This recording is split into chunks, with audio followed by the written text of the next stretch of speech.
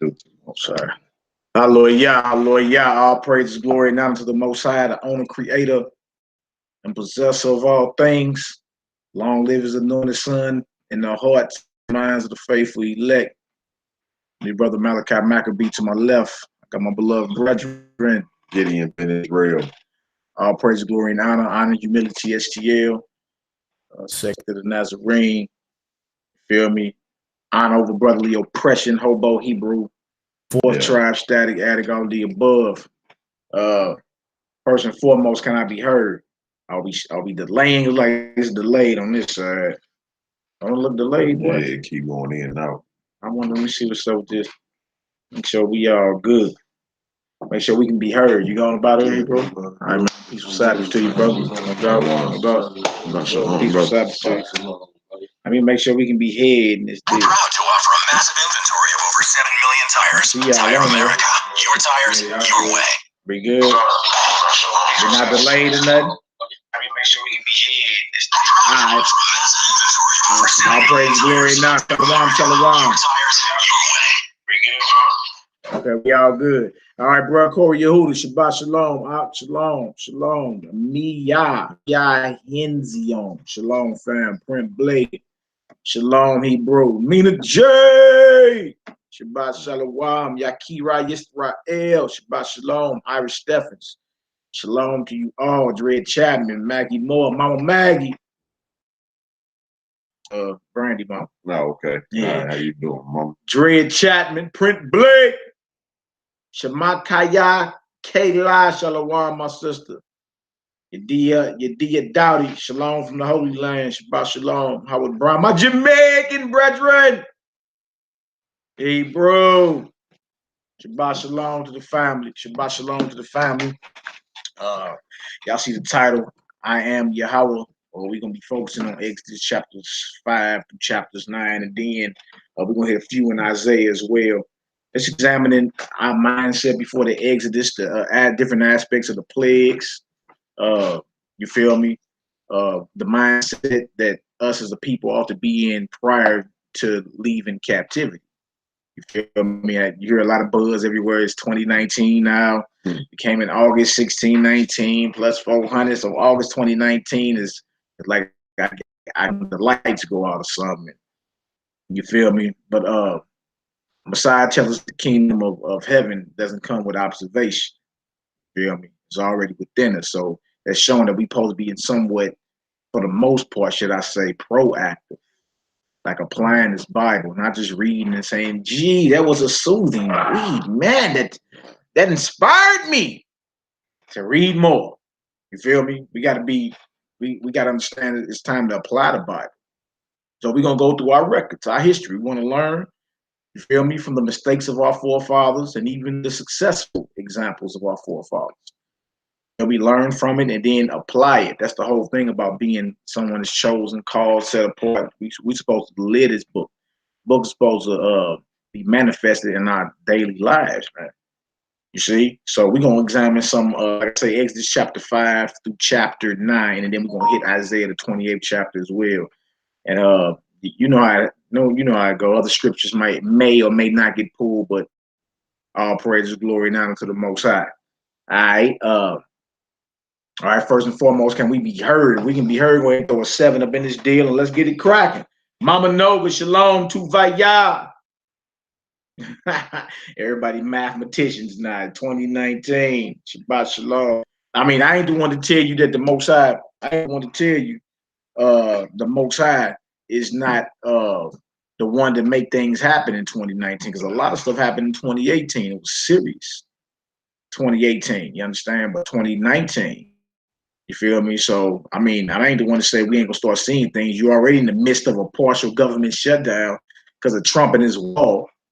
And you feel me? Anything is possible.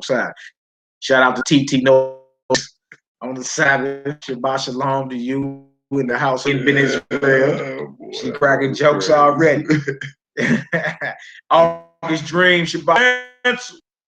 Shabbat shalom. Shabbat shalom to everybody that's out there laboring in sincerity and truth, man. Shout out to my Aki Yaki. dropping bombs when it comes to the health and understanding the body and all that.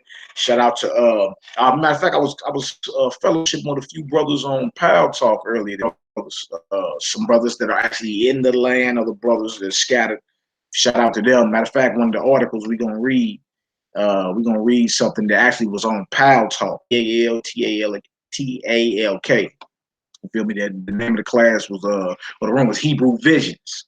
I was in there early today rapping with a few bros or whatever. So I'm gonna pull an article off vigilantcitizen.com. We're gonna read something off that. That's something I got off the Pal Talk room earlier. Then we're gonna jump into this lesson and get it done. So it's good to be able to speak to y'all again, to be able to come before y'all. I want to thank the Most High for his weekly Sabbath. Yeah. It's a weekly Sabbath, which is a weekly feast day. Got us a weekly feast every week. Yeah.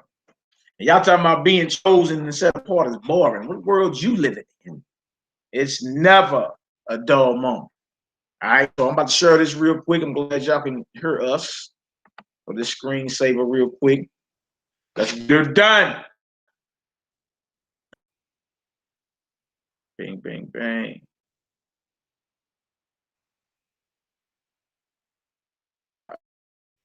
Bang. That's what we're looking for.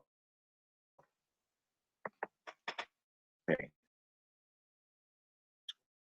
Looking for that.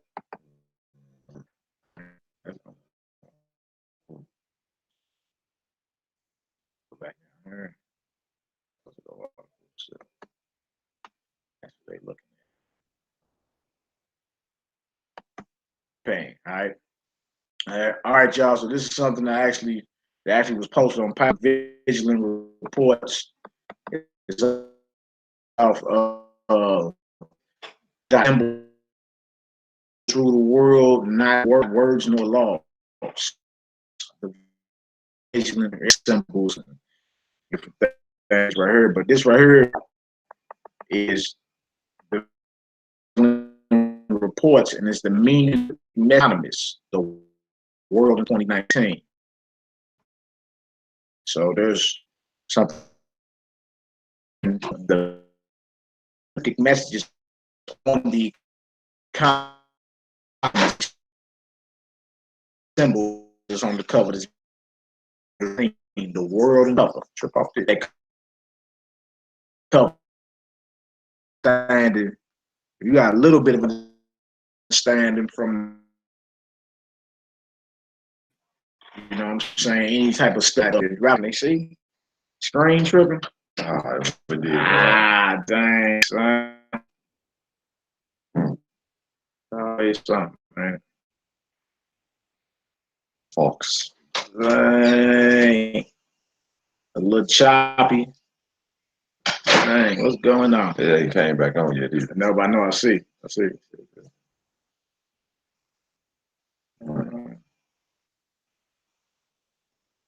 Bang. Y'all should be able to see that. Y'all forgive you, brother. I guess things running a little slow. Let me check this Wi-Fi connection. Oh boy, say.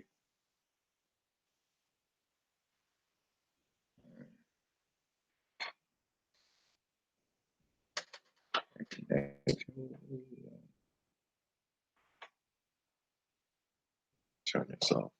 Yeah, tell everybody to get up off their Wi-Fi. Yeah.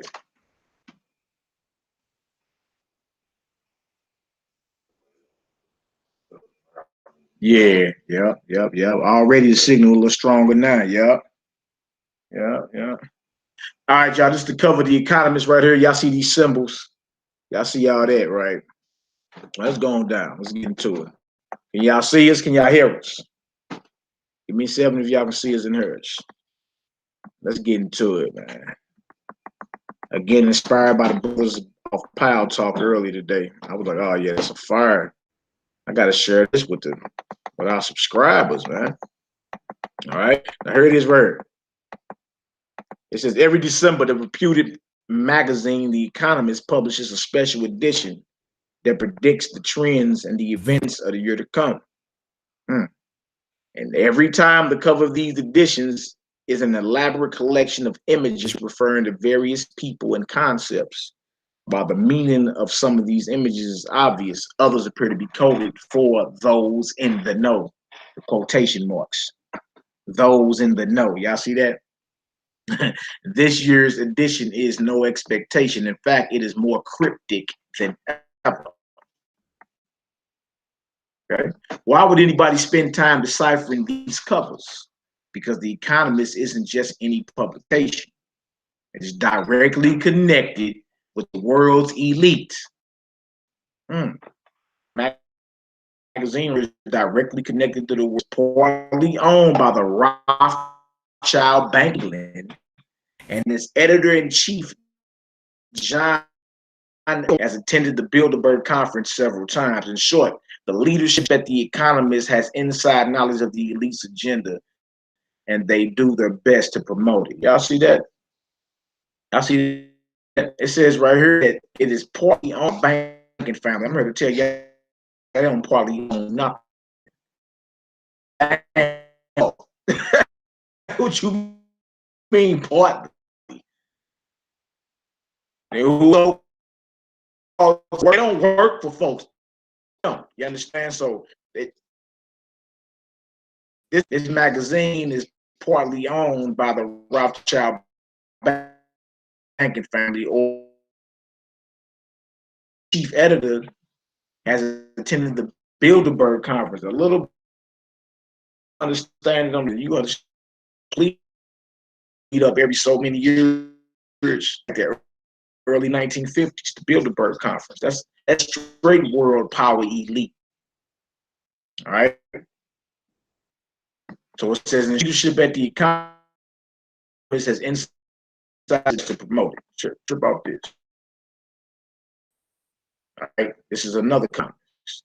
What about this is false?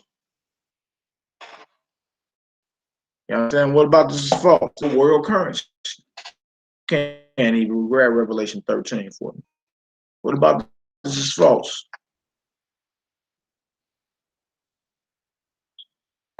That says currency on the front of that. You're living in prophecy when you're done talking. What you're waiting on. It's already happening. All right, go ahead, Doc. Revelation chapter 13, verse 1. No, verse 16. Verse 16? Yeah. Okay.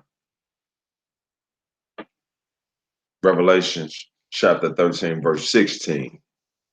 And he called all, both small and great, rich and poor, free and bond, to receive a mark in their right hand or their foreheads, and that no man might buy or sell, save he that had the mark, or the name of the beast, or the number of his name. Now trip off this. So this is directly linked to finances.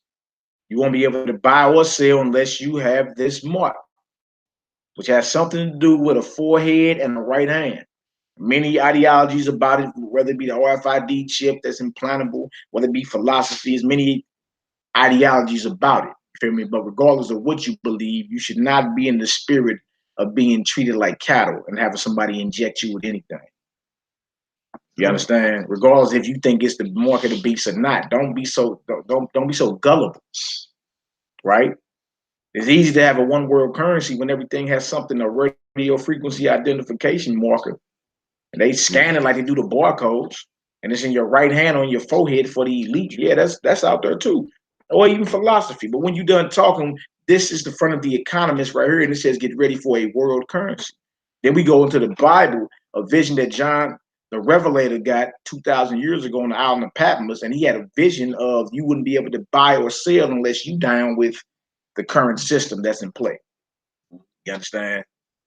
That's what we're talking about here, right? So that's all I wanted right there. I want to show that. Matter of fact, now also second witness. Give me James the 5th chapter. James chapter 5. Go out of verse 1. This right here is the 1988 cover of The Economist, called for the creation of a world currency called the Phoenix. On the occult elites, one of the occult's elites' favorite symbol, the bird stands on a pile of burning national currencies. Just look at it again. This was in 88. Some of y'all weren't even born in 88. And they were saying back then, get ready for a world currency.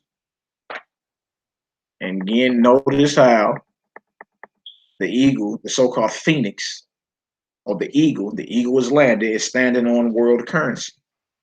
So now is what we read in Revelation 13, verse 16. Why is that too far-fetched? It shouldn't be far-fetched at all. You feel me? Yeah, we just read it, and they was warning you over 20 years ago, 30 years ago now. You understand? A world currency is coming. Wow. With the elites, one of their favorite occult symbols, the phoenix. Don't forget this magazine is owned by the Rothschilds. Shout out to my brothers on Power Talk to put me on this. I ain't never tripped off this, man. I ain't never tripped off this. All right. As seen in my articles about the 2015 and 2017 editions of The Economist, these covers are often replete with occult elite symbolism, mixed with subtle messages about the many ways the elite controls the masses. 2019 edition is more blatant than ever. About this. The world in 2019. Wow, look at these symbols on Earth. Look at that. You got flying drones. You got something pointing to the luminary or the moon. You did. Which all type of eclipses and all that got to take place. What about this? Pinocchio. You know, Pinocchio, the nose grow the more it lies, right? World of lies. You got Vladimir Putin. You got Donald Trump.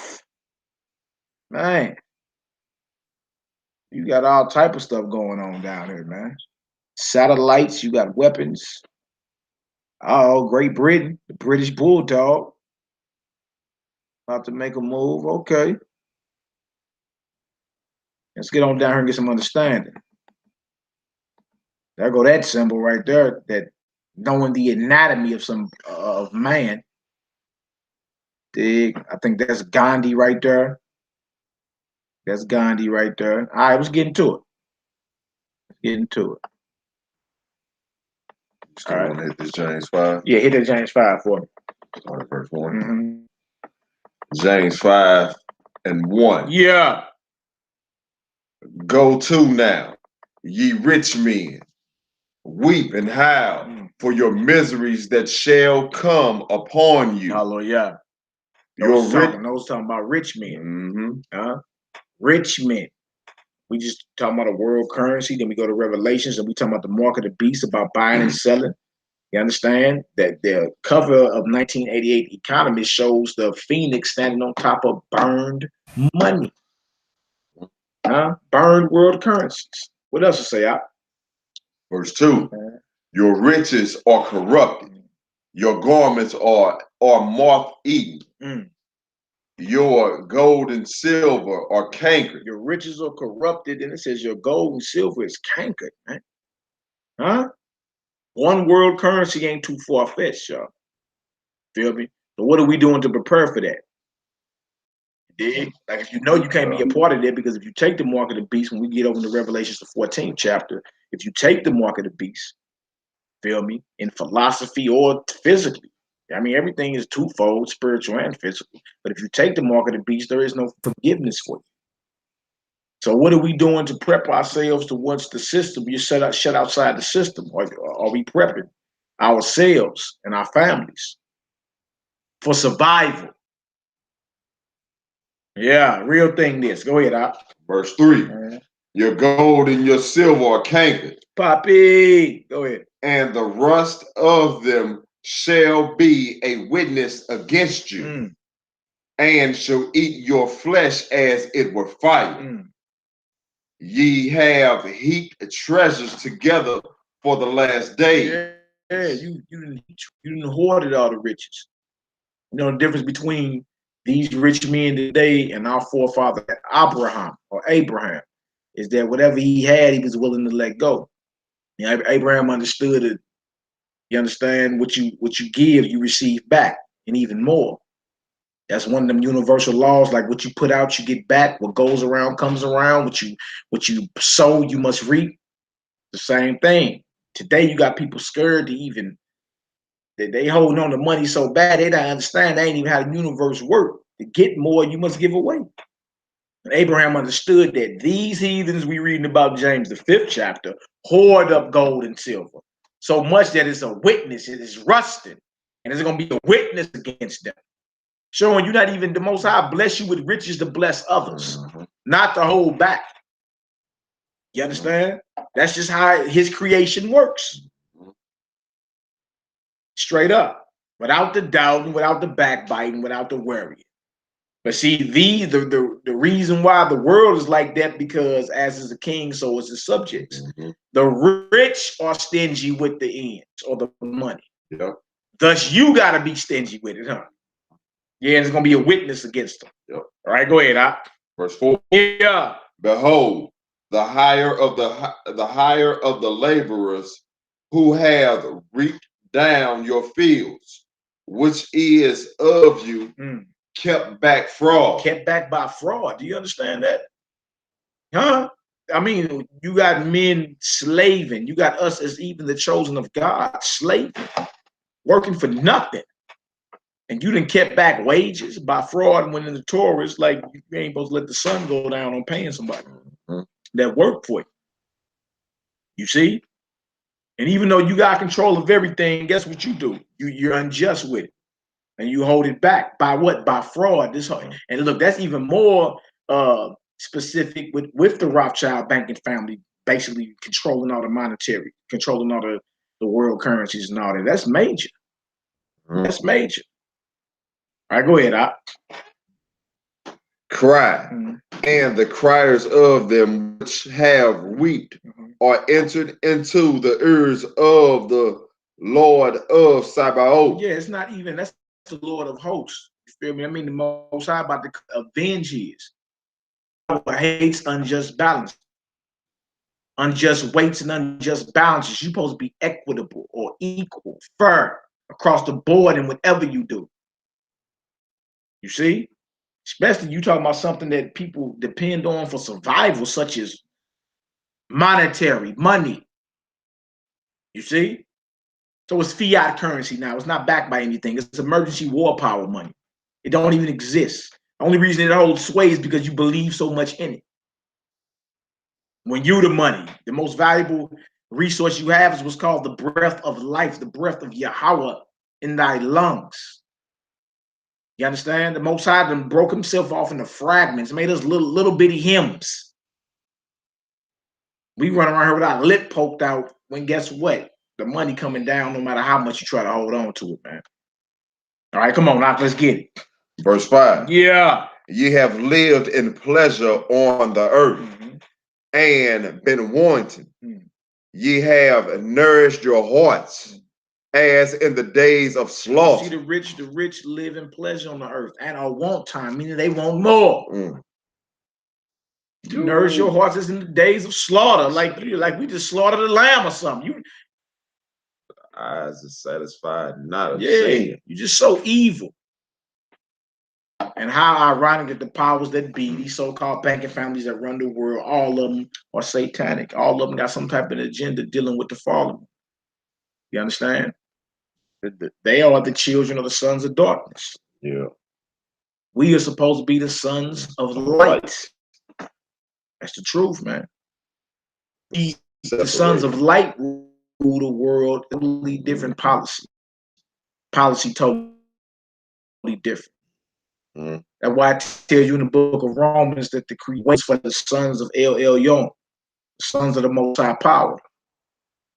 See, when we get control of the earth again, it's going to be done by divine laws, divine judgments, divine statutes, everything down to the economy, how things are ran. Yeah. In righteousness. All in righteousness, man. All right, come on, now let's get it. Verse 6. Yeah. Ye have condemned and killed the just, and he doeth not resist you. We don't resist you. You'd have thought that we would. I mean, despite a few rebellions, for the most part, the Negro been in check by the so-called oppressor. Besides a few rebellions, for the most part, we've been in check. We done went to your schools. We done learned your history. We done learned about your God. We done joined your armies. You understand? We speak your language. Sometimes when a Negro want a job, he speak like he got his nose covered up. Sir, yes, sir. Oh my God. We done did everything you done asked of us. You feel me? We don't resist you as a whole. Most of our people still down with their oppressors and love them. But that ain't enough for y'all. That's how you know you must come down. You must pay for the shed blood of these sons and daughters of the Most High. Yeah, man. You got to pay for it. Yeah. All right, go ahead. Huh? Verse 7. Be patient, therefore, brethren, unto the coming of the master. Behold, the husbandman waited for the precious fruit of the earth. Notice he tell the brothers to be patient, man. Feel me? In other words, even though we going through this, in the end we win. So be patient. All right. The husbandman, which is the Most High, who sent his son, right? The husbandman means farmer. Yeah. He waited for the precious fruit of the earth. That's you. That's you. You are the seeds that were planted that had to grow back and must be harvested. The fruits of the earth. Yahweh is the first fruits. Tell you that in 1 Corinthians 15. Then we're the rest of the harvest, if we found so faithful. All right? Yeah. Go ahead, Op. And he have long patience for it. If you think about the Most High wasn't patient with us, where would we be? Done. He had got knocked off in the wilderness. Straight up. Thought you escaped.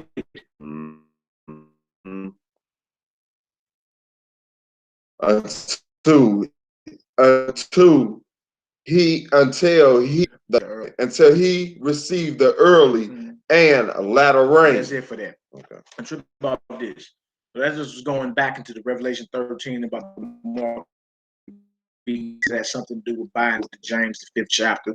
And guess what you see? Woe unto the rich men who have lived, have silver and gold, kill the righteous, that will be your garments are moth eaten. You understand? And is entered into the ear of Yahweh Zabaoth, the Most High of Hosts, or the Master of the heavenly army. You understand? Judgment must come over this earth. All right, back to the article. The world in 2019 will build on 3 decades. We'll build on 3 decades of publishing success. This will be the 33rd edition. It will look ahead to the Trump administration's prospects with a new Congress, the reality of Brexit, elections in India, Indonesia, Nigeria, and across Europe. Tech disputes from AI, artificial intelligence, and China. Could 2019 mark peak Silicon Valley? Space travel 50 years after the moon landing. Yeah, right. And culture 500 years after Leonardo da Vinci. All right. You know, they came out with an article China and landed on the farther side of the moon. Yeah, I know. The dark side of the moon or something like that. Heathens. Note that the description emphasized the fact that this will be the 33rd edition. Why emphasize this random numerological this fact? This randomical this fact. It is because 33 is the most important number in Freemasonry. Wow. That will make sense because the cover features intense Masonic symbolism through the works of Leonardo da Vinci. You feel me? And it goes on and on. You feel me? So it ain't just the Israelites that screaming 2019. The powers that be screaming it too. The whole thing is, when are we just going to be proactive and apply the scripture? You understand? But the whole thing is, when do we become proactive in this stuff? They didn't just sit there and the Most High did, right? So when do we? All right. So this right,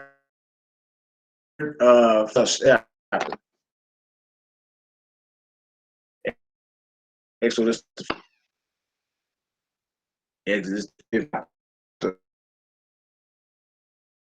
And we're gonna start at the two, and we're gonna examine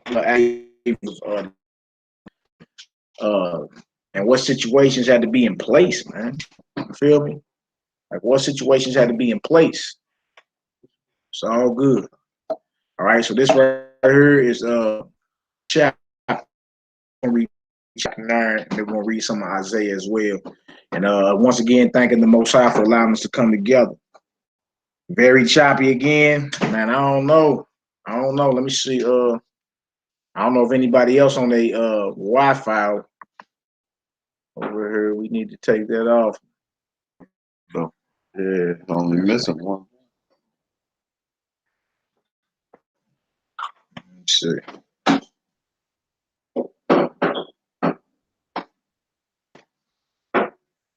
All right, bet. Right now it's up. But now if you can't, anybody with Wi-Fi, I haven't cut that deal. We make sure we getting all the signal we need. Dang. I'm off there on the phone. Hopefully y'all can see that. I see it's up on the screen right now. But Exodus chapter 5, verse 1.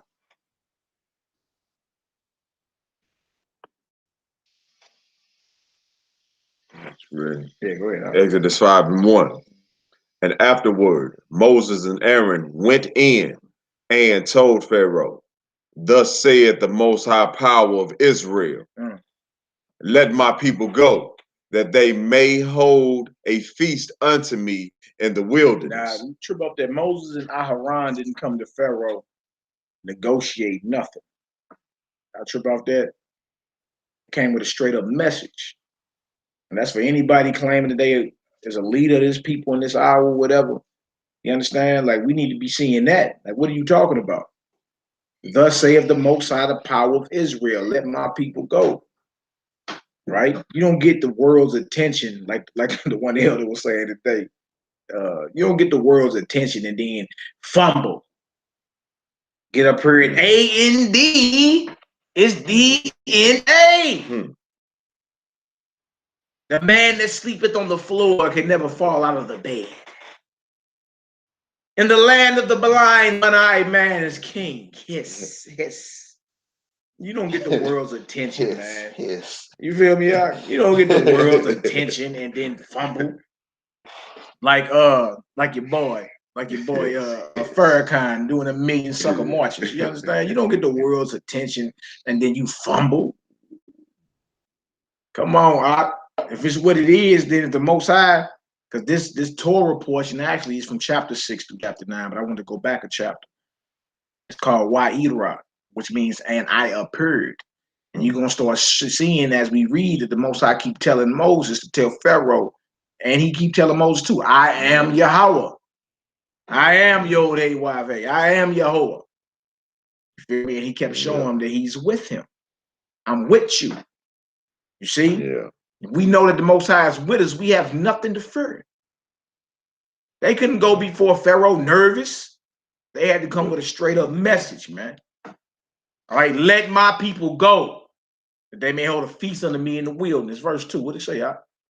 Verse 2, and Pharaoh said, who is the Most High, that I should obey his voice to let Israel go? I know not this Most High, neither will I let Israel go. He's like, who is Yahweh? You're going to swallow them words later.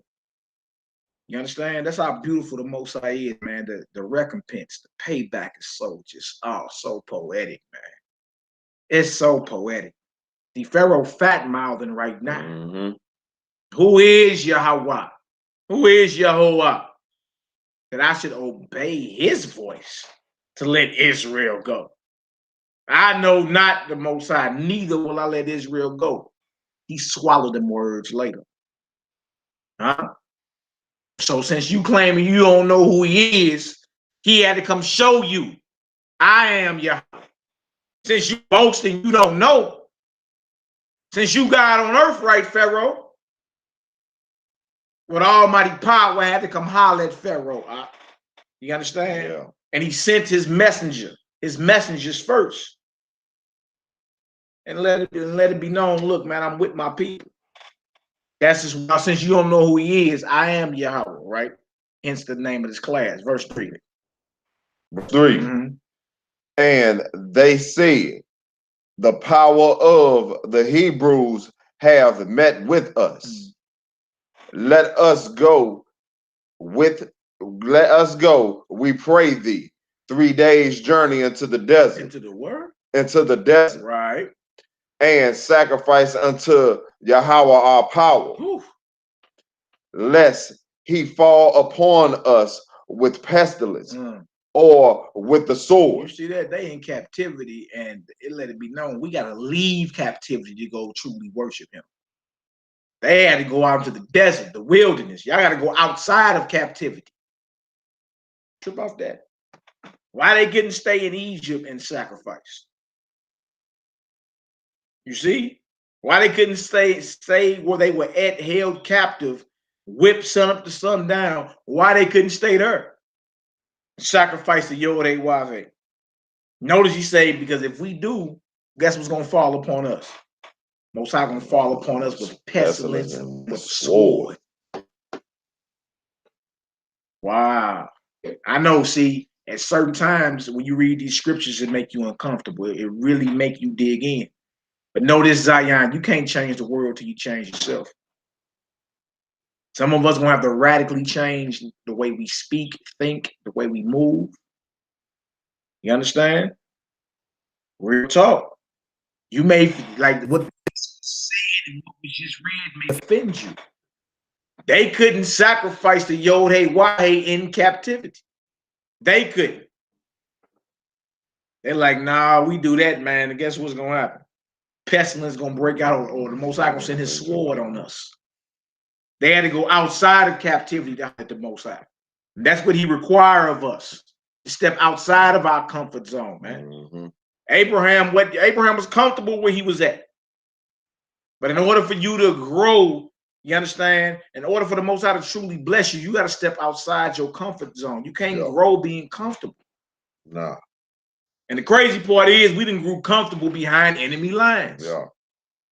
You can't fathom a life that where you live different, speak different, dress different. Israel ain't ready to fight. Come on, Ak. You see? That's something I want to emphasize on. We're gonna read through these chapters and we're gonna take our times and extrapolate. We're gonna pull everything about each verse we can to get some understanding.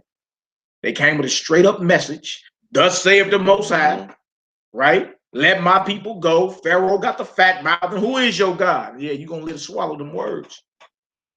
Right? Verse 3, we gotta go sacrifice to him 3 days outside. If we don't sacrifice the activity in the wilderness outside of Egypt, he gonna fall upon us with a pestilence and with a sword. Right? Verse 4. Verse 4. Yeah. And they said unto them, wherefore do ye, Moses and Aaron, let the people from their works get you into your burdens. See, Pharaoh thinking he got all these slaves, world power, so he thinking about the economy. What you mean? Let all the laborers go. See, today's term. Let all the laborers go. Your hard workers. That's just like you got several warehouses, feel me, around the country, right? And you steady getting paid as long as your labor is hard. But as soon as they got to go 3 days journey, then we got to sacrifice Pharaoh thinking about his economy. My economy got to be on pause. 4 days, 3 days, huh? So, yeah. And ye make them rest from their burdens. Go ahead. And Pharaoh commanded the same day the taskmasters of the people and their officers, saying, you give the people straw, take a brick, as heretofore, and gather straw. So we were using, you understand, but one of the ingredients was the strength of the bricks, provided by the taskmasters and the Hebrew supervisors, basically. Exactly.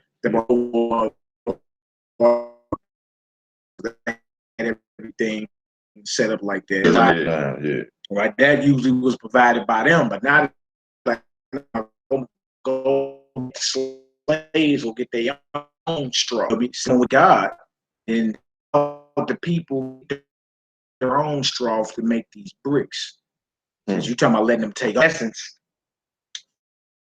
You feel me? This made for the Israel slaves. Now you're gonna look at who's him who the Most High sent. You understand? That lets you know if you're in a position of leadership, you know certain decisions you make ain't gonna always hold the popular sway, so to speak. You can learn something from slave to redeem the slaves, our mindset toward them, right? It should be nothing for people to break away from them because the task to make you break away from them and do it for our way, buy it back from them, whatever we delay, but that they gave us to do. Right. We go back and buy it from them. We already doing the label. We might as well go do it. See how lazy the people are. Yeah, this right here is especially this captivity we in now, man. Like we've lost total understanding.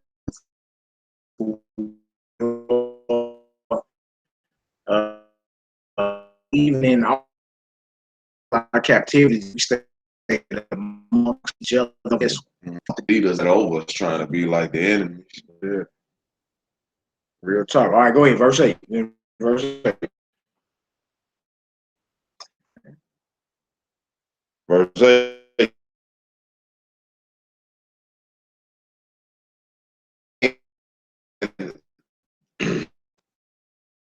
The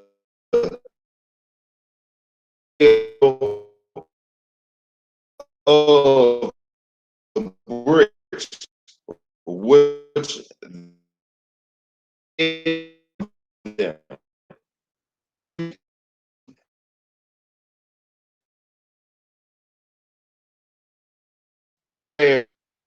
They saying whatever there was the quota that they were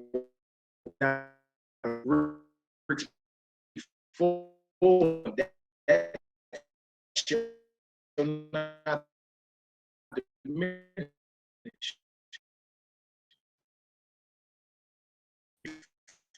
Never didn't be putting out something that's fair and just how is that even possible?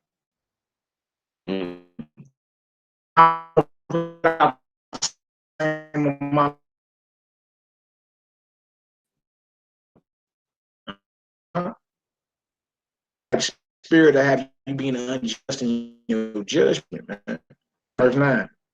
Let there more work be laid on the man. They labor therein.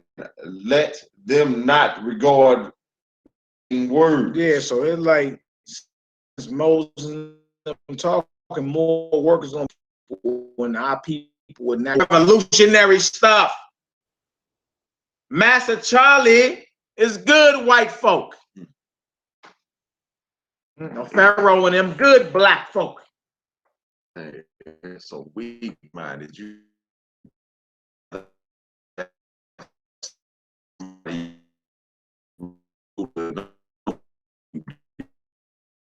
know what I'm saying? You being in rulership at lead, you know what I'm saying? Being leadership to their officers. And they spake to the people, saying, thus saith Pharaoh, I will not give you straw. I will not give you straw. Right. All right, go ahead.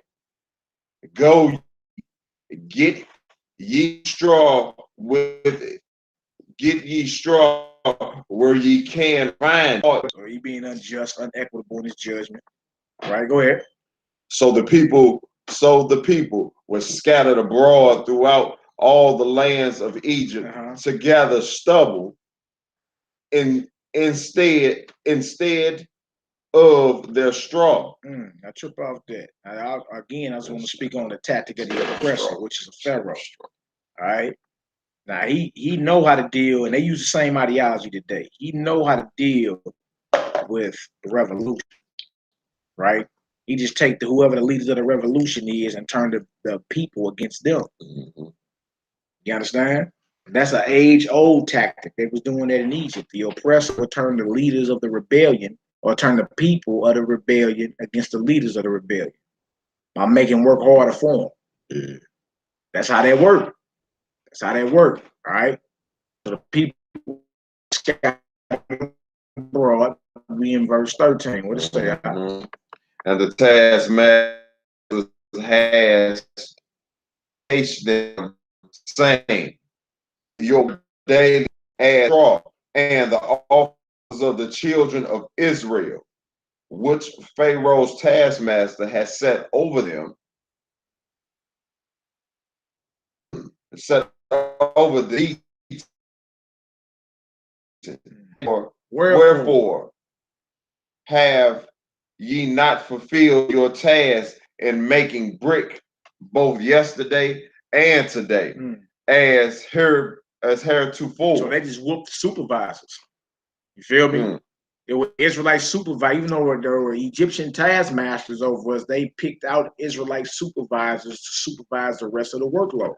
Now, when the people, because they were out gathering straw or whatever else they were gathering, you understand, and they didn't make their quota, the supervisors were beaten. Right? So naturally, the supervisors will take that frustration out on the workers next. You feel me? And both the supervisors and the rest of the workers gonna be mad at the leaders of this so-called Israelite rebellion. Psychology at its finest, man. Slavery is a mental condition as well. Never forget that. It's a mental condition as well. All right, come on, Hebrew. Verse 15. Yeah. Then the officers of the children of Israel came crying unto the Pharaoh, saying, wherefore dealest thou thus with thy servants? There is no straw given unto thy servants, and thou sayest to us, make brick. And behold, thy servants are beaten, but the fault is in thine own people. They're like, look, how are we being punished or even being expected to produce the same amount of outcome if we are being disadvantaged? Right? Verse 17.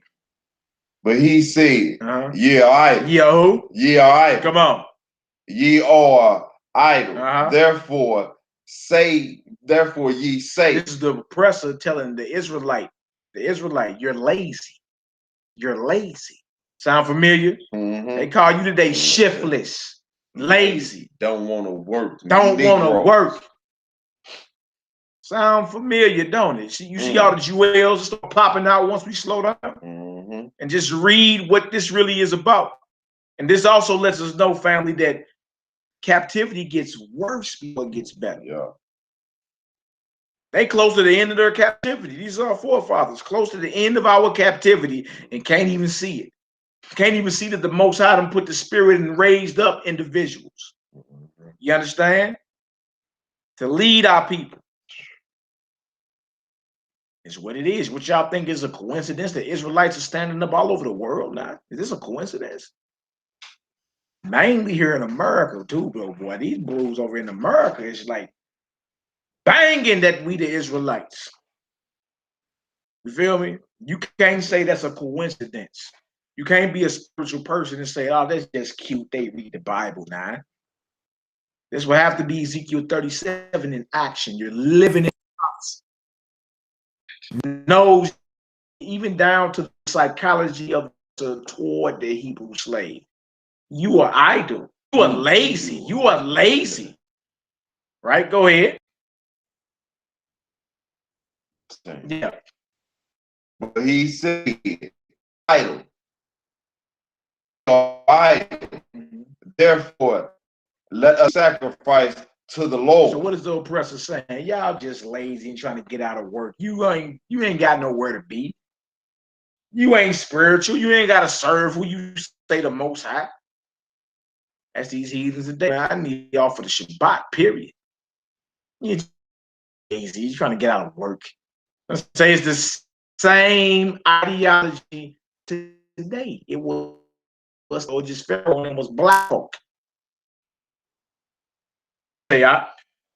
Go therefore now and work, for there shall no straw be given you, yet shall ye deliver the tale of BRIT. Now remember, this same Pharaoh that made his boast, who your God?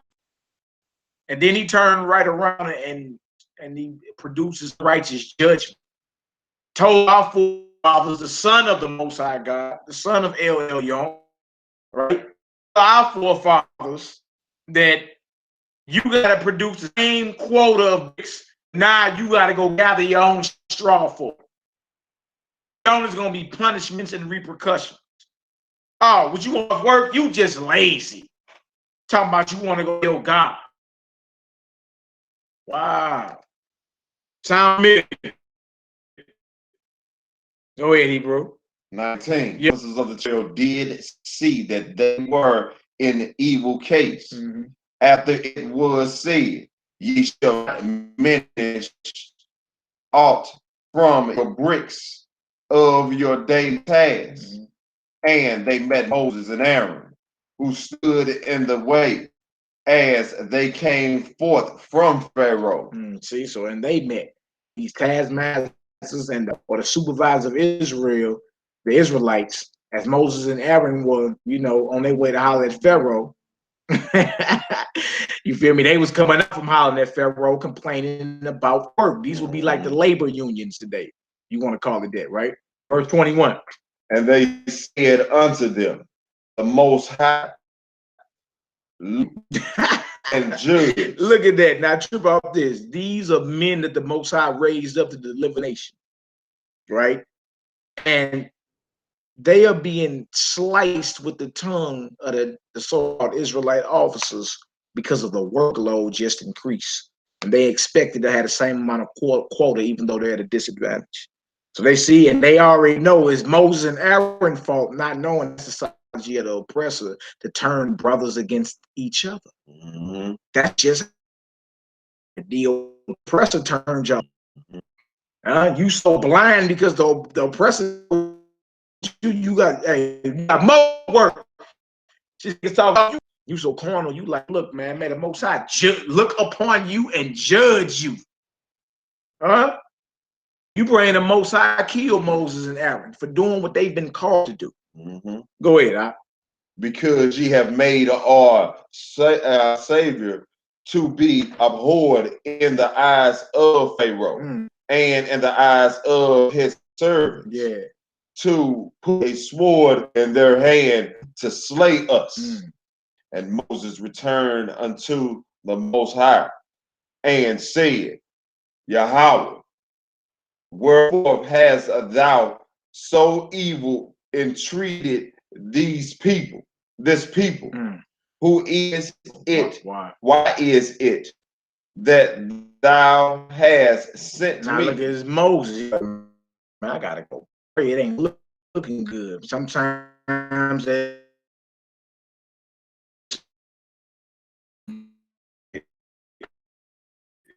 don't look. Those guys are easy. We tripping. Hast thou so evil treated this people? Why hast thou me? Right? 23. Go ahead. For since I came to Pharaoh evil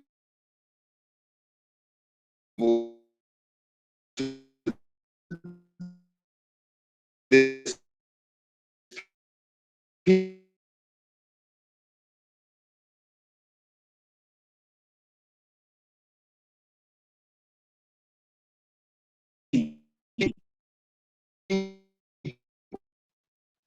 as the most I came to appear to this people that we get like yeah.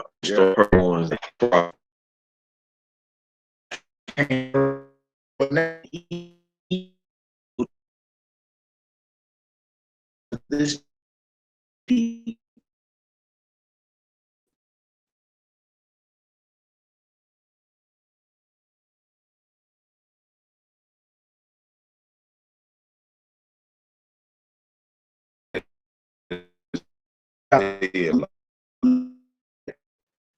they didn't. Everything got worse in his shop, no doubt. You be thinking this nigga here got us involved in some talk to in the woods.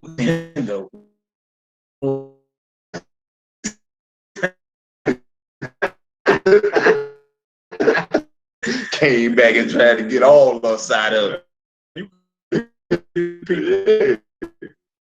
You can hear you.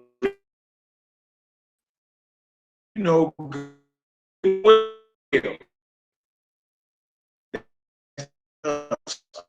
all day. All day. It is us. I'm going to chapter 6 next. So the and on the screen, y'all Bible. It's Bible. Exodus chapter 6. Yeah, unless Ethan, and ain't nothing you can do about it. Nothing you can do about it. Exodus 6 over yet. It's coming up shortly. This stuff over. This,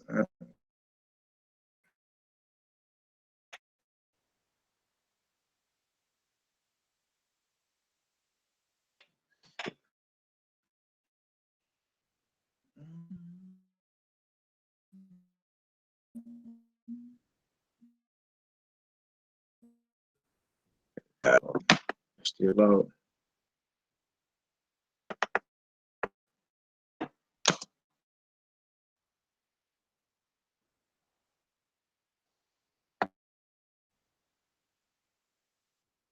Hold on, family.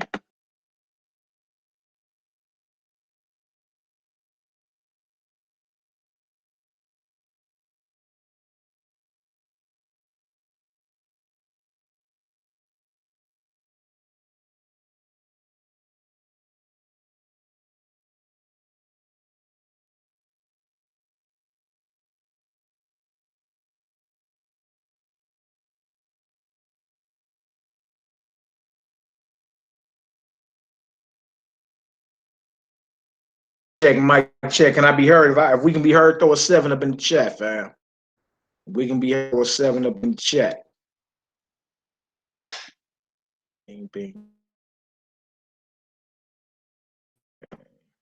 All right, Exodus 6 chapter.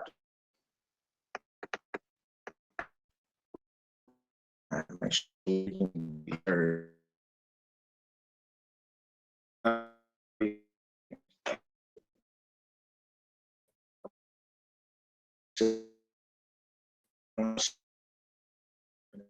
Exodus chapter 6, verse 1.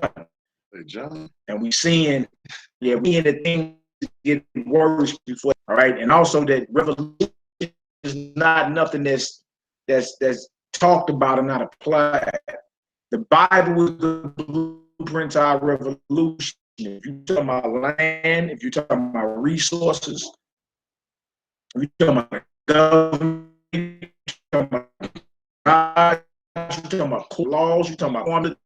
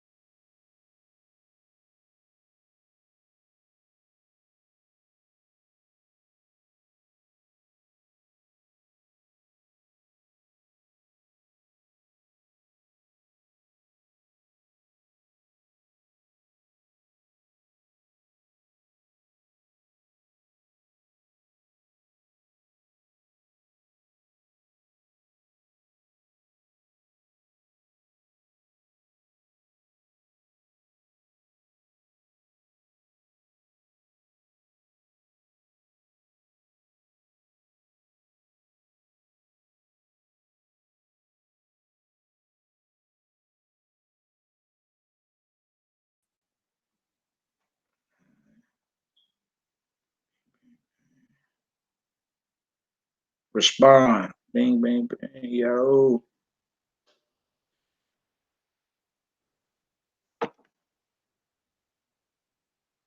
Okay.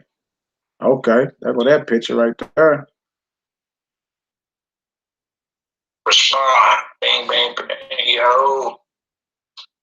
All right. Can y'all hear me? Throw a 7 up in this deal.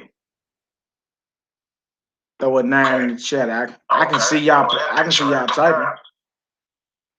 I can see y'all typing. Can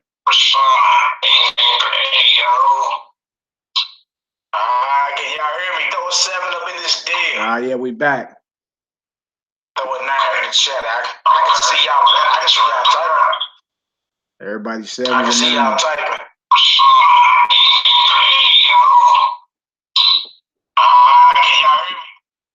All right. Even though you can't see, it's all good. All right, we in Exodus. Let me go on back to the, try to get this screen share back popping real quick.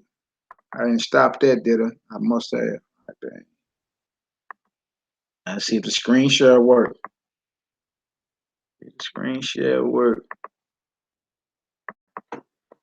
Always sound, boy.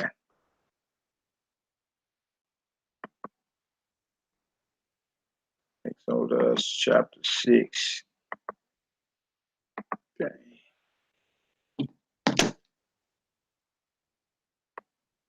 Bang. And we up. And we up. All right. All right, y'all. You know, minor setback. Small steps for a giant. You dig? Y'all still on her hanging, though. All praises. Sounds perfect now. Yeah, I just logged into another network. They don't know I got them skills. You know what I'm saying? Yeah, well, Jeezy, man. They know I got them skills. I just, I had to hack into the neighbors' Wi-Fi real quick. And, you know what I'm saying? We back in. Anything to get it going. All right, we get all right. So Exodus 6, started verse 1 again, man. All right, so we see the condition. We see what our brothers and sisters are going through. We see Pharaoh, like, who in the hell is your God? Who is Yhwh? I know not him. Then he increases the work. He does what the oppressor always does, pit brothers against each other by making them mad at each other. Right? I mean, so far to the point the brothers are wishing death on Moses, so then Moses asked the Most High. He asked the Most High, like, since I came and spoke to Pharaoh and your name ain't nothing happened and you ain't delivered this people, why am I chosen to do this? So there are many different aspects. We can examine the psychology of everybody involved, from Moses to Pharaoh to the supervisors down to the regular layman or the laborer. And we see is the psychology of the oppressor to turn the people against one another. And also to turn the people against the ones the Most High raised up to speak and lead his people. You understand? That's classic. Go back into COINTELPRO. I'm telling y'all to get all this out the Bible, whether it's something to benefit them or something to cause our destruction. They're gonna get it out the scriptures. All right, that's just what it is. Connection all good now. Yeah, I had to hack in, in the next door, y'all. That's all it is. Don't tell nobody. Yeah, you giving too much information. I'm telling everybody, man. You know what I'm saying? Mally on his swordfish. That's right, baby. All right, so now we in Exodus 6 and 1. All right, 6 and 1. What does it say, y'all? Back to verse 1. Yes, sir. Exodus 6 and 1. Then the Most High said unto Moses, Now shalt thou see what I will do to Pharaoh, for with a strong hand shall he let them go, and with a strong hand shall he drive them out of his land. You see that? So remember, Moses asked Most High, why you ain't delivered this people? Why, since I spoke in your name? Most High, like, look, sit on back. I'm going to show you now. Let me show you what this whole thing about. And that shows you that even brothers in leadership or people in leadership positions, at times they doubt. You see? We don't know the reason why the Most High pick whoever he picks or chooses. You feel me? To get out a certain message. It's just what it is. Right? But even certain men that the Most High clearly was dealing with, at times they would doubt. All right, Elijah, the prophet, had just slain 400 and something false prophets, and then was running from his life or for his life from Jezebel, the witch. You feel me? He got scared in the mud. All right, go ahead, Hebrew. Verse 2. And Yhwh spake unto Moses, saying, Moses, and said unto him, Yeah, I am the Most High. Right. I appeared unto Abraham, unto Isaac, and unto Jacob. Come on. By the name of power almighty. Oh, El Shaddai. You read in Hebrew, it says El Shaddai. All right. First, he mentioned to Moses right there. I am Yhwh, meaning he is, he was, and shall be. Again, the name of this Torah portion is Yhwh, meaning and I appeared. Right? We talking about after Pharaoh fat mouthing, the children of Israel complaining. Now the Most High must what? Appear or show himself. Does everybody doubt? Right? I am Yhwh. And you know how I dealt with your forefathers? To the faithful Abraham, Isaac, and Jacob? I dealt with them under my manifestation of El Shaddai, God Almighty. The almighty power. Right? Go ahead, Hebrew. But by my name, Yahweh. Yeah. Was I not known to them. So what we see here is that El Shaddai and Yahweh are the same God or the same power. They're just different manifestations or attributes of the same God. That same God Almighty or El Shaddai promised to Abraham, Yitzchak, and Yaakov, or Abraham, Isaac, and Jacob of what would happen to their seed. Yeah. The promises he had for them, the afflictions they were going to go through. You understand? Now he's manifesting as Yhwh, Yahweh, which means he is, he was, and he will be. Right? There's many manifestations of the Most High. I am that I am is another one. He is, he was, and will be. Almighty God, El Shaddai, Yahweh Zabaoth, Yahweh of hosts, Yahweh Rofeka, Yahweh your healer. There's many different attributes of the same power. We're just letting it be known that what I promised them is about to be revealed in your eyes. What I promised. See? That's what that's all about, man. Not that the name of Yah wasn't in the earth or whatever, but what was promised to Abraham, Isaac, and Jacob, that mighty El Shaddai that was with them is Yahweh that's with Moses. You understand? He is, was, and will be. The promises he made as El Shaddai, he will fulfill as Yhwh. And that's what that is right there. All right. And then it says, verse 4, and I have also established my covenant with them to give them the land of Canaan, the land of their pilgrimage wherein they were strangers. So he's saying, I established my covenant with who? Who is the them? With Abraham, Isaac, and Jacob, and their seed after them. To give them, Abraham, Isaac, and Jacob, the land of Canaan, the land of their pilgrimage wherein they were strangers. Right? Verse 5. And I have also heard the groaning of the children of Israel, whom the Egyptians kept in bondage. And I have remembered my covenant. Now this shows you that the covenant that faithful Abraham, Isaac, and Jacob, the covenant that applied to them applies to their children. And if it applied to our forefathers 3,500 years ago, it applied to us today. This is what the powers that be are afraid of. You feel me? The covenant God of heaven and earth has a special position and a special spot for you in his heart, in his mind. You understand? And this is why you hate it. Feel me? It's the same psychology. The psychology of Pharaoh is the same psychology of Donald Trump. Same thing. Right? He didn't heard the groanings of Israel. Right? The murders, the slaying, the hangings, the castrations. Now, I ain't just talking about in the 1800s, even into this present day. The Most High has remembered his covenant. Everybody talking this 2019. The African nation standing up talking about 400 years. Trump passing legislation saying 400 years. Right? Especially in the age when everybody's an atheist or a nihilist. The atheist is someone that don't even believe in God. A nihilist is someone that believes there's no purpose in life.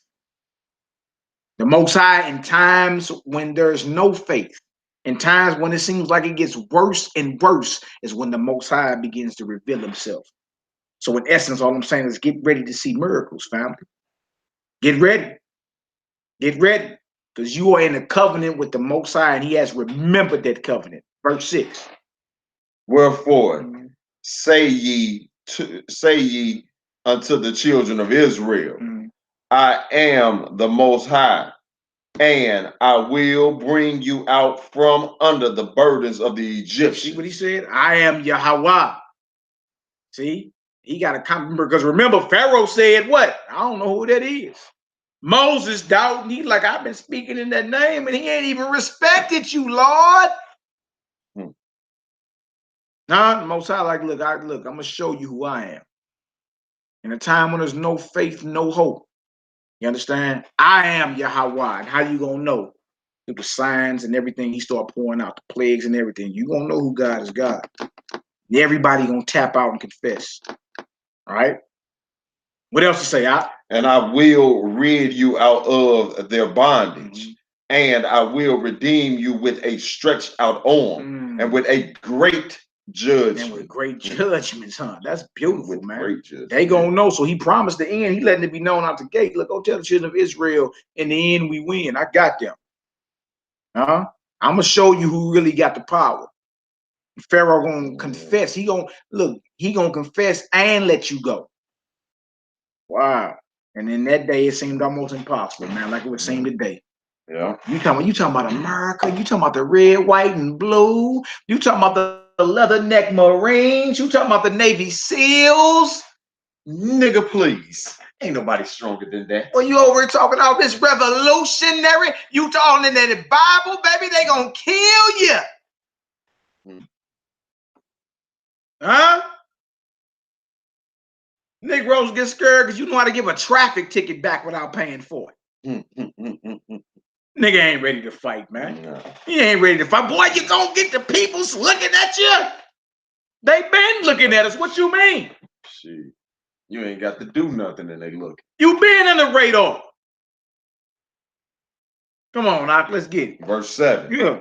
And I will take you to me for a people. Ooh. And I will be to you a power, and ye shall know that I am Yhwh, your power, which bringeth you out from under the burdens of the Egyptians. That's right. And the same spirits are in the earth. America is designed like Egypt, like Rome, like all of them. But Egypt is definitely part of the structure or the symbolism, especially in Washington, D.C. Right. You can't get around it. Especially on the back of your dollars. Like, come on, man. You can't get around it. All right. Verse 8, come on. Just like you see them now, back then when they were striving, you see it now when they destroy it. God. So every kingdom gonna come down. God. If it ain't built on the everlasting power. That's right. That's right, Hebrew. That's right. Verse 8, what did it say? And I will bring you unto the land. See, not trip off that. Everybody got a land. Where's your land? Right? We talking about a revolution and spiritual change in the kingdom. And most of us don't even realize we actually have a land, bro. And mourning because we ain't there. Yeah. Like what is like, I'm talking about we actually got people in the land too. But they understand that look, we're not a unified body of people right now. It's brothers actually and sisters that live in Israel, man. You feel me? Like, and for us to think that Israel's like a third world country, stop it, man. How in the hell is she gonna be? How the hell is America a puppet to Israel? But America, you understand? Or Israel's a third world country. They would live in fat. Right? But it's your land. You the landlord over it. Another thing, you got to give up the most powerful piece of real estate on the earth. Oh no, that ain't going down without no fight, man. You understand? But at least your land should be all in your spirit, man. You should be praying to the Most High to at least go to Zion 3 times a year for the feast or something. Right? We ain't even got in the spirit to visit, but like the ox said on Powell Talk today, Sodomites go to Israel and visit. Ain't that something? And hold a gay parade. A Sodomite will go to your land and visit, but you won't. And you can't. All right? And I will bring you into the land. That's part of this revolution. The Bible's a blueprint to it, right? Go ahead. Concerning the which I did swear to give it to Abraham, to Isaac, and to Jacob. Yeah. And I will give it unto you for an heritage. I am Yhwh. There, he keeps telling I am Yhwh. He's stamping his name on this, man. He let you know, I'm saying it and I'm putting my name on it. Does everybody want to doubt, right? Verse 9. And Moses spake so unto the children of Israel. But they hearkened not unto Moses for anguish of spirit and for cruel bondage. They ain't listening. So when our people are being beat down the way we are, even in this present day captivity, in this iron furnace, right? It's hard for our people to listen. For anguish of spirit and for cruel bondage. There's so many other distractions. They turn off on our people, man. You understand that? And they let us know that we got a lot of work to do out here, man. Right? Our people will rather stay in darkness because of anguish of spirit and cruel bondage. Right? He can't imagine that. Look, we ain't talking about your little block. We talking about a world. We talking about a whole entire earth that belongs to you. Yeah. That you're supposed to be in charge of, man. We're not talking about your little crippler set, your little blood and gangster disciple. We talking about a whole nation which consists of 12 tribes that are supposed to judge this entire earth. Totally different. But when our people are beat down and behind enemy lines, you understand, in anguish of spirit and cruel bondage, what you think? They ain't hearing nothing. They ain't trying to hear nothing you talking about. That's why it's a breath of fresh air to get together with like-minded individuals, man. It's beautiful. All right, go ahead, Al. Verse 10. Yeah. And the Most High spake unto Moses, saying, Go in, speak unto Pharaoh, king of Egypt, that he let the children of Israel go out of his land. And Moses spake before the Most High, saying, Behold, the children of Israel have not hearkened unto me. How then shall Pharaoh hear me, who am of uncircumcised lips? Moses, according to research and understanding, he had a stuttering problem. Like he wasn't the best speaker. I trip off that. The Most High chose somebody to go in front of Pharaoh, even though he had Aaron. Aaron would speak for him as well. But he chose Moses, man. Someone who couldn't even speak well to deliver this people. That shows you it ain't about what man want, man. Right. It ain't about what man want. Because man have picked the most eloquent orator, the most fanciest reader. Yeah. You feel me? The most handsomest lady lust-filled Negro to lead this people. You feel me? And tell you in the book of 1 Samuel, the 16th chapter, the Most High don't see it as man see it. Right? The Most High don't see it as man seeth. Man looketh on the outside. Right? So Moses speaking to the Most High, like, the children, these hard-headed Negroes ain't listening to me. You know what I'm saying? They ain't listening to me. How did if your children not gonna listen to me, then how will Pharaoh listen to me? Makes no sense. Makes no sense at all, right? All right, go ahead, Hebrew. Verse 13. And the Most High spake unto Moses and unto Aaron, and gave them a charge unto the children of Israel, and unto Pharaoh, king of Egypt, to bring the children of Israel out of the land of Egypt. These be the heads of their fathers' houses. You see that? So now you're going to the heads or the leaders, right? The heads mean the leaders of their fathers' houses. So even in the nation, there's different ranks, there's different administrations. It tell you that in 1 Corinthians 12 about the body of Yhwh or Mashiach. Same thing. There are different ranks and bodies of administration, but there's one body. It's the same within the nation. Right? These be the heads of their fathers' houses. Right? Go ahead, Al. The sons of Reuben, the firstborn of Israel, Hanak and Palu. There you go. Hazan and Hezron. Yeah. And Carmi. These be the families of Reuben. These be the families of Reuben, right? So you seeing how these sons that Jacob had actually became tribes, and out of the tribes, these are the sons, you understand, that were the heads of their fathers' houses, right? Those that basically were in charge, the leaders of their fathers' houses, right? Notice didn't say this would be the institution of Reuben or the church of Reuben, right? or the corporation of Reuben, the families. Y'all, we talking about family. We all family members. We related. All right? Verse 15. You said what? Yeah. Yeah. You know what, Jamil. And the sons of Simeon, Jamel, and Jaman, and Ohad, and Jachin, and Zohar, and Shaul, the son of the Canaanitish woman.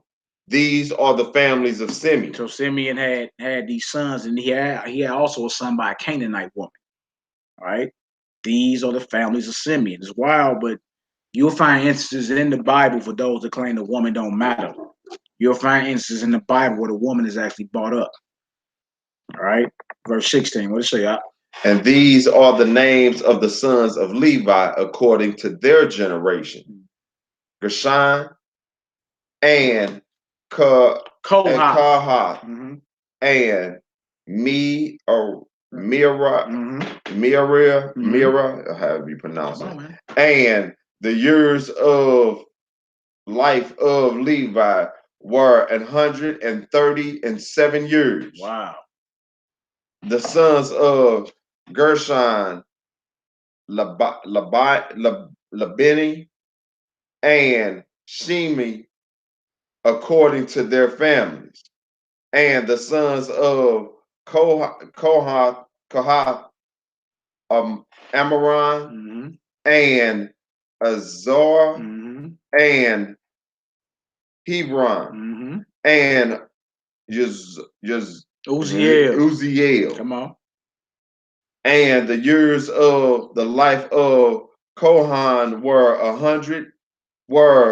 133 years. Yeah. So even in captivity, these brothers were actually living way longer than we live today. Yeah, way longer.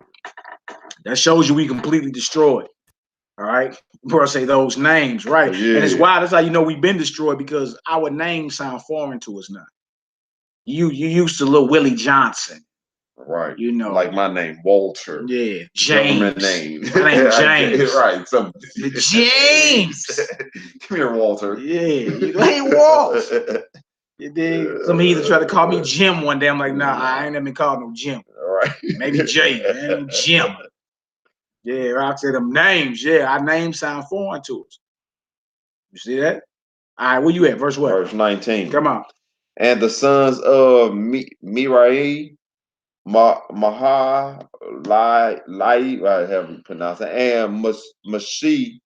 These are the families of Levi according to their generation. So broke down the tribe of Levi real quick, but out of one of those comes Moses. All right, come on, Hebrew. And Amram took him Jochebed, yeah, his father's sister, to wife. That's actually unlawful. You get the Leviticus, the 18th chapter, and Leviticus, the 20th uncovering chapter. nakedness. Yeah, but you did basically he took his father's sister, which is his aunt. Your man can't lay with his aunt. That's right. But you know, this further goes into how Moses could never be Mashiach either. Feel me? Whoever you try to put up against Mashiach, somebody got some type of blemish somewhere. You know what I'm saying? But yeah, man, if you look in Leviticus, the 18th chapter and also the 20th chapter, just read on down, you'll see exactly where it is unlawful for a man to lay with his father's wife.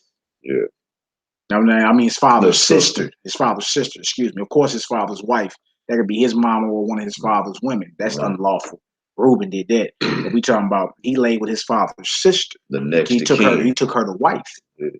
And according to the laws on fornication, that's unlawful. That's something ain't nobody really ever tripped off of. You know what I'm saying? But again, it's Exodus 6 and 20. Go to Exodus 6 and 20. And the same Moses wrote the laws of, you know what I'm saying, of next to kin, or the unlawful sex acts, who you couldn't come next to or near to. And one of them was a man laying with his father's sister. You dig? But that's how Moses, Aaron, and Miriam through that union. That's just a little Jewel real quick, but go ahead, Al. And she bare him Aaron and Moses. And the years of the life of Amram were 137 years. And the sons of Azar, Korah, Nepheg, and Zikri. Yeah. And the sons of Uziel, yeah, Mishael, and Elzaphan, and Zithri. And Aaron took him Elisheba, the daughter of Aminadab. Yeah. Okay, my bad. Sister of Nishan, to wife. So that means Aaron married a Judite sister. Now, you know, when you see Nashon, you see Nashon later on as a leader of the house of Judah. Feel me? So Aaron took him Elisheba, daughter of Aminadab, sister of Nashon, to wife. So you see the high priest Aaron, actually, this is one case where Levi and Judah mixed with each other. You know what I'm saying? Well, a priest actually took a Judite. Ooh-wee. Ooh-wee. Ooh-wee. Come on, Hebrew. And she bare him Nadai and Abiah, Abiu, Eleazar, come on, and Ithamar, come on, and the sons of Kishar, Korah, messing that up, Korah, Ashur, and Elkanah, and Abi Asaph. My father binds, loosely translated. My father Asaph means to gather or bind. So my father binds. Asaph. Asaph. Yep, come on. These are the families of Koranites. The Koranites. All right, come on. And Eleazar, Aaron's son, took him one of the daughters of Petula to wife, and she bare him Phineas. These are the heads of the fathers of the Levites according to their families. These are that Aaron and Moses, to whom the Lord said, bring out the children of Israel from the land of Egypt according to their armies. So in other words, it just gave the pedigree of Moses and Aaron and the tribe of Levi. You dig? Like, look, that Moses and Aaron. And even when you look into their pedigree, you see a few things that make your eyebrows raise, but still ran down their lineage. Right. This is that Aaron and Moses whom the Most High decided to use. And remember, Moses couldn't speak well. He couldn't even speak well. So again, we learn a lot from examining these stories, man. Right? From doubt at certain times to the psychology of the oppressor to how he pits the people against the leaders who the Most High raised up, and how who the Most High raised up may not be somebody you like. Somebody you talking bad about. They don't wish judgment on you and everything. But all this must go down before some type of exodus. You see? If the Most High wants you, you can't be comfortable. You can't grow in your comfort zone. Sooner than later, Zion, you're going to have to accept it for what it is. You feel me? And realize, look, we're going to have to go through it, man. You're not going to be able to sit back in your central air conditioning and watch Wi-Fi through this revolution, pop popcorn and eat it. You're going to have to get proactive in this thing. Proactive. Reach out to your brothers and sisters, man. We need to be rapping. There's resources we need to exchange. There's information we need to rap about off air. There's all type of things that need to go down. You feel me? But these are the processes, man. And from each instance, like from Moses' standpoint, or even if you somebody that's not Moses, but Moses your people. Right? You got to fight that urge to just so quickly down a brother who the Most High and raised up. You got to fight that urge, man. Don't be like our mumble mouth people that were speaking against the word of the Almighty, right? Don't be like that, all right? Where you at, Op? Verse 27. Yeah, according to their armies. Notice that, huh? Our armies or our legions, we were in order. We were organized. Even though we were in bondage, we still were organized. Yeah. And this captivity is just so loose. No order whatsoever. All right, go ahead, Op. Verse 27. These are they which spake to Pharaoh, king of Egypt, to bring out the children of Israel from Egypt. These are that Moses and Aaron. And it came to pass on the day when the Most High spake unto Moses in the land of Egypt, that Yhwh spake unto Moses, saying, I am Yhwh. See, you keep telling them, I am Yhwh. We done read it so many times, only done read 2 chapters. I am Yhwh. I am Yhwh. Right? Come on now. Speak thou unto Pharaoh, king of Egypt, all that I say unto thee. And Moses said before the Most High, behold, I am of uncircumcised lips. I mean, he don't speak the best, man. He's not a fancy orator like James Earl Jones. Come on now. And how shall Pharaoh hearken unto me? And he still was sent on a mission from the almighty power. This is what's supposed to go down. But Lord, Yahweh, I can't speak well. You even have a sense of Moses trying to get out of his responsibility. It's almost like Jonah. You know what I'm saying? Want to come up with every excuse. What are we going to learn even from Moses? Don't make an excuse, man. It ain't nothing the Most High can't do. It ain't nothing he can't do. Oh, yeah. These heathens done hacked my computer. It has a mind of its own. Hold on. Go on back up here. There ain't nothing the Most High can't do. If he can raise up Moses, right, who father and mother, it was unlawful for them to even get with each other. Read Leviticus, the 18th chapter. Read Leviticus, the 20th chapter. A man cannot lie with his father's sister. Say in the Bible, he will show you its ugly points. See? Even down to the with our forefather Jacob. He had 2 sisters at the same time. That was unlawful. To mess with 2 sisters. That was unlawful. But well, of course the tricking into it and whatnot, but still, you feel me? And to me, it just seems as if the Most High was showing us all throughout his scripture that it all points the way to his only begotten beloved son. When you're done talking. All right? That's right, kings and priests, Judah and Levi, baby. All right. This right here is Exodus 7:1. Remember Moses asking, he's like, how can I say anything? I'm a man of uncircumcised lips. Right? Exodus chapter 7. And again, y'all, the name of the class is I am Yhwh. The Torah portion actually is Exodus the 6th chapter, verse 2. Exodus the 9th chapter. We started in chapter 5. We're going to read through chapter 9, and we're going to hit some prophets too in Isaiah. And we're going to close on out, but we're really going into the mindset, the psychology before redemption, before slavery, and how revolution ain't nothing to where you can be, and what they used to say back in the Panthers Day, an armchair revolutionary. No, you got to get proactive in this Bible, man. You understand? There's a nation.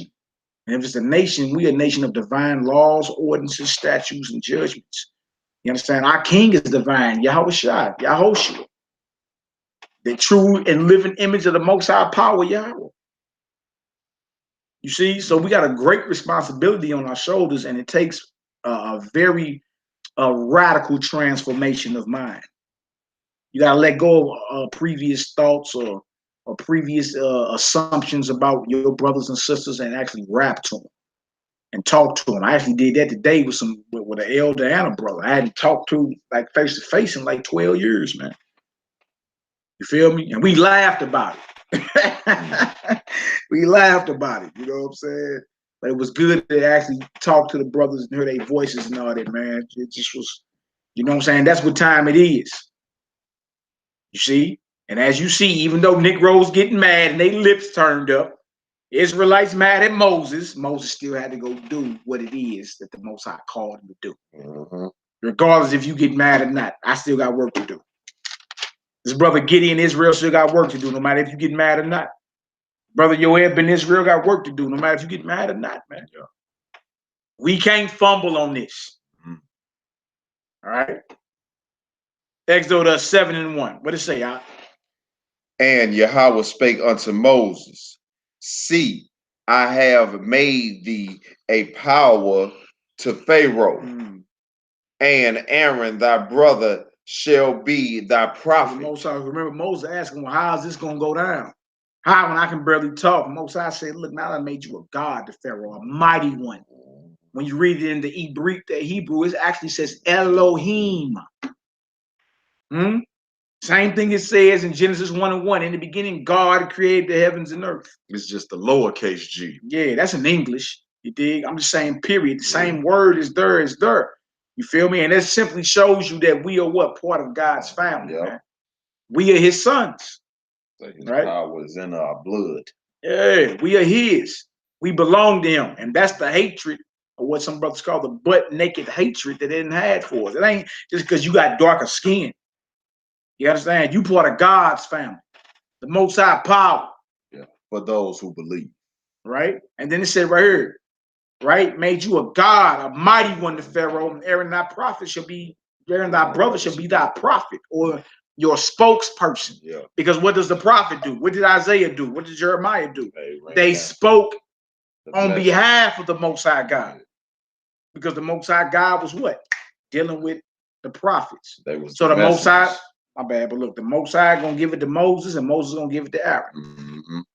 Real talk. What was you saying? They was the messengers. That's right.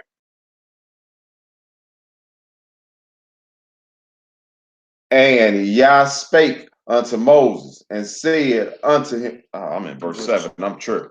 I went back to verse 6, chapter 6, I mean.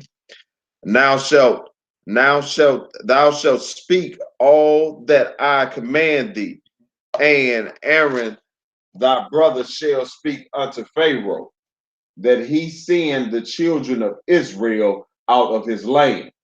And I will harden Pharaoh's heart. And I will harden Pharaoh's heart. The Most High saying, like, look, you can go speak all that I command you, right? That he send, you gonna order him. You're not gonna beg him. You're not gonna go to the United Nations and try to negotiate. You're gonna let go with a straight up message to Pharaoh. Let my people go or else, right? And then the Most High throws something out there. And I will harden Pharaoh's heart and multiply my signs and my wonders in the land of Egypt. In other words, the Most High was the driving force behind Pharaoh being hard-headed. So people will ask, well, why? What do you mean? Why? Like, how could Pharaoh ever resist God? You feel me? Like, if the Most High Yahweh is the one hardening Pharaoh's heart, then he was doing what the Most High put on to do. That's what people will say. You know what I'm saying? But realize this. It ain't even so as much as him refusing to let Israel go, right? Pharaoh still must answer for the children that were fed to alligators, the killing of the firstborn. Yeah. You see? So him hardening Pharaoh's heart for him not to obey is simply making sure that what? Pharaoh ain't about to get up out of this punishment, man. Exactly. You understand? Pharaoh must answer for the shedding of Israelite blood when you're done talking. So when you see in the hardening of Donald Trump in this hour, when you see in the hardening of a Vladimir Putin in this hour, you see in the hardening heart and minds of all these world leaders in this hour, understand this, right? Even though they refuse to let Zion go because of the hardening of the heart, it's only because they got to answer for all the shed blood that they done did. You did. So once you got a hardened heart, you get puffed up more and puffed up more until when the Most High come holler at you and visit you with the plagues. Guess what? Everybody gonna be screaming, "Oh God!" Yeah. Hey, look, they was talking about how they talk about the atheists don't believe in God and stuff, right? Right. They had a video on a World Star or whatever.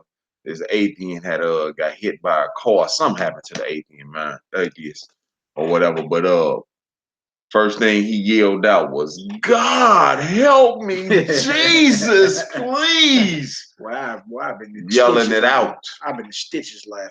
Yelling it out. But they don't believe in God. But when something bad happened to you, yeah, your soul cry out. Because your soul gonna bear witness to its maker. Yeah. Yeah. You feel me? Verse 4, what it say, out? But Pharaoh shall not hearken unto you, that I may lay my hand upon Egypt and bring forth mine armies and my people for the children of Israel out of the land of Egypt by great judgment. That Pharaoh ain't gonna listen. It's gonna be to the destruction of Egypt. Most High harden his heart, so you don't escape these punishments for what you done did to my people, and so my hand can be upon Egypt. You feel me? Egypt must be swept with the bosom of destruction, just like Babylon must. Right? Tell you in one of them Jeremiahs, we would have healed Babylon. Most High would have healed it had they repented. You see? But it's past the point of no return at this point. Right? And then you see the mass caravan of so-called Latin Americans coming up through Mexico and Central America. Now they're down on the border between Texas and Mexico. Caravans of people, man. Seeing young brothers and young children being murdered in the custody of border patrol agents and all that. Everybody getting up, going back to their land, man. Yeah. I tell you in Isaiah 13, every man shall flee to his own people, turn to his own people, and flee to his own land. All right. So there's no surprise to me in this hour when we got brothers and sisters in Israel, no matter if you disagree with them or not. And quite ironic that there's brothers and sisters in Israel in this hour, and we read about everybody turning to their own people and fleeing to their own land. How ironic we actually have people in there. Yeah. You see, like, I mean, regardless if you agree with them or not, you have people that you have blood ties and relations to in the land of promise. Wow. Wow. Come on, now, let's get it. Verse 5. Yeah. And the Egyptian shall know that I am Yhwh. You hear what he say? He keep telling you, I am Yhwh. I am Yhwh. Huh? And I appeared is the name of the Torah portion. I don't know who your God is. Now he got to appear and show you. Through all these works. I am Yhwh. Come on now. When I stretch forth mine hand upon Egypt, and bring out the children of Israel from among them. Warning to all you so-called world leaders that are holding the children of Israel captive. Thus saith the Most High, let my people go, or else. Under the taskmaster. Yeah, or else. Judgment is coming when you done talking, man. Judgment is heard. Right? We was in one central location then. Now we spread all the way out to the four corners of Boy, the it's earth. like the Most High checked y'all. He checkmated all the world leaders because we in every nation. Yeah. That means every last one of y'all got a hand in on our bondage. See, we was just in Egypt back then, but now these same children are spread everywhere. Oh man, though I make a full end of every nation, I won't make an end of you. These heathens are coming down for what has happened here. That's and all over. And he said, Egyptians gonna know I am Yhwh. Yeah. They gonna know his name and fear it. When I stretch forth my hand upon Egypt and bring out the children of Israel from among, when the Most High start hitting everywhere on this earth with plagues, and it's happening in every nation, you no longer gotta ask, well, why is that happening? The crimes and the innocent blood of the children of Israel that was shed, man. You got an answer for it. Right? Yeah. You gonna know then. People gonna cry. If you watch the movie The Mist, back in the day, that white woman was like, all this talk of a modern God. There is no God but the God of Israel. Right? Everybody in the store was like, shut up, witch! Smacked her. She didn't get emotional. She took a finger, put her finger on her bloody lip and said, more blood. The Most High is requiring more blood for this wicked and perverse generation. They gonna know, man. All right, come on, Knock, let's get it. Verse 6. Yeah. And Moses and Aaron did as the Most High commanded them, so did they. And Moses was 80 years old, and Aaron 83 years old, when they spake unto Pharaoh. See, so Moses was 80, in other words, the score is 20. So 4 if the score is 20, 4 score is 80. Aaron was 43. Yeah, and Aaron was 83 or 83. Oh, my bad, 83. Moses was 80 and Aaron was 83 years old. So Aharon was Moshe's older brother by 3 years when they spake unto Pharaoh, right? Verse 8. And Yahweh spake unto Moses and unto Aaron, saying, Yeah, when Pharaoh shall spake unto you, saying, show a miracle for you, then thou shalt say unto Aaron, take thine rod and cast it before Pharaoh, and it shall become a serpent. Not about that, right? So now there's a declaration, right? There's a command to let his sons and his daughters go, right? Now, Pharaoh, and this is the mindset of the oppressor, he still want to see what a true power is. Right? The true power, Zion, ain't the fact that they letting y'all carry guns now. Or smoke marijuana. Yeah, or they legalizing weed every damn where. That ain't, you feel me? That don't make you a threat to this heathen. That don't show you that there's power. No. See, even after you done came to him and you came with a straight up message, and you came with the name of Yhwh, you feel me? Now I was like, okay, well, show me proof of where the power is at. Show me proof. Oh, wait.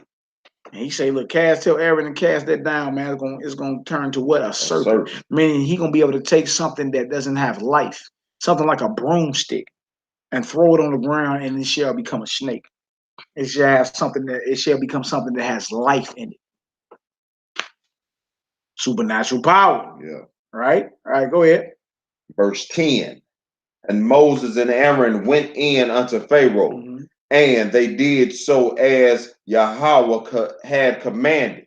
And Aaron cast down his rod before Pharaoh and before his servants, and it became a serpent. Then Pharaoh also called his wise men and his the sorcerers. Wow.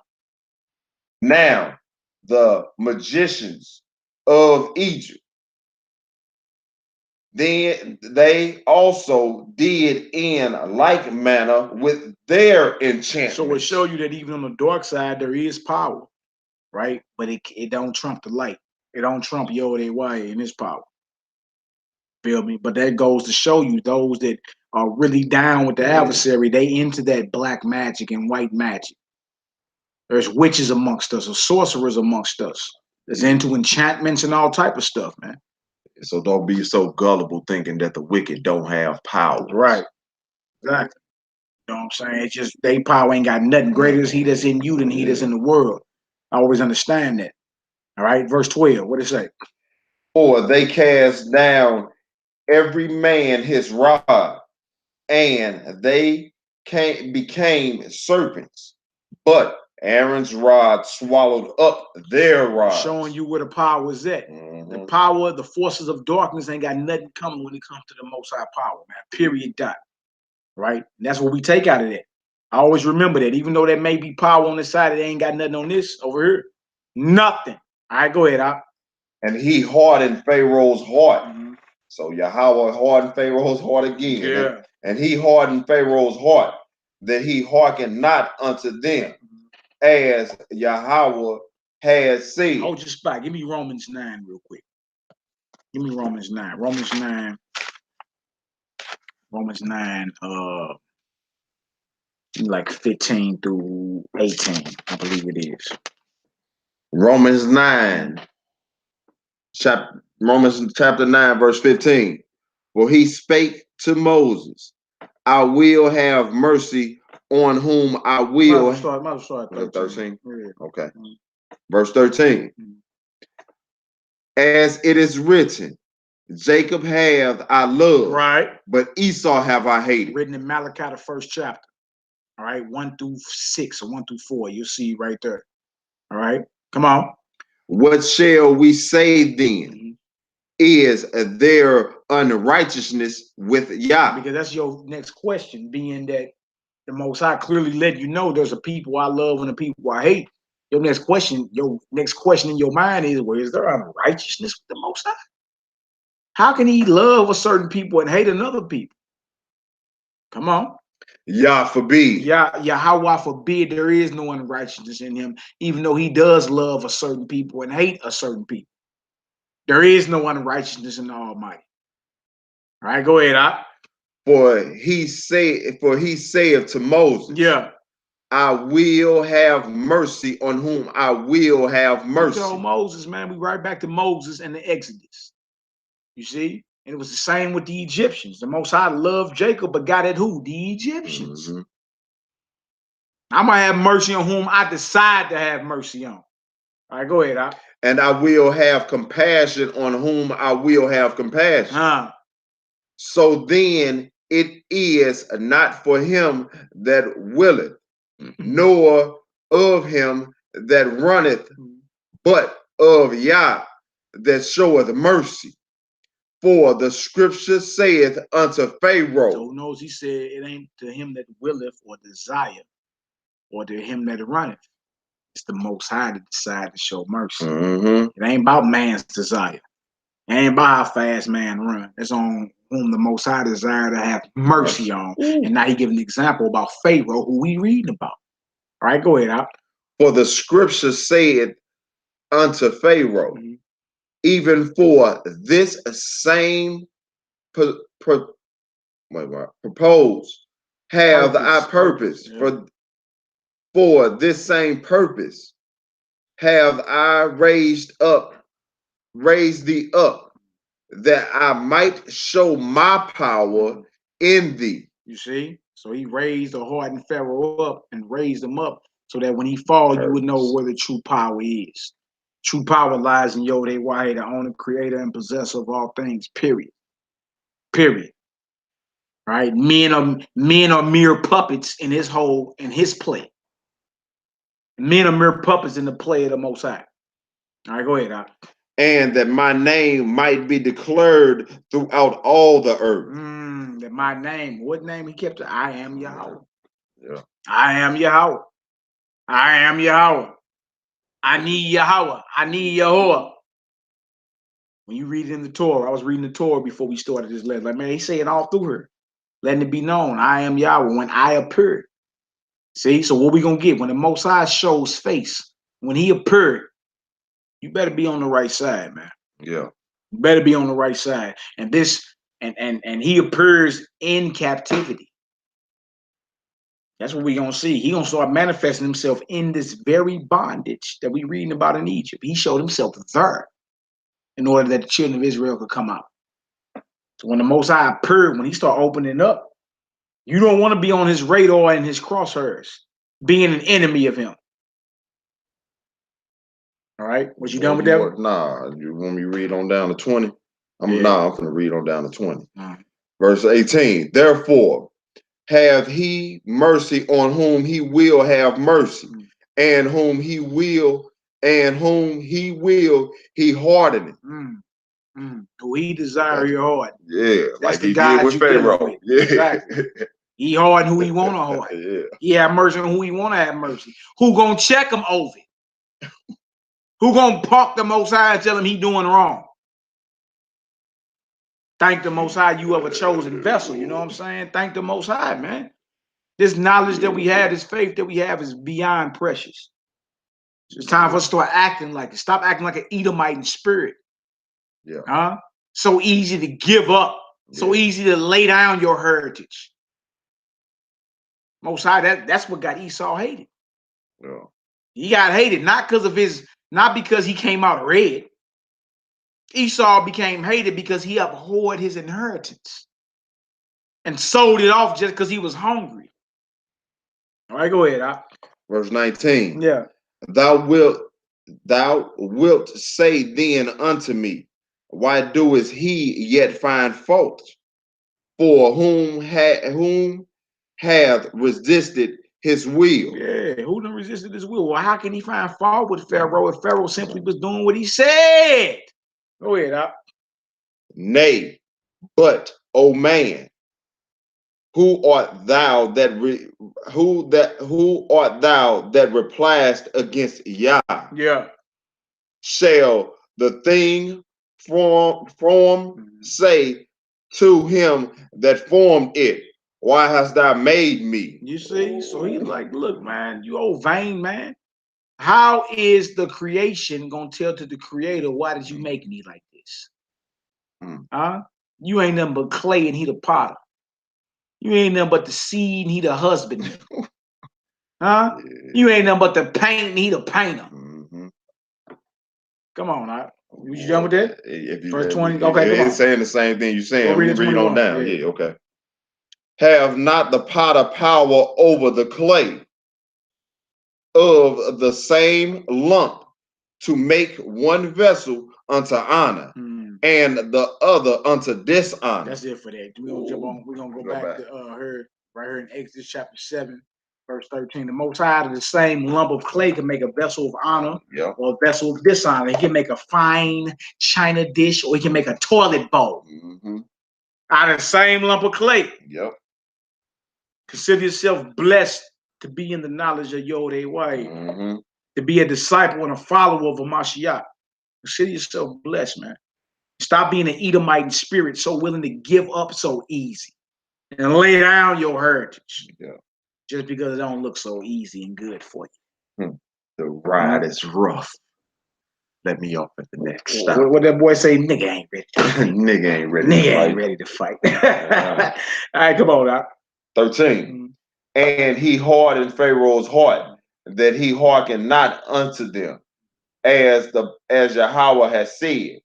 And the Most High said unto Moses, Pharaoh's heart is hardened. He refused to let the people go.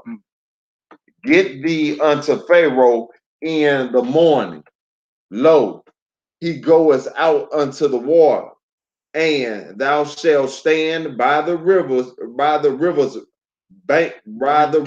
brink against he come, and the rod which was turned into a serpent shalt thou take in thine hand, and thou shalt say unto him, Yahweh power of the Hebrews have sent me unto thee, saying, let my people go, that they may serve me in the wilderness. About that, he was talking about them coming to sacrifice to him outside of captivity. Outside of captivity, in the wilderness. See? And again, that's kind of hard for some people because you can't even imagine leaving America. You feel me? But this just showing us that we supposed to have in our mind we should not be confined to our smaller cities or our smaller towns, man. You read 2 Ezra 16, be a pilgrim in earth. Get up and move around, man. Start traveling. You see? You want me to let these niggas go for 3 days? Right. Get outside your comfort zone, man. You see, because right here, we had to leave captivity. And all Pharaoh is thinking about is his economy. Yeah. Damn, my workforce. I'm losing money. You talking about millions of Israelites. They got to take a 3-day journey outside of Egypt anyway. You feel me? Pharaoh, like, they mess around, don't come back. I'm losing. I'm not finna make them bricks without straw. You see? Your oppressor, the psychology of your oppressor is keep them in bondage, keep them enslaved, and we'll forever not only just rule over them, we'll forever benefit and profit off of them. You are the power. This shows right here that the workforce, the slaves, the laborers are the ones that hold the real power. Because Pharaoh, thinking about his economy, don't want to let the slaves go. Because he knows worship they God for 3 days. Because he knows as soon as the slaves go, economy falls. See, and it's the same here. They coming up with all type of elaborate schemes to keep brothers from getting passports and all that. You see, it's the same psychology. right? And that's on Pharaoh end. Then on our end, we can't be so comfortable in captivity. You understand? To where we not willing to get up and move when the Most High gives us the command to go. All right? I am Yhwh. All right? Come on, Hebrew. And behold, hitherto thou wouldest not hear. Verse 17. Yeah. Thus saith Yhwh, in this thou shalt know that I am Yhwh. He keeps saying it, don't he? I am Yhwh. This is how you gonna know. Go ahead. Behold, I will smite with the rod that is in mine hand unto the waters, upon the waters which are in the river, and they shall be turned to blood. Remember, we talking about miracles. We talking about a staff being turned into a snake that ate the other staff that was turned into a snake, or snakes. Now he's like, oh, this is how you gonna know. So when the Most High, when you start seeing certain plagues happen, right, you supposed to know that's the hand of the Almighty. And we talking about worldwide stuff. The plagues and everything is something that has to happen before our redemption, before our removal up out of captivity. It's plagues, and plagues have been hidden, right? Yeah. How do you look at plagues? Oh, that's just cute, and well, I'm glad I wasn't out there. You talking about wildfires in California, you understand? But certain parts ain't even getting touched. You talking about the worst wildfires in California state history. You understand? You talking about all type of weather anomalies all over the earth, man. These things are happening. Plagues are happening. Fish kills, bird kills, monstrosities washing up on shores. Most High say, this how you gonna know I'm the Most High. Watch how I work. So when you start seeing these things happen in Zion, these are the warnings. Yeah, warnings. The end is near. Get yourself together, man. Yeah. Feel me? And be ready. Don't be in the spirit of being so comfortable. Be ready, man. The Most High may require you in Israel tomorrow. Yeah. You ready? Come on now. 18. And the fish that is in the rivers shall die. We've been having a lot of fish kills going back to like 2013, all the way up into this present day. I'm talking about fish everywhere. So much look like a paved, look like a gravel road. That many fish. All right, go ahead, bro. And the river shall stink. My bad. And the Egyptians shall loathe to drink the water of the river. Now, trip off that. Now, how beautiful and how ironic our power is, man. Everything he gonna plague, it was some type of god to the Egyptians. They had water gods. Where the Most High just destroyed, stomped out your water god, turned him into blood and killed all the fish. All right, boy. What's that nigga name now? Aquaman. That's their water god. That's the water god on the fire stick. Aquaman. Most High just destroyed Aquaman. Egyptians had a water god. Verse 19. Go ahead, Al. And Yahweh spake unto Moses, say unto Aaron, take thy rod and stretch out thine hand upon the waters of Egypt, upon their streams, upon their rivers, and upon their ponds. So every body of water in Egypt, everywhere where there was water. All right, go ahead, Al. And upon all their pools of water, even your own little private pool. Go ahead. That they may become blood, and that there may be blood throughout all the land of Egypt, Hallelujah. Both in vessels of wood and in vessels of stone. Yeah, and you make all your gods out of wood and stone. See, so this water god got turned into blood. They look Aquaman, and even they little vessels of wood and stone that you possibly could have made your little deities out of. Yeah, that blood is in there. When the Most High opened up, he opened up, and he knows. He said, "By this plague, you gonna know that I am Yhwh." Yeah. See, when you start seeing certain things worldwide, Zion, call it for what it is, man. Call it for what it is. Call a spade, like the old heads used to say. Yeah. Poseidon. That's right, Op. Yeah. That's right. Before it's too late, Chantel. Yeah, something happened in China the other day. Indonesia. Don't forget about that. Mm-hmm. All right. It's going down. All right, come on, Hebrew.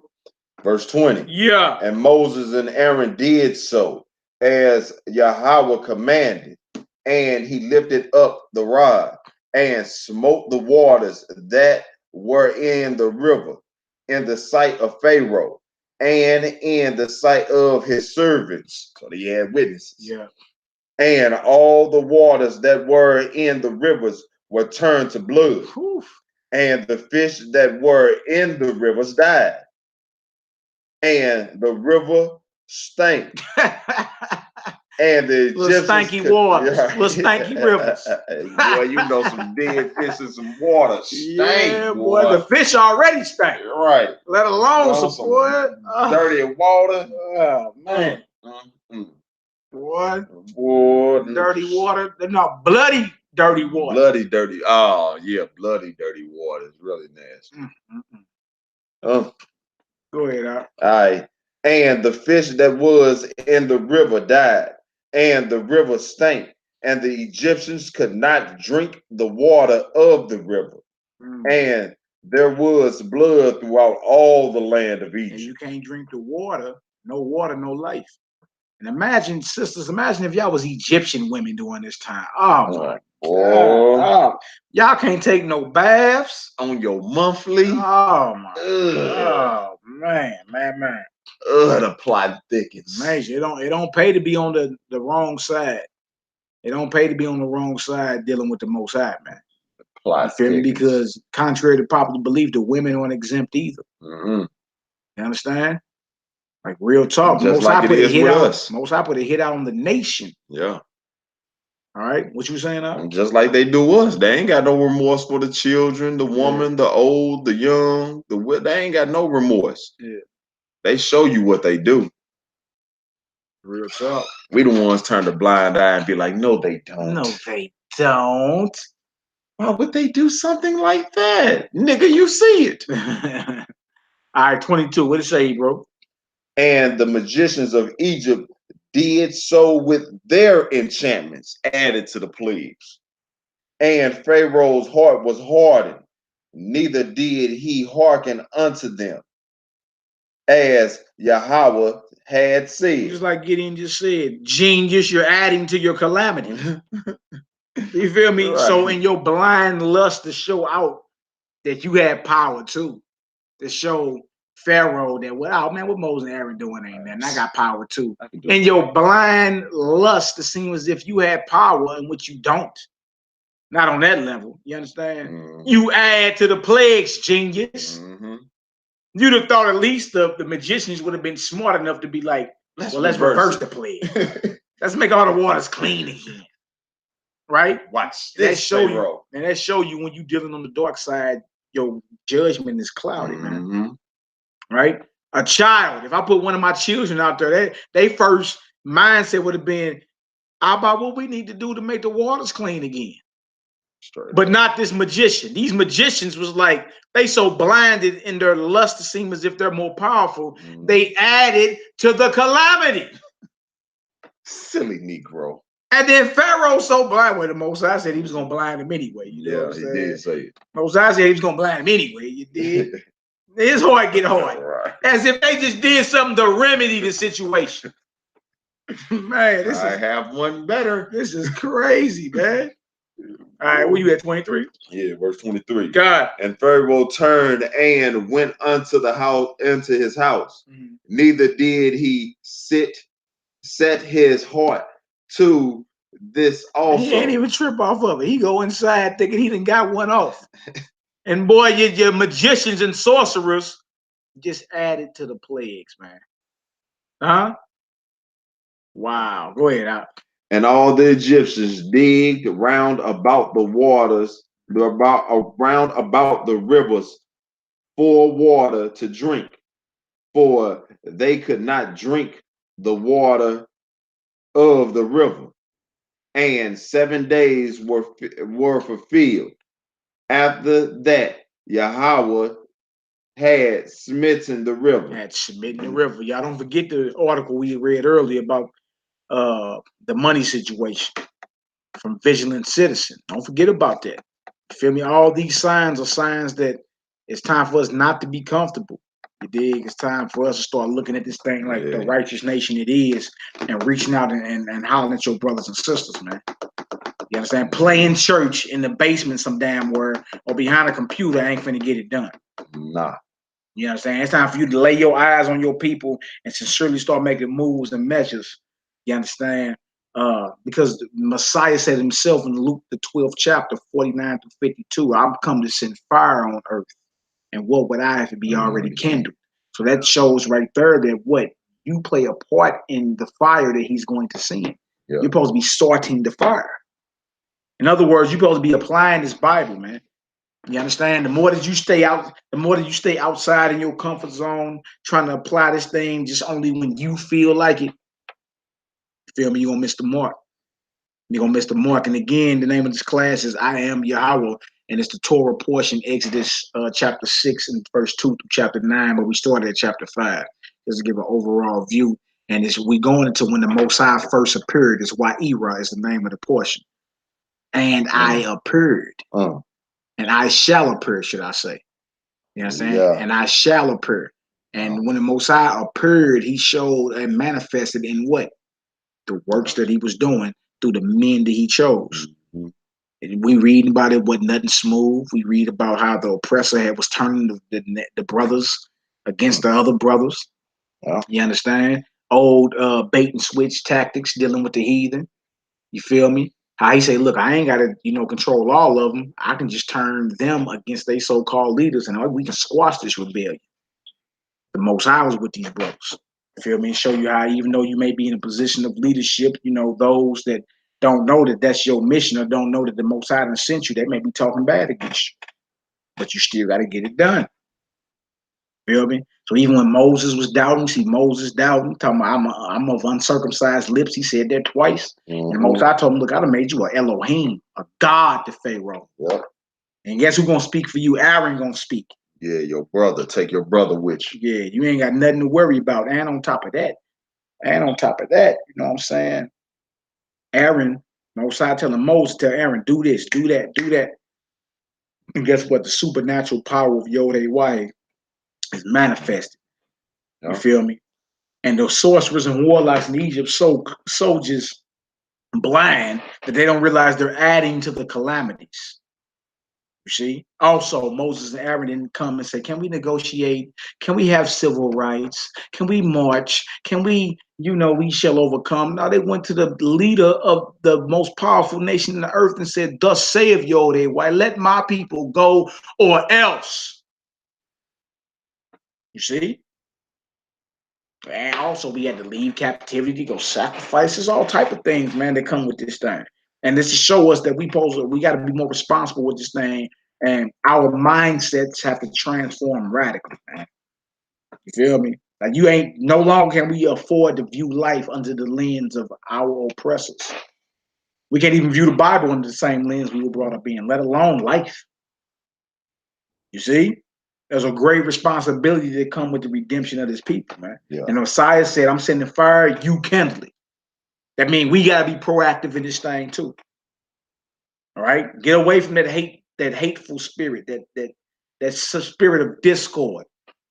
Those things the Most High say he hate in Proverbs, the 6th chapter, verses 12 through 19. Get away from all that.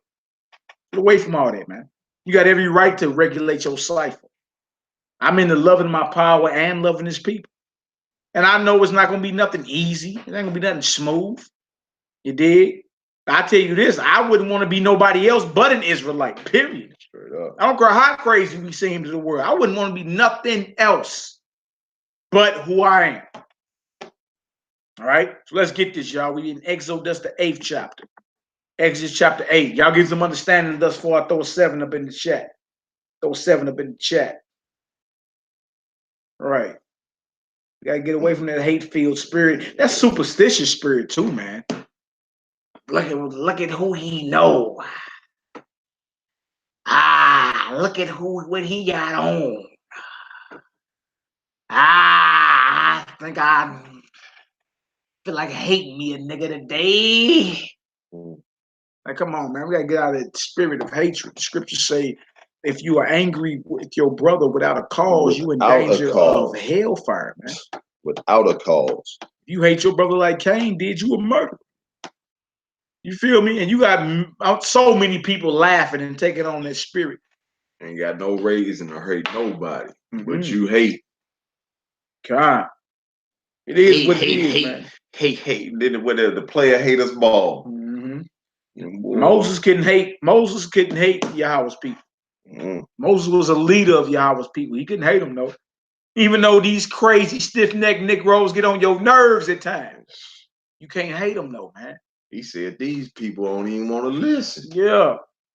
And you can't hate the Most High's heritage. You understand? Well, y'all say still go holler at him. Yeah. Yahweh, the Messiah, he didn't hate the Most High's people, man. Nah. He actually hung out with people that majority of people didn't like. Yeah. And you got Negroes today, look at who he around. Yeah. You understand? Like it's certain milk scriptures that you're supposed to have mastered once you done been around so long, but like the basics. Yeah. You feel me? You understand as an Israelite coming in, I just can't hate another brother without a cause. I can't just hate this brother.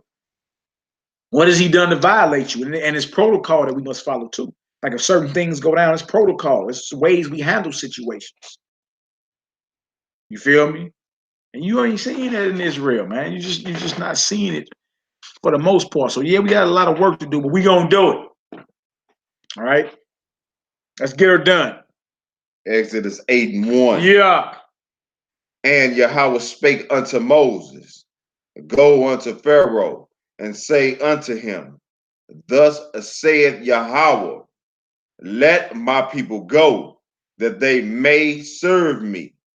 And if thou refuse to let them go, behold, I will smite all thy borders with frogs. You see? So we again with a straight up message, not can we please have clean drinking water? Can we please go to your schools and drink out your water fountains? Straight up, man, let my people go. Most High got a plan for us. We are special to him. And you got to come out from behind enemy lines. You just comfortable. That's what you learn from this, man. I can't serve the Most High being comfortable.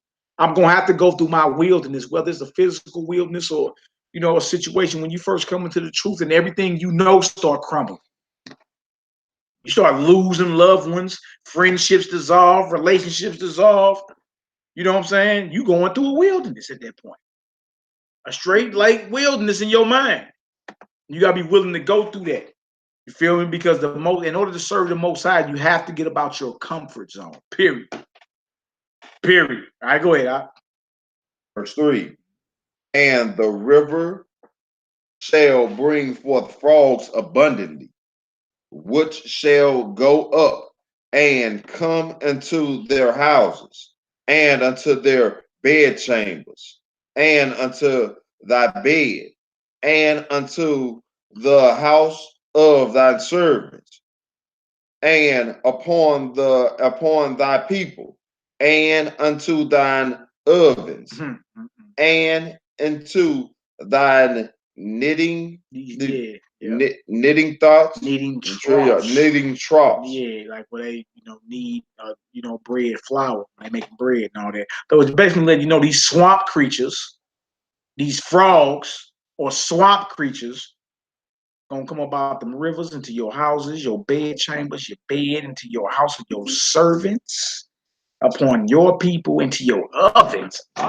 Basically where you preparing your foods, your and food stuff. and everywhere where you somewhat comfortable. Yeah. In your bed, your bed chamber.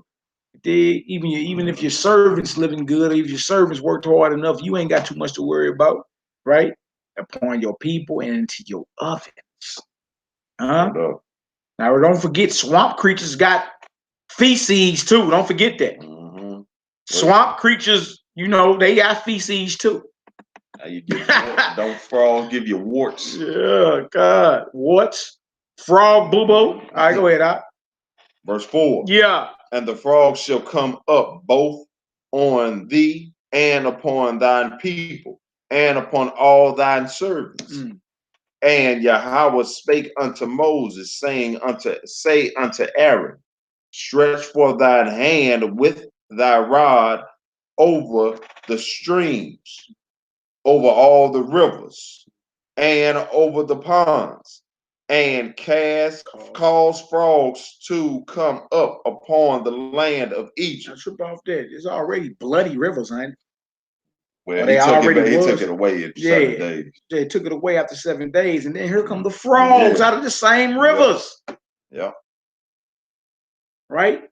Bloody rivers. After 7 days, it get taken away. You think, okay, well, 7 mean completion. For those for those that understand, 7 mean completion. All right. Then after the bloody rivers, here come the frogs. And again, streams, rivers, ponds, every body of water. Frogs or sea creatures, swamp creatures, right? Swamp creatures. Go ahead. Verse 7. And the magicians did so with their enchantments, and brought up frogs upon the land of Egypt. So what good are these magicians or these sorcerers if they're not even reversing the plagues that the Most High is bringing? Right. So far, they didn't add more blood and more frogs. So more problems. More problems. Right. All right, go ahead, Hebrew. Verse 8. Then Pharaoh called for Moses and Aaron and said, entreat the Most High that he may take away the frogs from me. Hold on. Did Pharaoh just call on Yhwh? That's what they said. Did he just call on Yhwh? Didn't he say back in chapter 5, I don't know who he is? That's what he said. That's what he said. That's what he said. Boy, the Most High know how to make you confess. Now you're asking Moses and Aharon to pray to Yhwh for you. When you just ran out your mouth that you ain't know the Most High, and your judgment was to increase the labor on his people, which were your slaves. Now you asking who? These same men, Moses and Aaron, to pray to this God whom you claim you don't know. This nigga was blaspheming. Wow. This nigga was blaspheming. Wow. We said, boy, I had to quick change your heart, huh? Heck yeah. I thought you ain't know Yhwh. Wow, okay. Now you need to holler at who? His servants. So y'all start seeing that in these last hours. You're going to start seeing the oppressor. Like you've seen a lot of Gentiles today admitting who the people are, who our God is, and everything. Gentiles ask you to pray to your power for them. You see? This is happening. This is happening. You talking about Pharaoh, the king of Egypt, the most powerful nation in the earth at that time.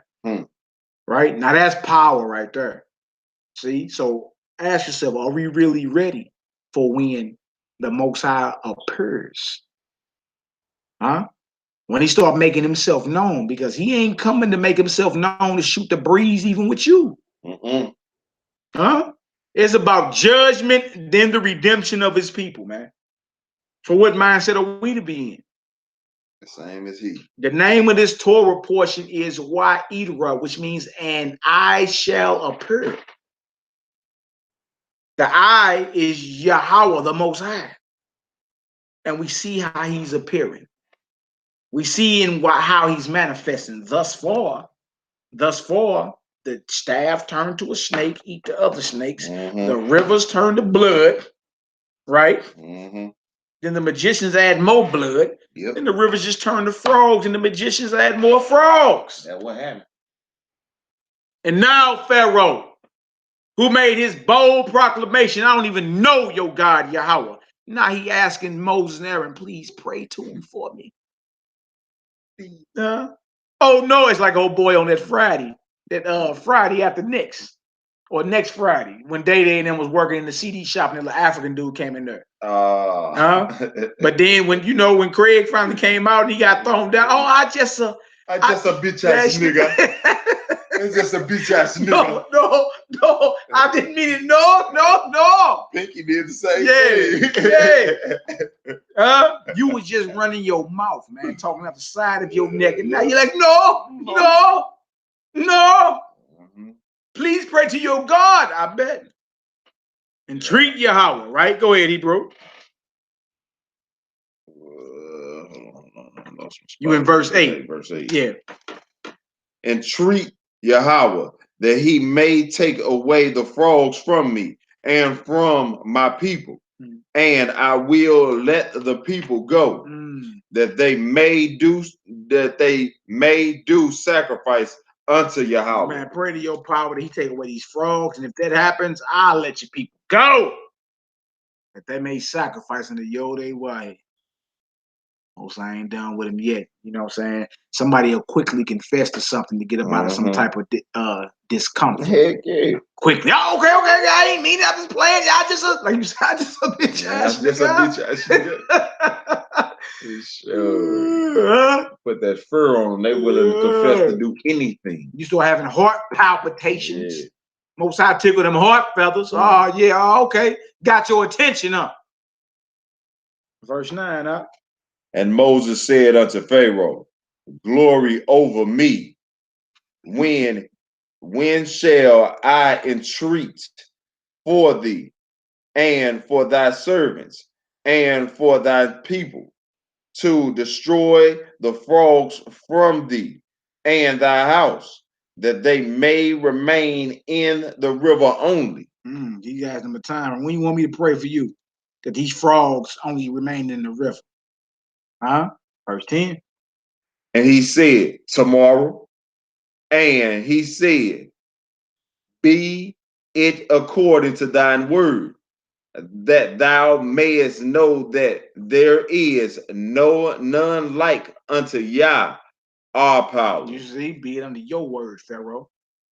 Tomorrow. Okay, be it according to your word, that you may know. He said that quick too. Yeah, tomorrow. Yeah, I bet. Shit. That you may know there is none like unto Yahweh, our power. Right? And that's a major statement to be made in Egypt in front of Pharaoh. Now remember, Pharaoh claims he's a god on earth, and not only that, the Egyptians worship 360 plus gods. They got a god every day, a god for every day of the year. Right? So for Pharaoh, the man who claimed he's Amen-Ra, or their god, the highest god on earth, for him to say, nigga, that you may know that there is none like unto Yahweh, our God, Eloheinu, Yahweh Eloheinu, our God. Huh? Confess with your lips, since you just was talking, that you ain't know him. Verse 11. And the frogs shall depart from thee, and from thine house, and from thy servants, and from thy people. They shall remain in the river only. God. And Moses and Aaron went out from Pharaoh. And Moses cried unto Yahweh because of the frogs which he had brought against Pharaoh. And Yahweh did according to the word of Moses. And the frogs died out of the houses, out of the villages, and out of the fields. You heard that right there? The Most High hearken to the word. That lets you know, you feel me? And somebody like that, you ought not to be so quick to speak against. Someone that can straight pray to the Most High, and the Most High respect his prayer. Servants of Yah. Showing you where the true power lies at, man. Pharaoh even knew it. Pray to entreat your God for me that he take this away. And then the Most High, guess what he did? According to what Moses petitioned him for. Got you. He did it. And look, that's how close you are to the Most High. We are these people. We descended from these people. If we follow. If we being obedient, man. You understand? If you being obedient and faithful, you dig? And you pick up the testimony of Yahushua, and keep that until the end, man. The very prayer he said, you ain't nothing you can't ask me, ask my Father in my name, and it won't get done. All right, come on, Hebrew. And they gathered them together unto heaps, and the land stank. That's a lot of frogs, And frogs ain't that big. The frogs were stinking, just like the fish. The fish was stinking. The land stank. Water stank. The land stank. Stanky booty little boy. Verse 15. But when Pharaoh saw that there was there was respite. Mm-hmm. He hardened his heart and hearkened not unto them, as Yhwh had said. That's wild, because when you look up, man, look, the Egyptians had frog gods. The Egyptians had fish gods. Huh? Water gods. Serpent gods. Y'all ain't realizing this is the Most High straight. I'm talking about executing war against every god in Egypt and using what they worship against them. And if y'all worship frogs, what you got a problem with frogs for? If you worship frogs, what you got a problem with frogs for? Yo, because they did have statues with animal heads on them. Yeah. If you drink blood, what you mad that the rivers and turn to blood for? You worship the woman anyway. Polites. You worship the woman anyway. Wow, man. This thing, the plot thickens, man. All right, we in verse 16. Verse 16. Yeah, everything been good since we switched, since the Hebrew hacked into the Wi-Fi next door, y'all. So we should be all good. You know what I'm saying? You know what I'm saying? Hey. The screen ain't went black. You know what I'm saying? If y'all can still hear us, throw a 7 up in this deal. Let's get her done. The deal to that hand hacking, boy. Look at that hand.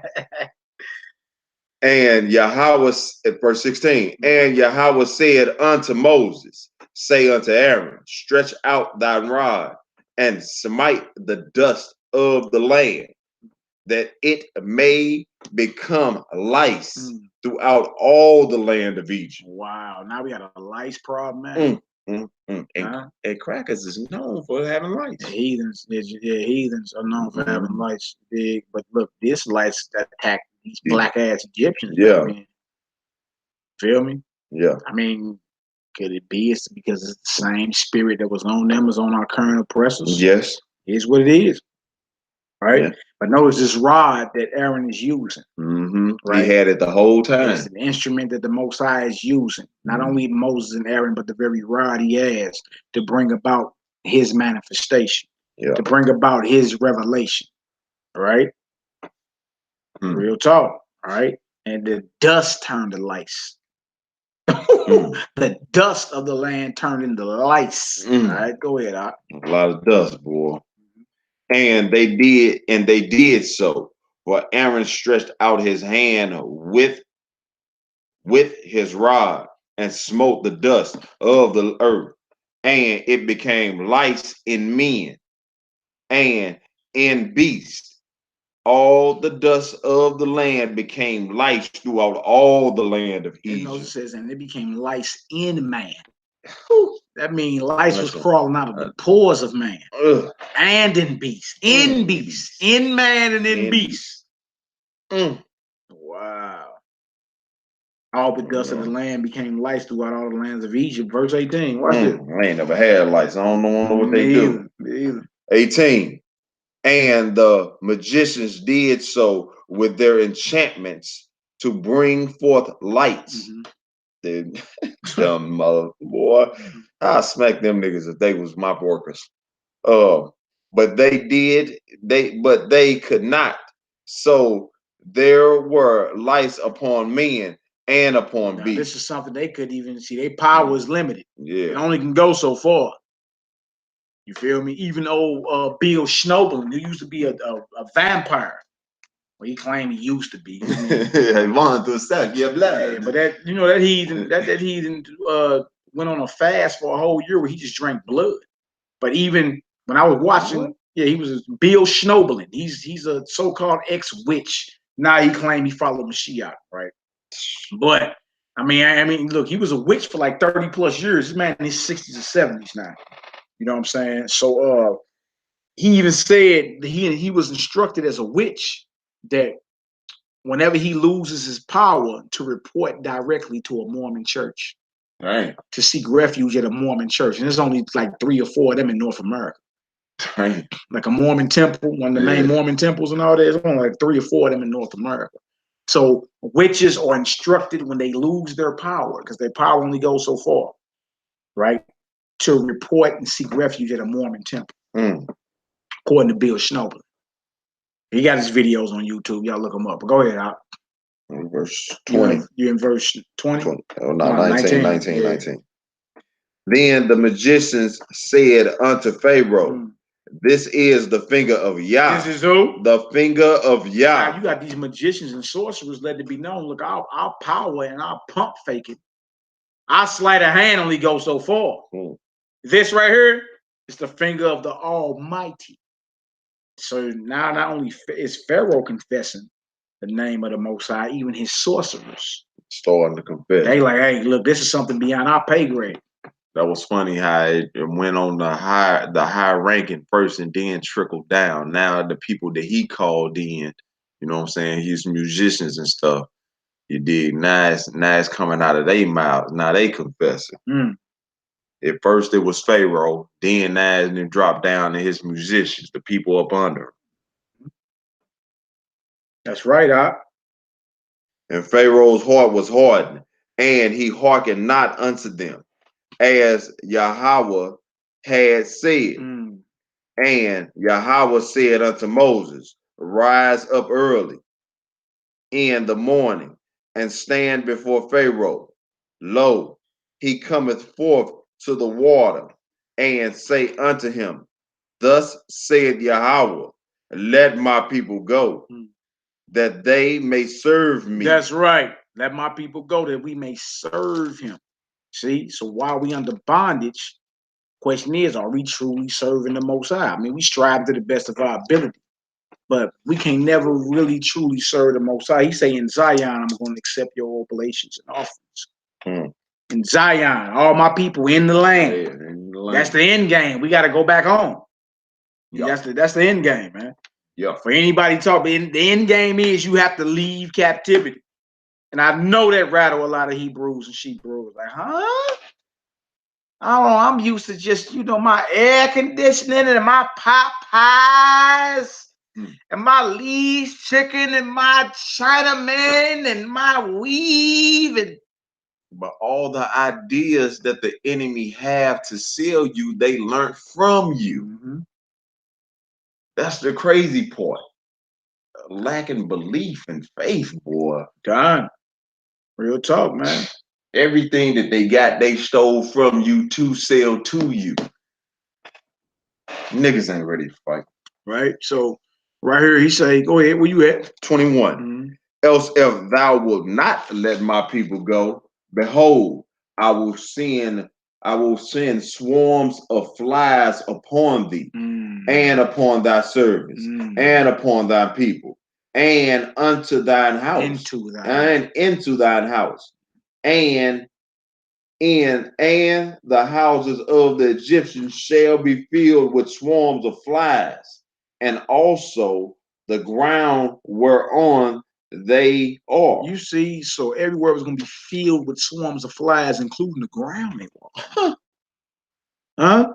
Now, y'all know us as Hebrews can't be around no flies. I mean, come on now. I mean, we barely can take mosquitoes. Think about a nigga at a barbecue. Let alone some flies. Y'all remember those old infomercials we used to watch about certain babies over in Africa and their stomach was bloated and you feel me? They just look helpless, and it was always like some flies and gnats and all that flying around like that, man. You feel me? This is the Most High about to smite. He said, let my people go. I will send swarms. Those are armies of flies upon you and upon your servants and upon your people and into your houses. And the houses of the Egyptians shall be full of swarms of flies, y'all. Come on, man. They just got hit with frogs, just got hit with lice. Water done already turned to blood. Now you talking about swarms of flies. Wow. Wow. All right, verse 22. verse 22. And I will sever in that day the land of Goshen, meaning cut the land of Goshen in which my people dwell, that no swarms of flies shall be there. To the end thou mayest know that I am Yhwh in the midst of the earth. See, so he can show you another thing, like why Egypt getting hit with flies, my people won't. And that's major. We always talk about how the ghetto don't receive tornadoes. You understand? When tornadoes hit, usually for the most part, we cool. Usually. For the most part, we cool. And that's just a small foreshadow or a small sign to show you. I remember when it was a hurricane hit right up by the airport here in St. Louis, man. Probably like 4 or 5 years ago, it was a hurricane. It hit out by the airport, right? And we was down on the west side of St. Louis. We was actually outside barbecuing. We was barbecuing lamb. And we heard, and look, and from straight down Highway 70, that ain't even far. Like from the airport down to the west side, getting off on Goodfellow and all, that's probably a good 10 minutes. It ain't even that far. But while we was barbecuing lamb that evening, you dig, there was a major league tornado out by the airport. You know, you understand? None of us got hit like that for the most part. Some of us that stayed out there, a few things, windows shattered. By the cracker. Yeah, but us that was in Goshen, man, we was good. We was good. All right, verse 23. And I will put a division between thee, I will put a division between my people and thy people. Tomorrow shall this sign be. Tomorrow this sign shall be. So no, there's a difference between the Israelite and the Egyptian. A lot of these Hebrews claim they're Egyptians now, or Africans. Huh. You understand? There's a difference. There's a division, and Most High showed it. His people were safe from the swarms of flies. The Egyptians weren't. That's easy work, y'all. 24. And Yhwh did so. And there came a grievous swarm of flies unto the houses of Pharaoh, and into his servants' houses, and into all the land of Egypt, and into all the land of Egypt. The land was corrupt by reason of the swarm of flies. Zuriel, you remember that? No doubt. All right, so the land was corrupted by reason of the swarm. Y'all, that's a lot of flies. If y'all ever heard of the Lord of Flies, look that up. All right, go ahead, Al. And Pharaoh called for Moses and Aaron and said, go ye, sacrifice to your power in the land. In the land, right? You talking about what land you talking about? You think he talking about outside of Egypt? You think he talking about the promised land? It sounds like he said in the land. In the land he's talking about, right? Now watch this. Watch Moses' response, verse 26. And Moses said, it is not meant so to do. It's not meet so to do. For we shall sacrifice the abomination of the Egyptians to our power, to the Most High, our power. Yeah, so what do you mean by the abomination of the Egyptians? The Egyptians, you understand, like shepherds, because we watch over sheep and lamb and all that, that was an abomination in the eyes of the Egyptians. Right? Sheep, lamb, and all that, you dig? But that's what we was known for. And that's actually clean meat that our God takes. He takes the lamb and all that. Right? So if we were to sacrifice something that the Egyptians looked at as an abomination in Egypt, that even would have caused a problem. Right? Let's keep reading. Lo. Yeah. Okay, yeah. Lo shall we sacrifice the abomination of the Egyptians before their eyes. And will they not stone us? They would stone us if we sacrifice that, because being a shepherd is an abomination to an Egyptian. When you go back into the book of Genesis, that's what Joseph told. That's what Joseph told his brothers. You feel me? When they came down to Egypt and everything was finally revealed, hey, look, being a shepherd is an abomination. That's why we're gonna put y'all in Goshen. Right out the gate, we were separating, put in Goshen to look over our flock and our sheep, because being a shepherd is an abomination. Pharaoh like, all right, y'all can sacrifice. Just stay here and do it. He's like, we can't do that. Yo, people stone us if we sacrifice a lamb. You understand? Which is an abomination to the Egyptians. A shepherd is an abomination to the Egyptians. We'll be stoned, right? Notice the whole thing is you have to leave captivity. You have to leave your comfort zone to worship the true and living God, man. Period. Period. I know you think you're gonna be able to pay your taxes and pop and watch popcorn on your smart TV until the Messiah return. I know. I know. You think you ain't going to have to get proactive at all. There is nothing that you got to do. Just obey and believe, and it's over. You ain't got to put your hand to the plow about nothing. I know, but that ain't what we read. That ain't what we read. Not at all. The Most High requires your full spiritual potential, and guess where you achieve that at? Outside of your comfort zone. Straight up. All right, come on, Hebrew. 27. Mm-hmm. We will go 3 days journey into the wilderness and sacrifice to Yahweh our power, as he shall command us. Now y'all notice he shall command us. Not sure about this. Now you notice the wilderness is not in captivity. There's a lot of people teaching that. But I ain't gonna say a lot. There's a few people teaching that you in the wilderness right now. That's a lack of biblical study. You can't be in the wilderness in your comfort zone. You can't be in the wilderness with smart TVs and smart cars and smart water and smartphones and nanotechnology, and stop it, man.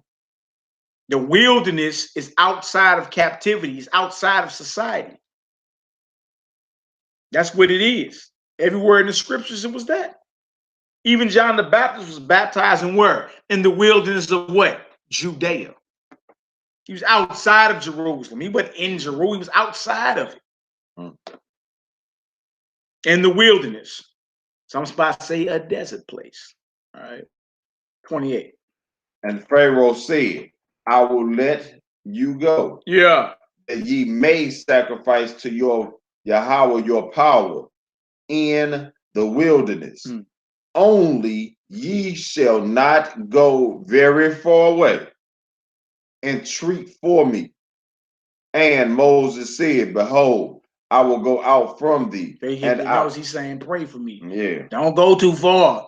Pharaoh can't lose his slaves because guess what? His economy comes crumbling down. Don't go too far. And also, look, pray for Massa. But that also lets you know how lazy the Egyptians are. Yeah. You ain't gonna let these people go because you know your people ain't gonna work. Yeah. Exactly. You know you ain't about to get out there and make brick without straw. Exactly. You enjoying the luxuries like George Washington and them. You and your people can uphold your own economy. Why we gotta be the ones do it for you? Because every major empire was built off the backs of slaves. Hebrew slaves. If you really want to get down to it, you understand? You got to bring the Hebrew Israelite into play somewhere when you're dealing with world powers. Yeah. You got to bring the Israelite in somewhere. All right, go ahead. Out. 28. Yeah. And Moses said, behold, I go out from thee, and I will entreat Yahweh that the swarms of flies may depart from Pharaoh, from his servants, and from his people tomorrow. But let not Pharaoh deal deceitfully anymore in not letting the people go to sacrifice to Yahweh. I'm gonna go pray that the swarms of flies, you feel me? But let not Pharaoh deal deceitfully anymore, man. You feel me? Man, what you're seeing is a whole process of redemption, y'all. This thing wasn't like Moses didn't show up one day and it was over the next. You see, this thing had to play out for months on end. Right? You reading it in chapters back to back, but this thing didn't take a week. Right? I mean, dang, you really trip out from the first time Moses fled. You talking about 40 years. Yeah. He came back when he was 80. You feel me? Left when he was 40, came back when he was 80, and then wandered in the wilderness, a literal place, for 40 more years. Died at 120. You see? So revolution, y'all, the Bible or the Torah and the Gospels is the blueprint to our revolution. You understand? But get that out your mind that this thing will be handed to you on a silver platter. Right? Again, the Messiah said, I'm sending fire and you better kindle it. Huh? Any man putting his hand to the plow and looking back, he ain't fit for the kingdom. What about the parables of the talents? Old boy had his head in a napkin under a pillow somewhere. He buried it. What do you call him? You slothful and wicked servant. We supposed to be proactive. Apply this Bible. What you study and you meditate on and you gain daily, apply it to your life. Yeah. Because while you out in the world, you're gonna run across a situation that is gonna allow you to apply what you just read and studied. If it ain't that day, it'll be doing that week. And you're gonna start seeing, dang, this Bible is supernatural. I just was studying and reading about that, and I just had a conversation with a complete stranger about what I was studying and reading. Right? And just roll in the spirit, man. Just roll in the spirit. Whatever the Most High put it on you to do something righteous, do it. Right? Never a dull moment. All right, go ahead, Doc. Where we at? You say prepared for the perilous times in your captivity, your captive being destroyed, or prepare for it. That's 28. Right. And Moses said, behold, I'm at 30, verse 30. And Moses went out from Pharaoh and entreated Yhwh.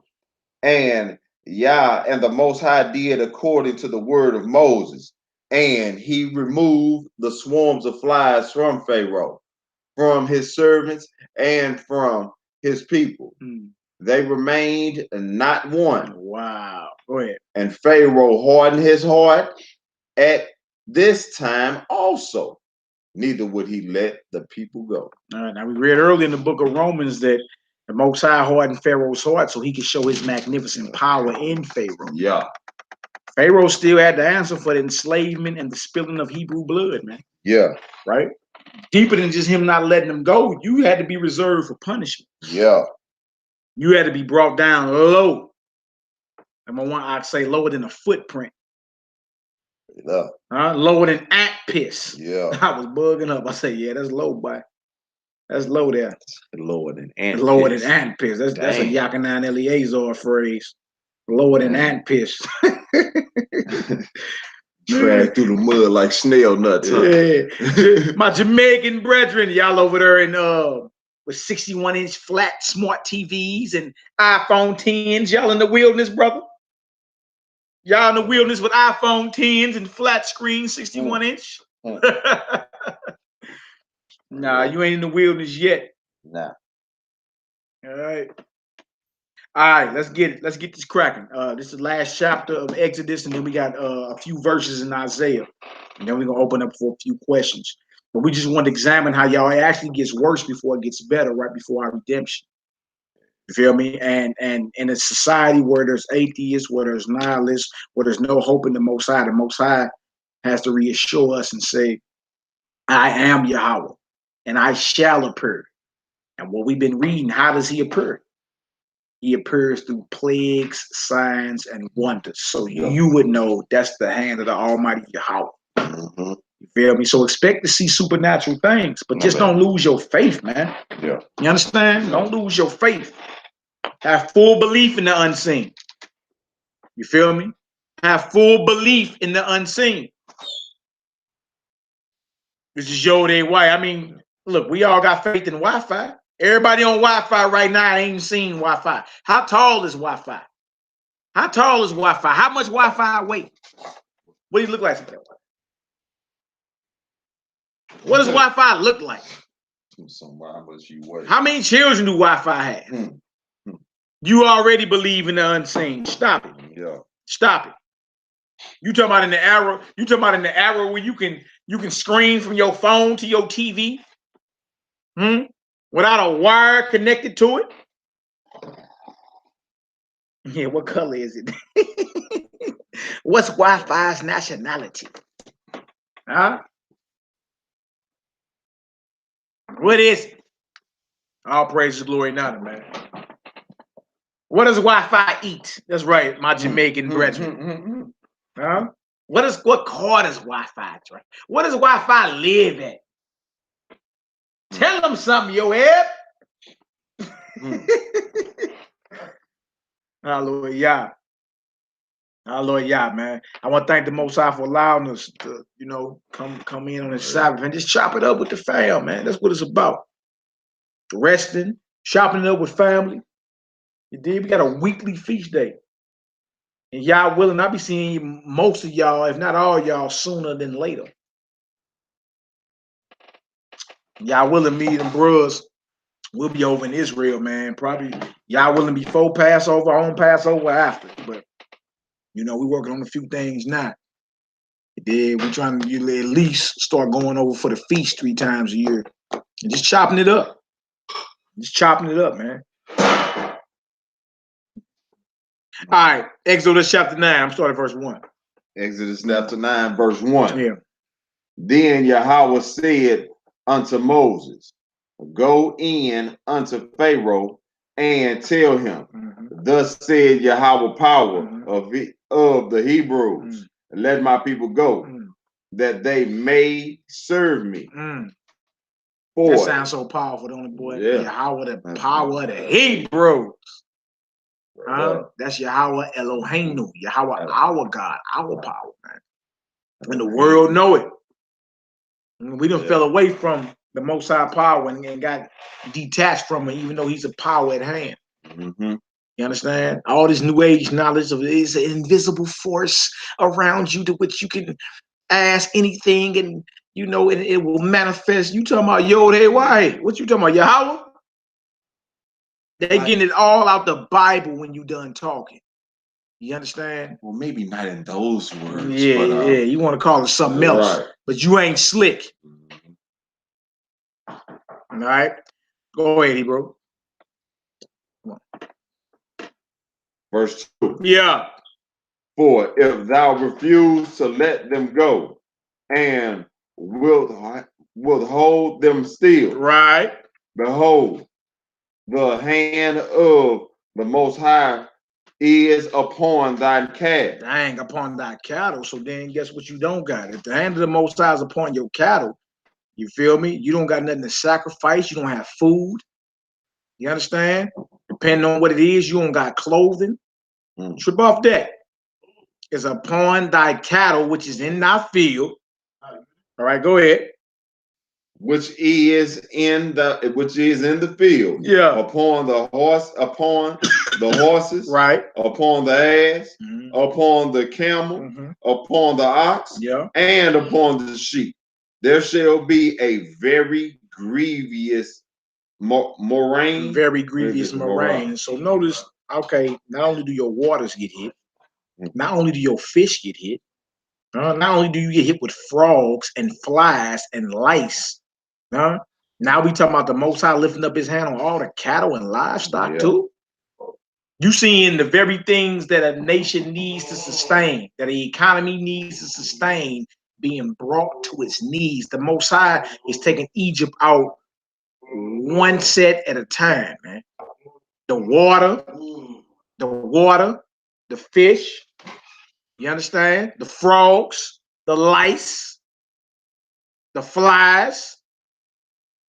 And now he hitting all your cattle and everything too. And then it says, and upon the sheep there shall be a very grievous what? Moraine. Verse 4.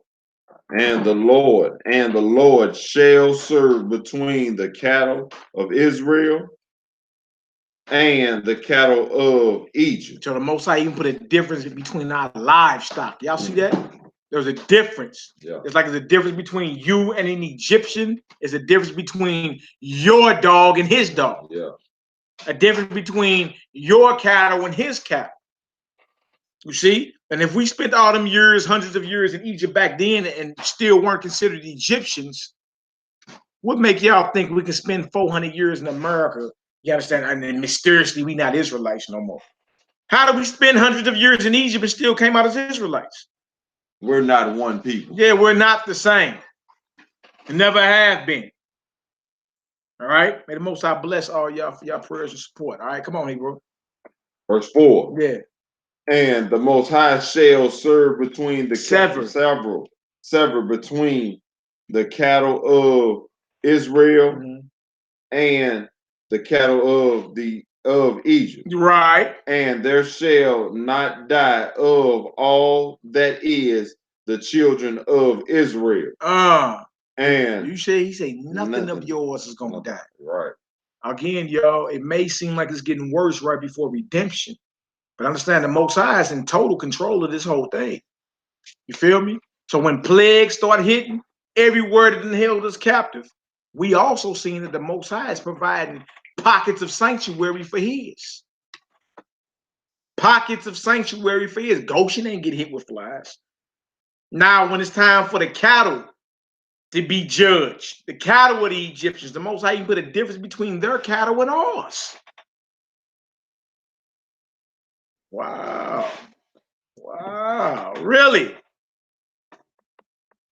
It paid to even be connected to an Israelite in that day, huh? It paid to even be connected. Our animals are under a different covenant than theirs. Go ahead, Op. Verse 5. And Yahweh appointed a set time, saying, tomorrow Yahweh shall do these things in the land. And Yahweh did that thing on the morrow. Right. And all the cattle of Egypt died, but the cattle of the children of Israel died not one. Y'all notice he keeps giving them 24 hours. He'll give them a countdown. You got to the mall to get out of town. You got 24 hours to get yourself together or else. Or else. I love how the Most High move, man. Yeah. I just love it. It's just like, you feel me? And then his payback is just so poetic, man. It's just like, I wouldn't have thought of that. Dang, that was cold. You know what I'm saying? This is how he paid back your enemies to your face, man. Yeah. You see, that's just so beautiful to me, man. So poetic. And he also, and again, he keeps saying, you got to the mall. You got to the mall. This time the mall. Go ahead, Hebrew. Verse 7. Yeah. And Pharaoh sent, and behold, there was not one of the cattle of the Israelites dead. Hallelujah. And the heart of Pharaoh's heart was hardened, and he did not let the people go. Yeah. And Yahweh said unto Moses and unto Aaron, take to you handfuls of ashes of the furnace, and let Moses sprinkle it toward the heavens in the sight of Pharaoh. So let's get you some ashes out the furnace, right? Sprinkle them up. You know how LeBron James and all them get the little pixie dust and they throw it up in the air before a basketball game? That's basically, they getting all this out the Bible. That's basically what Moses had to do in the sight of Pharaoh. All right, go ahead, Hebrew. And it shall become small dust in all the land of Egypt, and shall be a boil broken forth with blains upon men and upon beasts throughout all the land of Egypt. Now, the Most High made Moses go take some ashes out of the furnace and throw it up toward heaven, right? And that became a boil upon, man. You ever had a boil before? You know them deals ain't no joke, right? Let alone a whole body full of them. Breaking forth with blains upon man and upon beasts throughout all the land of Egypt. Come on, man. The water turning to blood ain't enough. Huh? Frogs coming out them same waters, that ain't enough. Huh? Oh, hold on, maybe the lice. The lice wasn't good enough, huh? What about the flies? The flies wasn't good enough. Hard hit. Proud. Then all your cattle get hit. That's that pride. Boy. Still not good enough, huh? Now where we at to where now men's physical health is starting to manifest now. Now you got balls all over you. Ooh-wee, boy, when the Most High opened up, he opened up, man. Big, and that's why for any of our enemies listening, the Most High power is not playing with nobody in this hour, man. Right? If you call yourself from some other nation or whatever, and you want to just, you know what, I want to get good and good graces with the God of Israel, your God, you better be willing to bless his people. You better be willing to bless his people. You understand? Because you ain't about to get away with, you know what I'm saying, living in the fancy amenities and luxuries of slave money. You dig? That your forefathers unjustly took up off ours. You better be willing to bless Jacob while you're here. You feel me? And bow your neck in submission to the true and living God and learn his true understanding from his people. Because this is what's coming to the entire earth, not just America. Israel is held captive all over. For all you heads of states, you understand? For all you world leaders, judgment is coming. Judgment is heard. All right, go ahead. Verse 10. Yeah. And they took ashes of the furnace and stood before Pharaoh. And Moses sprinkled it up toward the heaven, and it became a boil broken forth with blains upon man and upon beast. That boil breaking forth with blame. What is it? Blame? Pus or something? Oof. Look it up. Ooh, contagious balls. Go ahead. And the magicians could not stand before Moses because of the boils. Hallelujah. For the boils were upon the magicians and upon all the Egyptians. Man, that's so beautiful, man. Say these sorcerers, they realize again. You notice since the one trick they couldn't do, they've been shut down. Ever since then. Ever since they couldn't, was it the fly? It was the lice. It was the lice. Yeah, ever since they couldn't produce the lice, they've been shut down. They couldn't bring forth no flies. They couldn't do nothing else. All this was above their pay grade. And that shows you that the power of the dark side is beyond limit. Huh? They can't stand before Moses because of them balls. Go ahead, Verse 12. And Yahweh hardened the heart of Pharaoh, and he hearkened not unto them. And the Most High had spoken unto Moses. And the Most High said unto Moses, Rise up early in the morning and stand before Pharaoh and say unto him, Thus said Yahweh, power of the Hebrews, let my people go, let my people go, that they may serve me. That's right. For I will at this time send all my plagues upon thine heart and upon thine servants and upon thine people, that thou mayest know that there is none like me in all the earth. He's been saying this whole Torah portion, I am Yhwh. Right? So I will send at this time, send all my plagues upon your heart. That means that you're going to snap. Your heart is your mind. So he was going to hit him with the plague of the heart, right? Upon your servants and upon your people. That thou mayest know that there is none like me in all the earth. Now the Most High, like, look, I'm sending forth these plagues. Yeah, you boiled up. But now I'm about to make the hearts of men snap. Huh? But they say he lost control. Yeah. They tell you they guard your grill. Yeah. Most High say, they tell you in the book of Proverbs. Matter of fact, read that for me real quick. Proverbs 21:1. That's real quick. Show you the power you dealing with, man. You dealing with an almighty power that, you feel me? You can't beat them. You might as well join them. 21:1. Proverbs 21:1. This is a good one right here. Proverbs 21:1.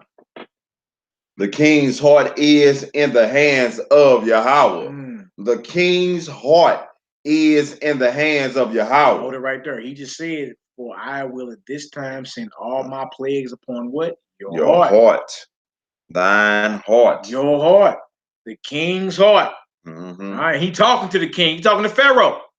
Right? The king's heart. Go ahead. Is in the hands of Yahweh. As the rivers of water. He turneth it whether he will. Yeah, your mind is your heart. Whethersoever he will. So you know what he said right there is that the king's heart is in the hand of the Most High. As rivers of water, he turneth wherever he desires. All right. So somebody asked, well, how do you know your mind is your heart? When you look up the Hebrew word for heart in Hebrew, it's H3820. It's the Hebrew word la'aba. La'aba. And one of the many definitions is that of the mind, your thinking faculty. Right. Also, in Matthew 15, the Messiah himself said, out of the heart proceedeth what? Evil thoughts. You don't think with your heart in your chest. You think with what's in your mind or in your head. You feel me? So that's how we know. Just based off of what the scriptures say about your heart is leading right to your mind. All right. The seat of intellect, passions, and desires. That's your mind. All right. Out of the heart proceedeth evil thoughts. What do you think with? Your mind. You feel me? So that's how we know. All right. H3820. Yep. Lab, inner man, mind, will, heart, understanding, part, miss. Excellent job, Tuvaya. Excellent job, Tuvaya. I'll read down to 3. Yeah, go ahead. Every way of man is right in his own eyes, but Yhwh pardon the hearts. Yeah. To do justice and judgment is more acceptable to Yah than sacrifice. Hallelujah. Hallelujah. My brother Yeshua Eliezer, all praise to the Most High. Out of the abundance of the heart, the mouth speaketh. That's another one, no doubt. When you read heart in the Bible, the other scriptures say, keep your heart with all diligence, for out of it proceedeth the issues of life. Right? When you read heart in the Bible, you're mainly talking about your mind. That's what you're talking about. Out of the heart proceedeth evil thoughts. And right on for the administrator Tuvaya for posting that definition. Feel me? All praise to the Most High. Praise due. Look at Matthew 15. Matthew 15, and you read verses 9, start around verse 19 and read on down to like 22, 21. You'll see it. Proverbs 4 and out of the issues of the heart, Proverbs 4 and 23. Keep your heart with all diligence, for out of it proceedeth the issues of life. That's Proverbs 4 and 23. No doubt. All praise, glory, and honor. In other words, guard your grill. That was Proverbs 21 and 1. The king's heart is in the hand of Yhwh, as the rivers of water. He turneth whithersoever he desire. And we seeing that happening with Pharaoh right now. The Most High turned Pharaoh's heart wherever he wanted to. So your will is not your own. Now the mind is inside the brain. The brain is the actual physical organ that sits inside your skull. But the mind, or the soul, the inner man, you feel me? Consciousness, what was breathed into your nostrils and you became a living soul. That right there comes from the deepest essence of Yhwh. Like he breathed into you from his deepest essence, from inside himself. You feel me? So now the brain and the mind are two separate things, even though they work together. How do we know? You can be brain dead. You feel me? When people die, don't their spirit leave and their soul leave, but they still have a brain inside their skull. Yeah, the thought. That's right. All praise to glory and honor. All praise to the Most High, y'all. We brothers in this walk, brothers and sisters. All right, go ahead, Hebrew. Let's get it. 15. Yeah. For now I will stretch out my hand, that I may smite thee and thy people with pestilence, and thou shalt be cut off from the earth. That's a major statement to make, to hear from the Most High. You finna be killed with pestilence, and you're gonna be cut off from the earth. Woo! Woo! Make sure you ain't going against the chosen of the Most High, man. Real talk. All right, go ahead. 16. And in very deed, for this cause have I raised thee up, for to show in thee my power, hallelujah, and that my name may be declared throughout all the earth. Y'all hear that? Most High say, this is why I raised you up, to drop you. Huh? Like he pumped Trump up and pump up all these world leaders. He ain't doing them but gassing them up. They say that in the streets. At least you gassed up. You on full. He just gassed you up to drop you.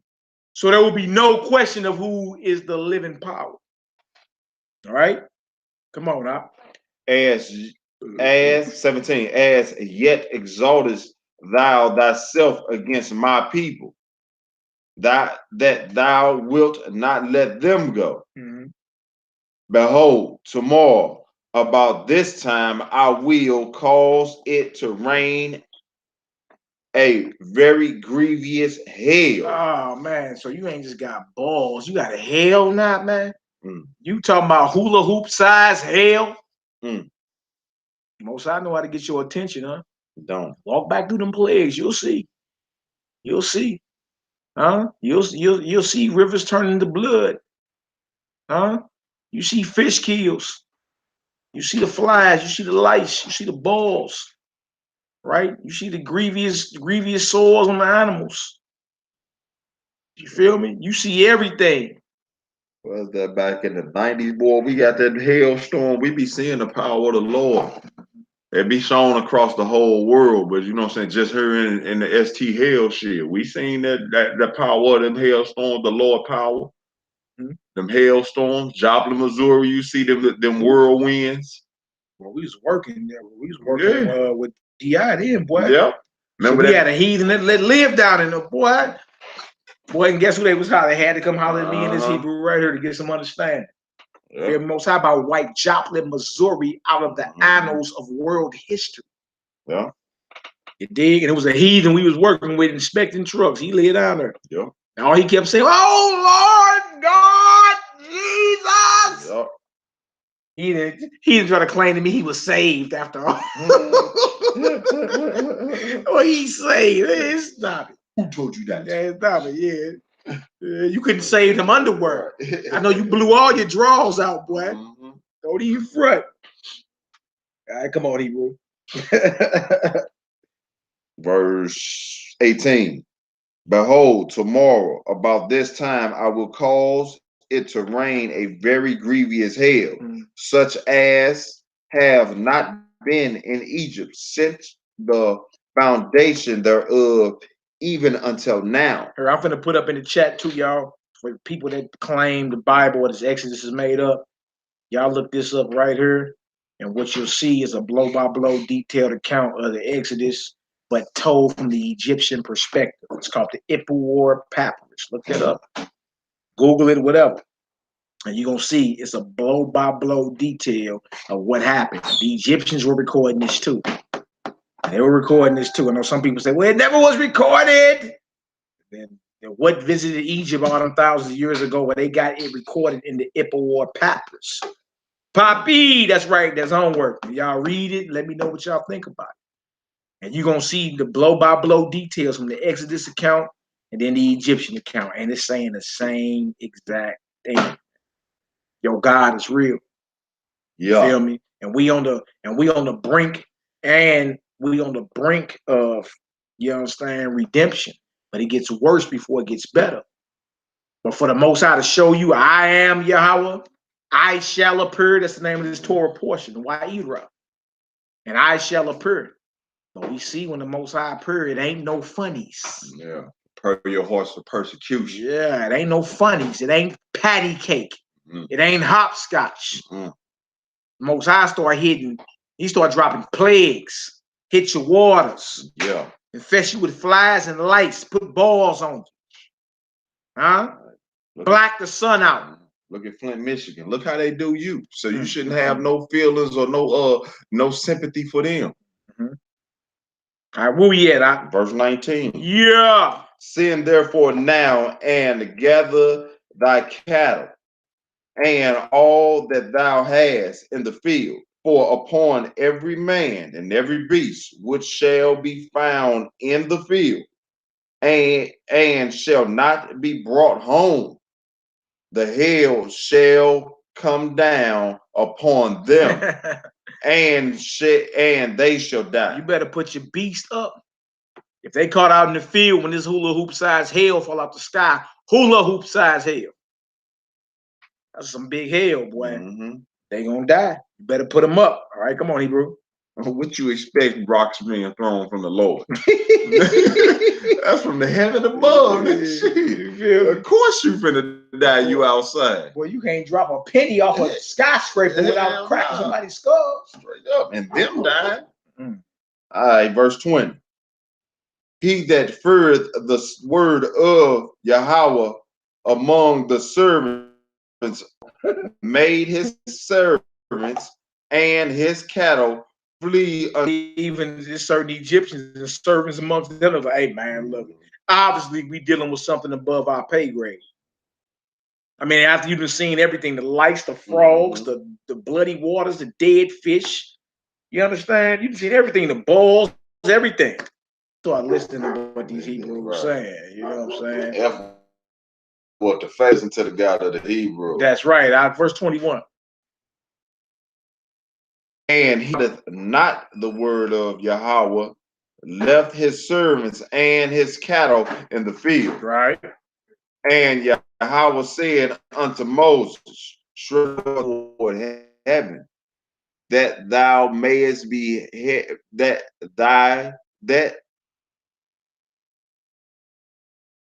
be in all the land upon man, upon beast, and upon every herb of the field. Ooh.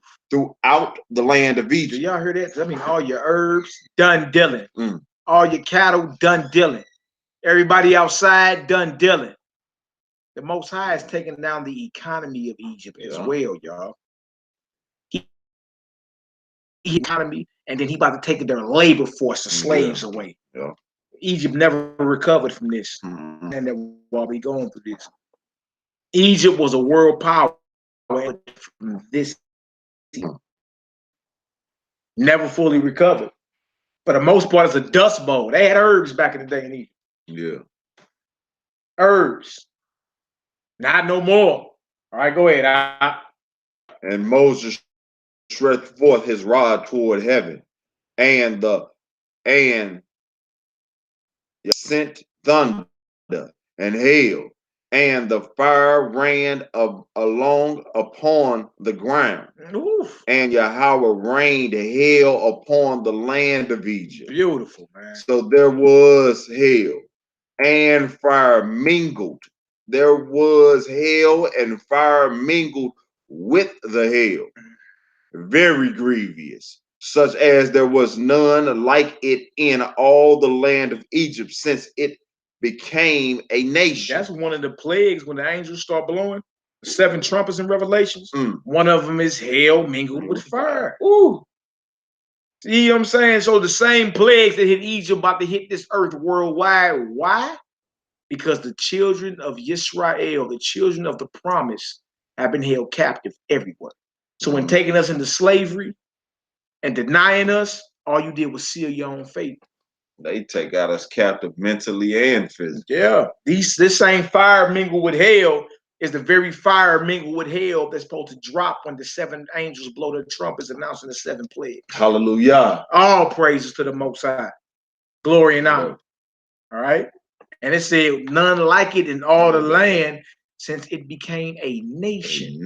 And again, y'all look up the Yhwh War Papyrus. You'll see it. They confess off their own lips. All right. Come on, Hebrew. 25. Yeah. And the hail smote throughout all the land of Egypt, all that was in the field, both man and beast. And the hail smote every herb of the field and broke every field. Right. Only in the land of Goshen, where the children of Israel was there no hail. See, so we always live separate amongst each other, and you'll see that what the Egyptians were being hit with, we was cool. The Lord kept a hedge around us. Yeah. And trip off this. Even though he keep a hedge around us in captivity, does not mean that that's the wilderness. Exactly. See, there have been people confusing the wilderness with captivity just because the Most High keep us safe in Goshen. Goshen is still in captivity, y'all. Goshen is still in captivity. Yeah, he'll keep us safe. Yeah, he'll keep us safe. But that's not the wilderness. He was showing his power so that way we can leave. Yeah. He was still saying leave at the end of the day. Still leave. Y'all go into the wilderness. Yeah.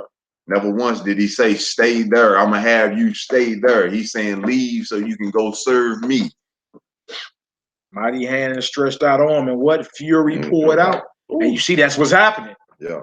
You see hula hoop size hail mingle with fire. Man, all bets is off at that point. Y'all know that. What we arguing about at that point? Right. Don't save the little Egyptian over there. What we arguing about even amongst ourselves at that point? Somebody go out there and get him in that. That ain't nothing to talk fire about. Mingled. All right, come on, Ock, let's get it. We're at 27. Pharaoh sent and called for Moses and Aaron again and said unto them, I have sinned this time. This time? And called for Moses and Aaron and said unto them, right, I have sinned this time. No, every time. What you mean? This time. What you mean this time? You been out of box. Right. Come on, boy, that hellfire gotta been checked, didn't it? What the hell mingled with Fire gotta been checked. Go ahead, Yhwh is righteous. Woo! And I and my people are wicked. This is coming out the mouth of the same man that said he didn't even know Yhwh. Who is that? Now he's confessing. He's confessed that your God is real. This is how you know that your oppressor has lost all the power over you. When he confesses that what? Your God is righteous, and that me and my people have been wicked. And you're seeing that in these last days. You're seeing Gentiles all on YouTube admitting that they and their people are wicked, and that the God of Israel is the true and living God. Yeah. You see? As we slow down and we read these Torah portions and we read the mindset of our people, we start pulling so many nuggets out of it, man. So many. To where we see this manifested in our day. Oh, wait. 28. Entreat the Most High, for it is enough that there be no more mighty thunderings and hail, and I will let you go, and ye shall stay no longer. Wow. And Moses said unto him, as soon as I am gone out of the city, I will spread abroad my hand unto Yhwh, and the thunder shall cease. Neither shall there be any more hail, that thou mayest know how that the earth is Yhwh's. But as for thee and thy servants, I know that ye will not yet fear Yhwh power, and the flax and the barley was smitten, for the barley was in the ear, and the flax was barley. How you pronounce that? The flax and the barley was smitten. For the barley was in the ear and the flax was bold. Both the wheat and the rye were not smitten, for they were not grown up. And Moses went out of the city of Pharaoh and spread abroad his hand unto Yhwh, and the thunders and the hail ceased, and the rain was not poured upon the earth. And when Pharaoh saw the rain and the hail and the thunder were ceased, he sinned yet more and hardened his heart and his servants, and the heart of Pharaoh was hardened. Neither would he let the children go, as the Most High had spoken by Moses. See that right there? All right, next, we're going to go to Isaiah. This is a few verses right here. I got to pull it up on the screen. So again, y'all, I am Yhwh, and the Most High. Yhwh is the Torah portion. It's Exodus 6, verse 2 through Exodus the 9th chapter, and it goes to I shall appear. And the Most High keep reaffirming to Moses, to Pharaoh, and even to the children of Israel, I am Yhwh. I am Yhwh. And what I promised to Abraham, Yitzchak, and Yaakov, what I promised to Abraham, Isaac, and Jacob, guess what? It's going to be fulfilled in your eyes. All right. So we're going to read Isaiah 28. We're going to read 24 through 29, and then we're going to read into 29. You feel me? Then we're going to close it down. Again, I am Yhwh. You dig? And when the Most High really reveals and starts showing himself, he shows himself through signs, wonders, and even plagues, man. You feel me? Miracles. He starts showing himself. Right? He also said, I done heard the groaning of Israel, man. And now it's time to what? To start delivering them. But notice that this deliverance wasn't over in 24 hours, man. From the time Moses got the hit and went back and did that, man, that was a long time. You feel me? So ask yourself, do you got the spiritual fortitude to have what's called long suffering? Yeah. That's a fruit of the spirit. to have long suffering, man. This war, get it out your mind. This war gonna be on today and over tomorrow. No. This war is going to be on, and you're gonna be proactive in this war. You feel me? Proactive, not sitting back waiting for something to happen. Why do I say that? Because the Messiah said, look, I'm sitting in the fire, you kindle it. You start the fire.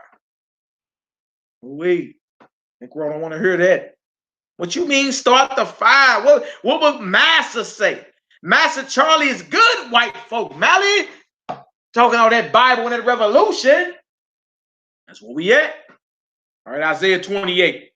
24 to 29, then we're going to read into chapter 29, and we about is, man. Let's get her done. Verse 24. Yeah. Doeth the plowman plow all the day to sow? Doeth he open and breaketh the cuds of his ground? When he hath made plain the face thereof, doeth he not cast abroad fetters and scatter the cumin, and cast in the principal wheat and the appointed barley and the rye in their place? This is going to the farmer or the husbandman. When he prepares his soil and he plants the Coleman and the seed, like, in other words, as soon as the soil is ready, he's working to make sure what the soil needs to receives it. He makes sure it goes into the ground. You feel me? He ain't playing around with it. So once the soil is prepared, he come in and do whatever he need to do to make sure that soil receives seed and whatever else it needs. So guess what? We can receive fruit.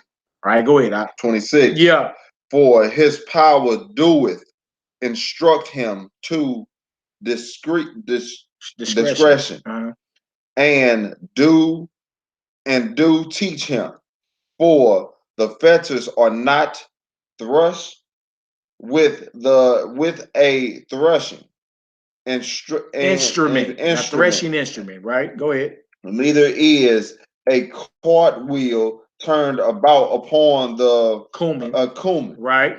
But the fetters are fetters are beaten out with a staff, and the Coleman with a rod. Bread corn is bruised, because he will not ever be thrusting it, nor break it with the wheel of his cart, nor bruise it with his horsemen. This also cometh forth from the Most High of hosts, which is wonderful in counsel and excellent in working. Excellent in working. 29 and 1. 29 and 1. It's going to how the ground is prepared and prepped to receive seed. You feel me? And certain discretion that the plowman or the actual husbandman has, to making sure that fruit is produced, that fruit is brought forth. But even that situation, just like redemption, that is not something that happens overnight. You got to prep the ground, right? You got to make sure the soil is fertile.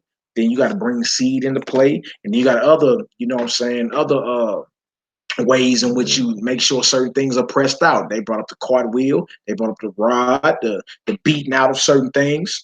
You feel me? That's showing you that the process it takes just so you can eat is not something that happens today and over tomorrow.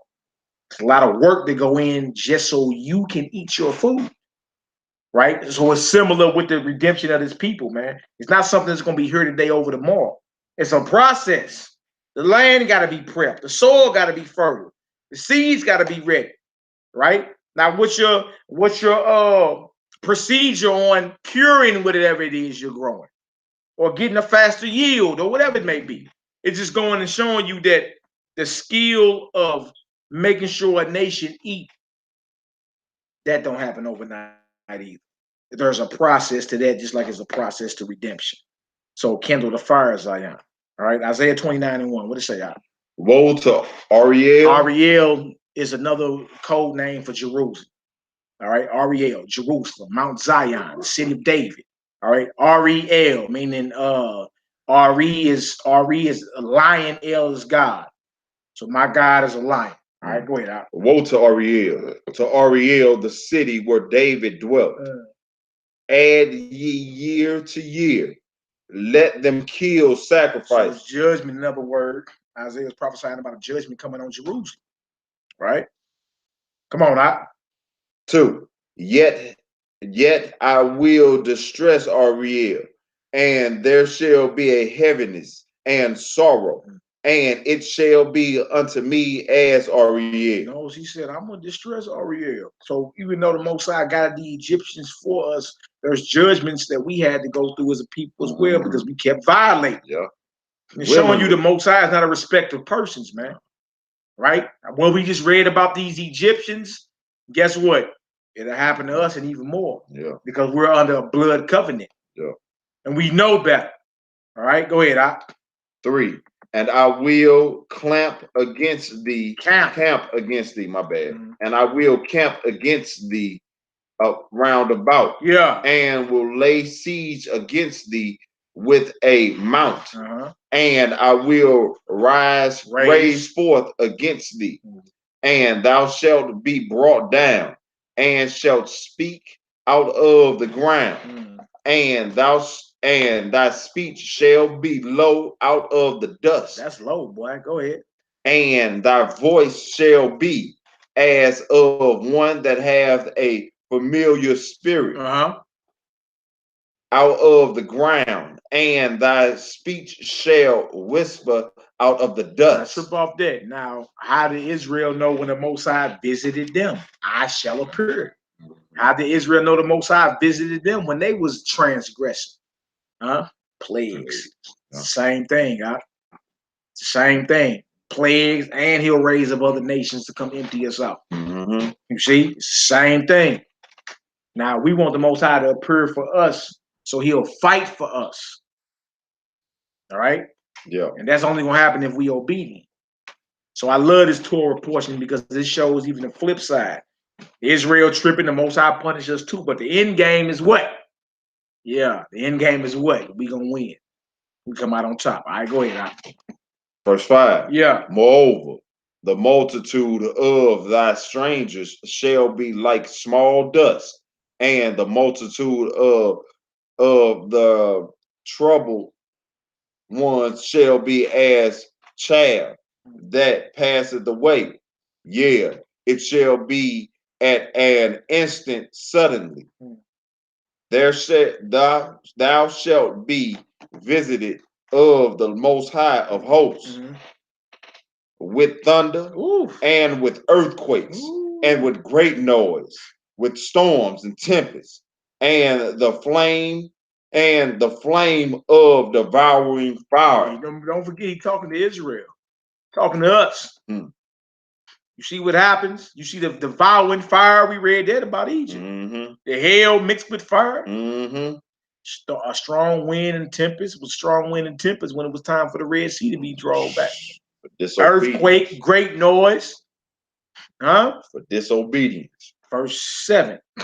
And the multitude of all the nations that fought against Ariel, even all that fight against her, are and her munition, and that distress her shall be as a dream of a night vision. Did y'all hear that? That's the end game of those that come up against us. Even though we must be punished and go through what we go through, boy, everybody that come against us and fight against us, it shall be as a dream in a night vision, man. And you woke up like, dang, boy, that wasn't even real. It couldn't have been. In other words, we're dreaming right now, right? Go ahead, It shall even be as when a hungry man dreameth, and behold, he eateth, but he awaketh, and his soul is empty. Y'all hear that? He like, boy, that's like a what? What'd he say? It shall be when a hungry man dreameth. And boy, we ain't good in your sleep, right? And you wake up, and guess what happened? You wake up, and you ain't ate nothing. Your soul empty. That's what it's going to be like everybody that came and fought against Zion. It's just like the Egyptians. Yeah.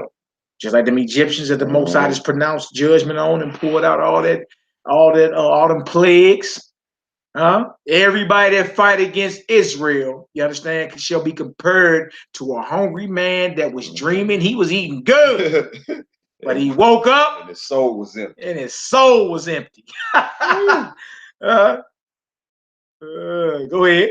Or as when a thirsty man dreameth, and behold, he drinketh, but he awaketh, and behold, he is faint, and his soul was appetite. And his soul has appetite. My bad. You're hungry, right? Go ahead.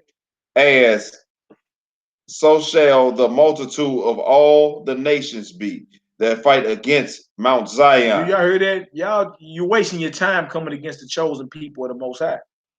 Wasting your time, right? At the best, you dreaming, and you're gonna be like a hungry man that wake up that didn't eat, or a thirsty man that dreamed about drinking all the plush waters of the alkaline waters of the world, and you're still thirsty. Mouth tastes like sandpaper when you wake up. You understand? Everybody that come against the Most High is chosen, and that's against the Most High's plan. At the best, you dreaming. Eventually, you got to wake up and face what? Reality. Verse 9. Stay yourselves and wonder. Come on. Cry ye out and cry. They are drunken, but not with wine. He said, sit still and just trip off everything. Peep everything. How is everybody drunk, but they ain't drinking wine? Go ahead. They stagger, but not with strong drink. So this must be a spiritual drunkenness then. If it ain't physical drink, they got them staggering and drunk, then what is it? It's a spiritual drunkenness. It has everything to do with what you've been taught. And again, watch the Jedi mind tricks, man. Some of it sound good. Some of it's even funny. But do it and make it righteous. Just because it sound good, Israel, and you even get a laugh out of it, it don't make it righteous, man. All right? Come on now. Verse 10. Yeah. For Yhwh have poured out upon you the spirit of deep sleep. Deep sleep. Come on. And have closed your eyes. The prophets and your rulers. The seers have he covered. So it's the Most High that poured out this spirit of deep sleep. It ain't the devil. The Most High. From years and years of constant rebellion. Tell you in Thessalonians, 2 Thessalonians, the 2nd chapter, the Most High gonna send forth for what? A strong delusion. That you may be damned to believe a lie. Ooh. Wow, man. The Bible ain't nothing to play with. All right, go ahead. 11. And the vision of all is become unto you as the words of as a book that is sealed, which man delivered to one that is learned, saying, read this, I pray thee.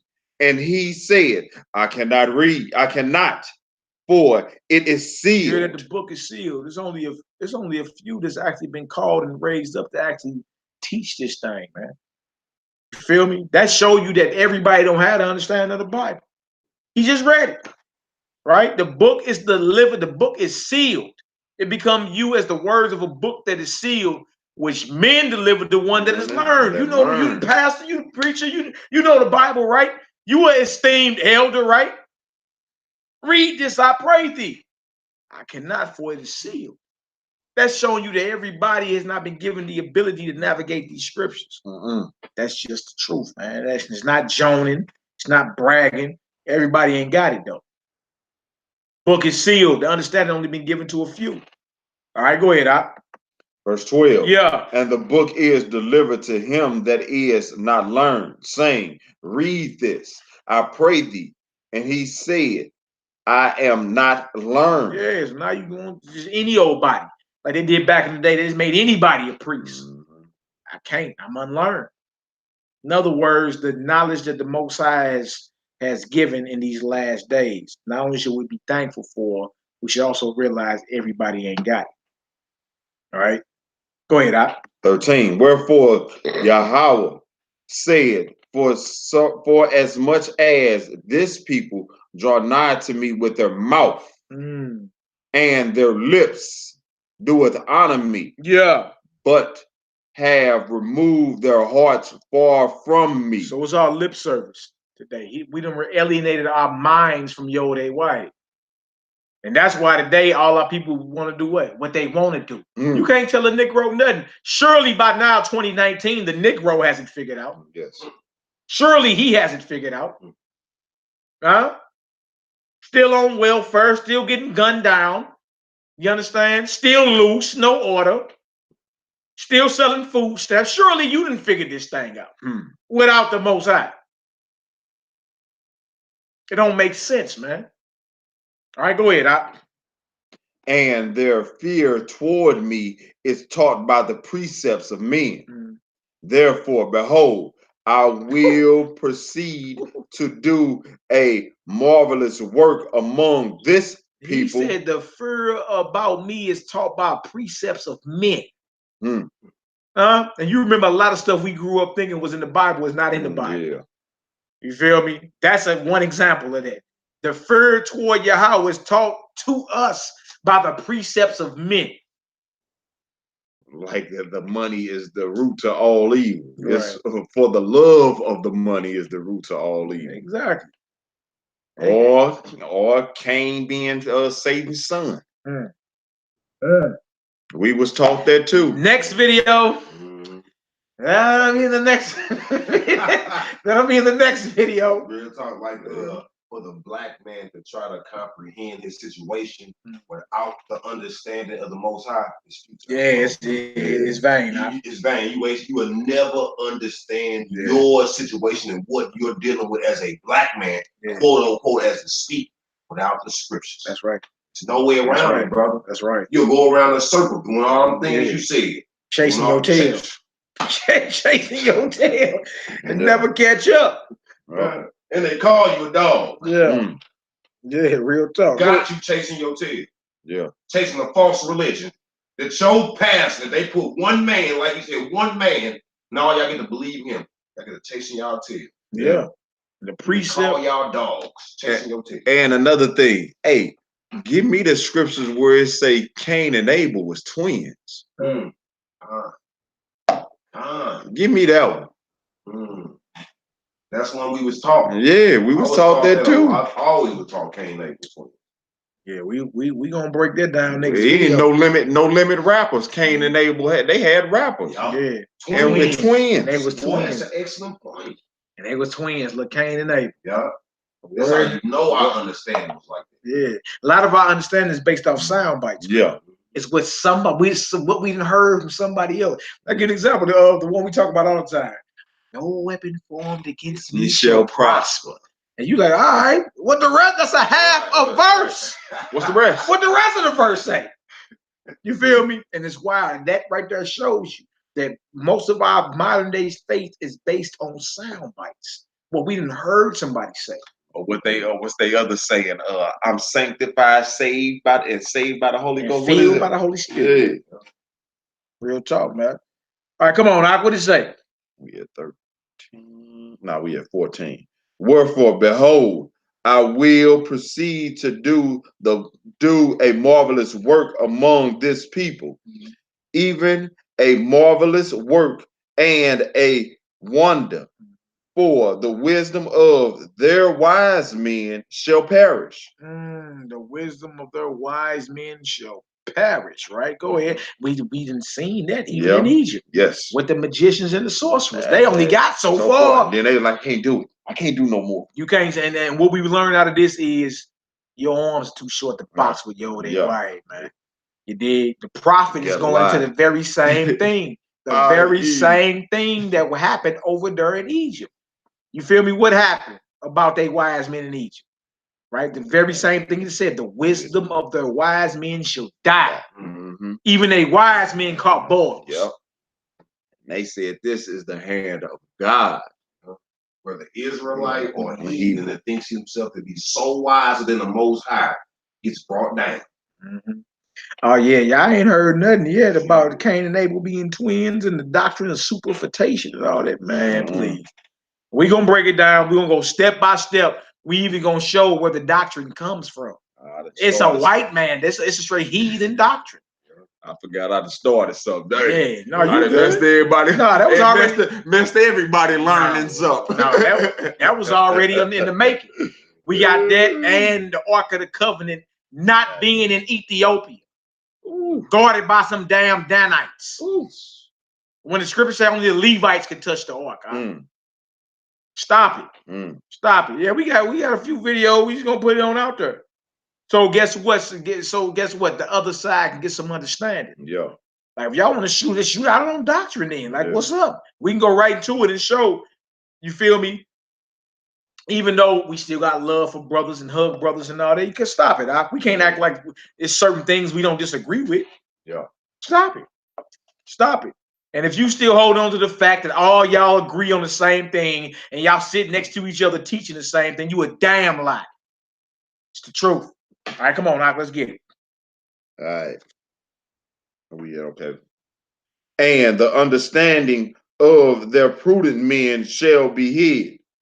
Woe unto them that seek deep to hide their counsel from Yahweh, and their works are in the dark.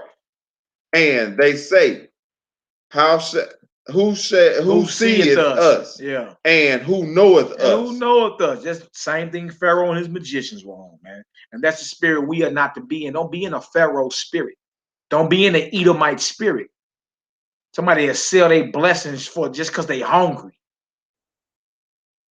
You feel when we talking about the kingdom of heaven, eternal blessings, real thing this. Real thing this, man. Or the Pharisees. Yeah. Them too. Let the curse be upon us and our children. And our children. You sold out our blessing. Because you can continue to roll this little thing you got going up under some Roman government. You sell out the Messiah for that. Boy, yeah, y'all sold us up the river for some chicken scratch. You say for that is nothing. There is no God. There is nothing. Our only king is Caesar. You hear a lot of Negroes in that spirit today. My only king is Caesar. Same way like then when the Messiah was walking around, bro. Bootlicking niggas. Oh, they claim the Messiah, but you're really up under this government. Yeah. You're up under this systematic religion.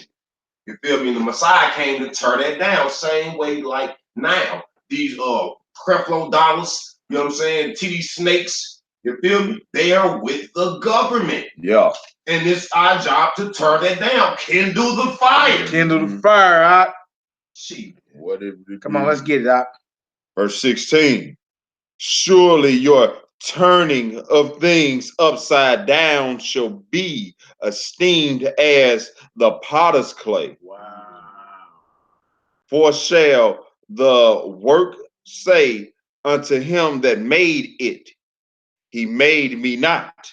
Or shall the thing framed say to him that framed it, he had no understanding? He said that the turning of upside down, the things you turn upside down shall be esteemed as the potter's clay. We read earlier about the potter's clay. Out of the same lump, you can make a vessel of honor or a vessel of dishonor. Out of the same lump, you can make a china plate or you can make a toilet bowl in your bathroom. You're turning the things upside down. You setting aside the law of the Almighty to appease your own little self. That shall be esteemed as the potter's clay, man. Because just if you ever then did anything with pottery, say you mess up, right? Man, you scrap the whole lump, you dig, roll it back up, throw a little water on it, and then start forming something else. And it's all based off your understanding. If you don't like how thin it is, if you say it's too short, it's ugly, it's all on you. It's all on the potter to do what he want with the clay. That's us to the Most High. You ain't nothing but clay, Jack. Boy. That's all you is clay. And if the Most High decide to cash your chips in and make something else, he got every right to do so. Snatch that spirit right up out you. You ain't nothing but clay. Come on, Hebrew. 17. Verse 17. Yeah. It is not yet a very little while, and Lebanon shall be turned into a fruitful field. And the fruitful field shall be esteemed as a forest. Right, come on.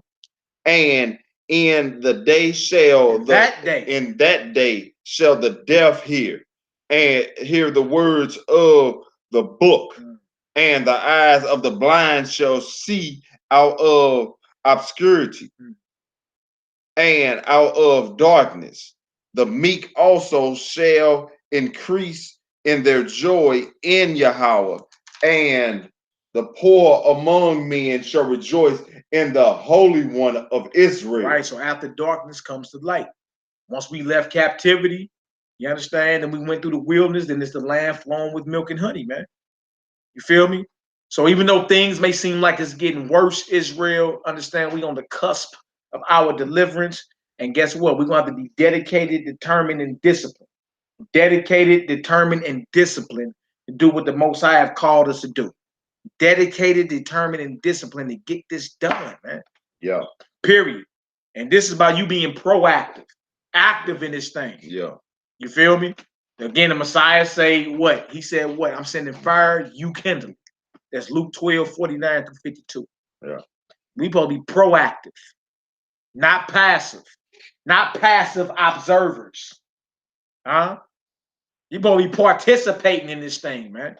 If you call yourself an Israelite and all you do is go to class on the Sabbath, and open up your Bible on the Sabbath, you're not no Israelite. You're not, put it this way, you're not no Israelite the Most High looking for. You may be an Israelite in blood, but you're not, he looking for soldiers. Say you ain't no dedicated Hebrew. Yeah, he looking for those that have dedicated their lives to this. Yeah. You're like stubble, built for the fire. God. All right, come on now. Verse 20. Yeah. For the trouble one is brought for the terrible one, my bad. For the terrible one is brought to naught, and the sorcerer is consumed, and all that watcheth for iniquity is cut off, or cut off, that make a man an offender for a word, and lay a snare for him that reproveth in the gate, and turn aside the just for a thing of naught. No, we're talking about the terrible one is brought to naught, the scorn is consumed. That's the very thing that happened in Egypt to Pharaoh and all those that followed him. It's the very same thing. And anybody that's coming in that spirit right there ain't got nothing coming. Right? Donald Trump is drunk with the power and spirit of Pharaoh. Vladimir Putin is drunk with the spirit and power of Pharaoh. All these so-called world powers. And you didn't heard it. If you ain't heard it, you better let the children of the Most High go that they may serve their power, man. Or the plagues will continue. The plagues will continue. And we're going to sit back and praise the Almighty because we know the plagues is high. He shall appear. That's the name of this Torah portion. Yhwh. Huh? And I shall appear. And how does he appear? In signs and wonders. Feel me? In plagues and fury poured out and strong and mighty arm. That's how he reveals himself. That's how he appears and manifests. But so people ain't in fear right now. Yeah. So when you check in the news and you seen all type of things happening worldwide, I understand it's the Most High revealing himself. Yeah. You feel me? And we ought to be being more and more obedient as the time comes, man.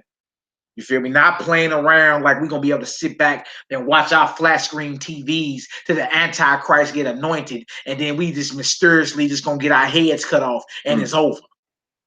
Straight up. Or we waiting mysteriously for a 7-year peace pact to be signed. And the Negro ain't gave us not damn second witness for it. Nah. Again, another doctrine of some heathens. There's a lot of things that you thought was in the Bible ain't in the Bible, even though you came out of Christianity and you call yourself a Hebrew. A lot of things that's being taught that's still not in the Bible. We waiting on a 7-year peace pact, really. What scripture is that? What scriptures is that?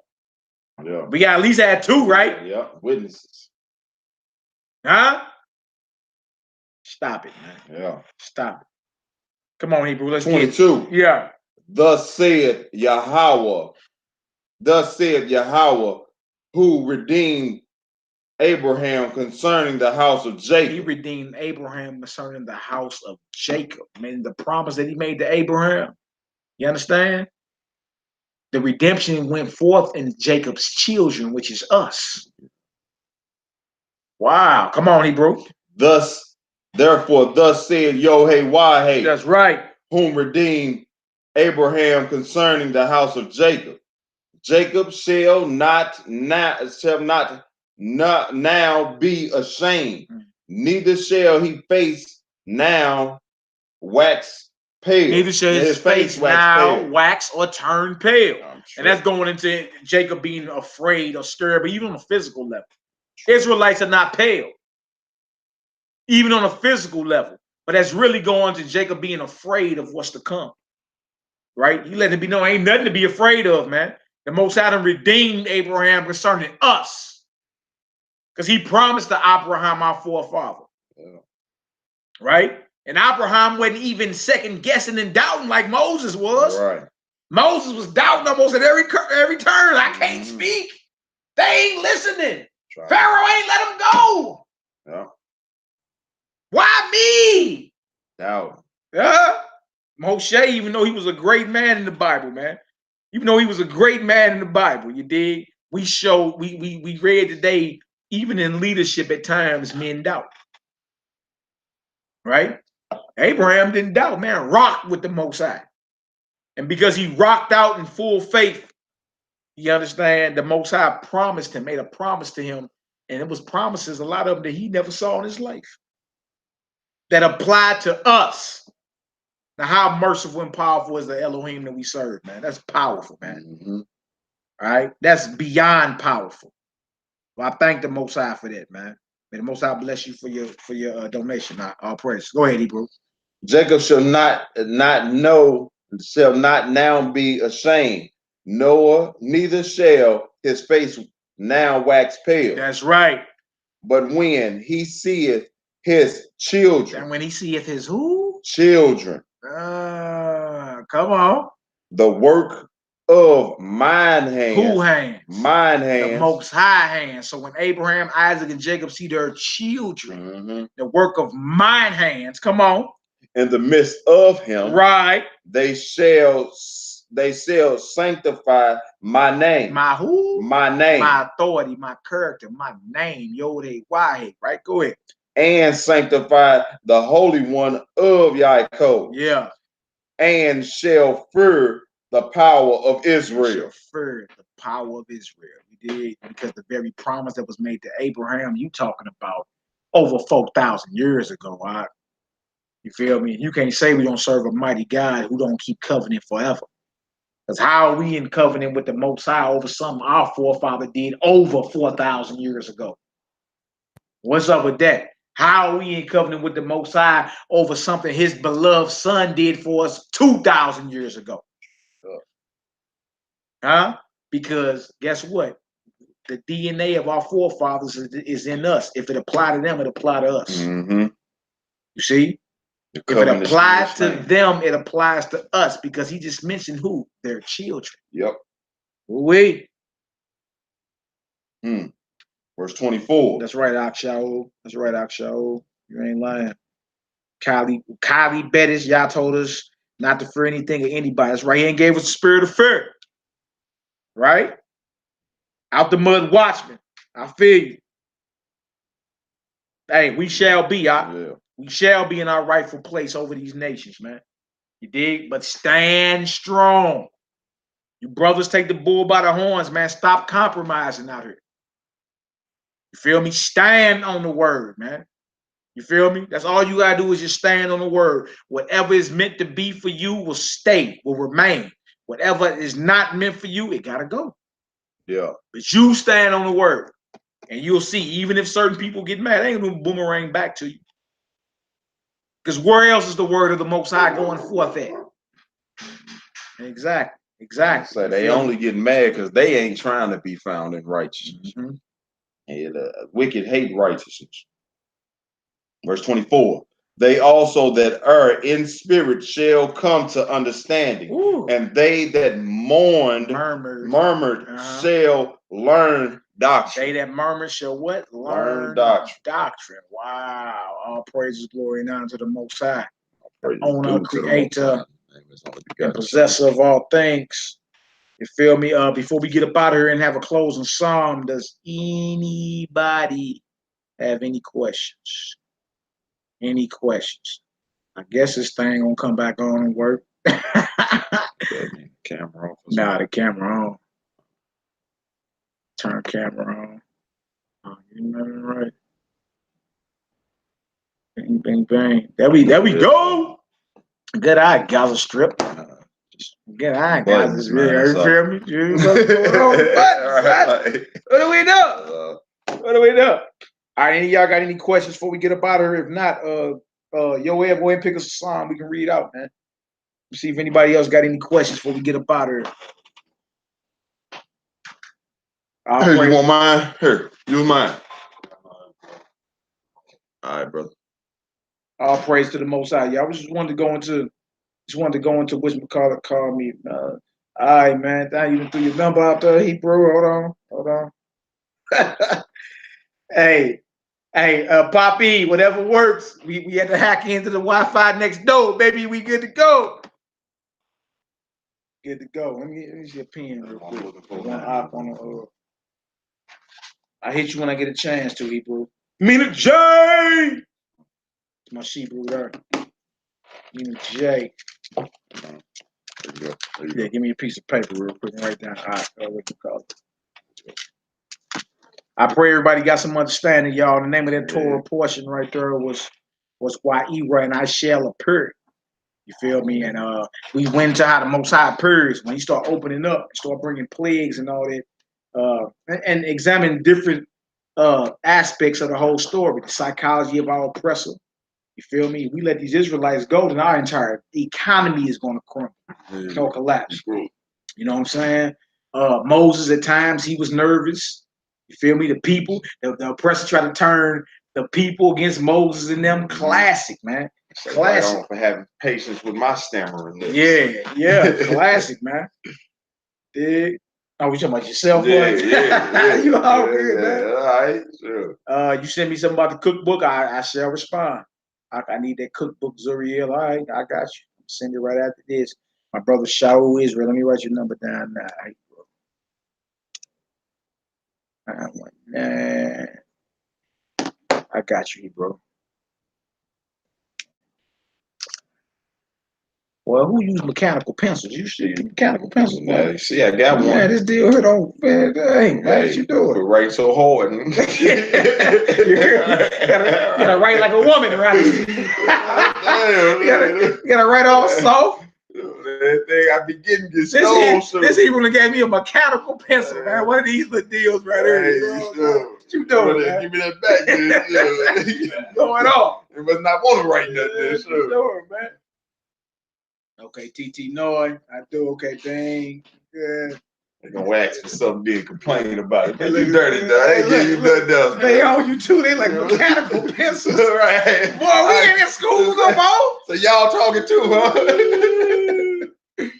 Yeah, can't press too hard. He want me to write like a woman, you know, all passive. Hey, say write like a woman. Hey. Nice cursive letters. All I'm saying, hey, wait till you can get what you're writing down. What doing?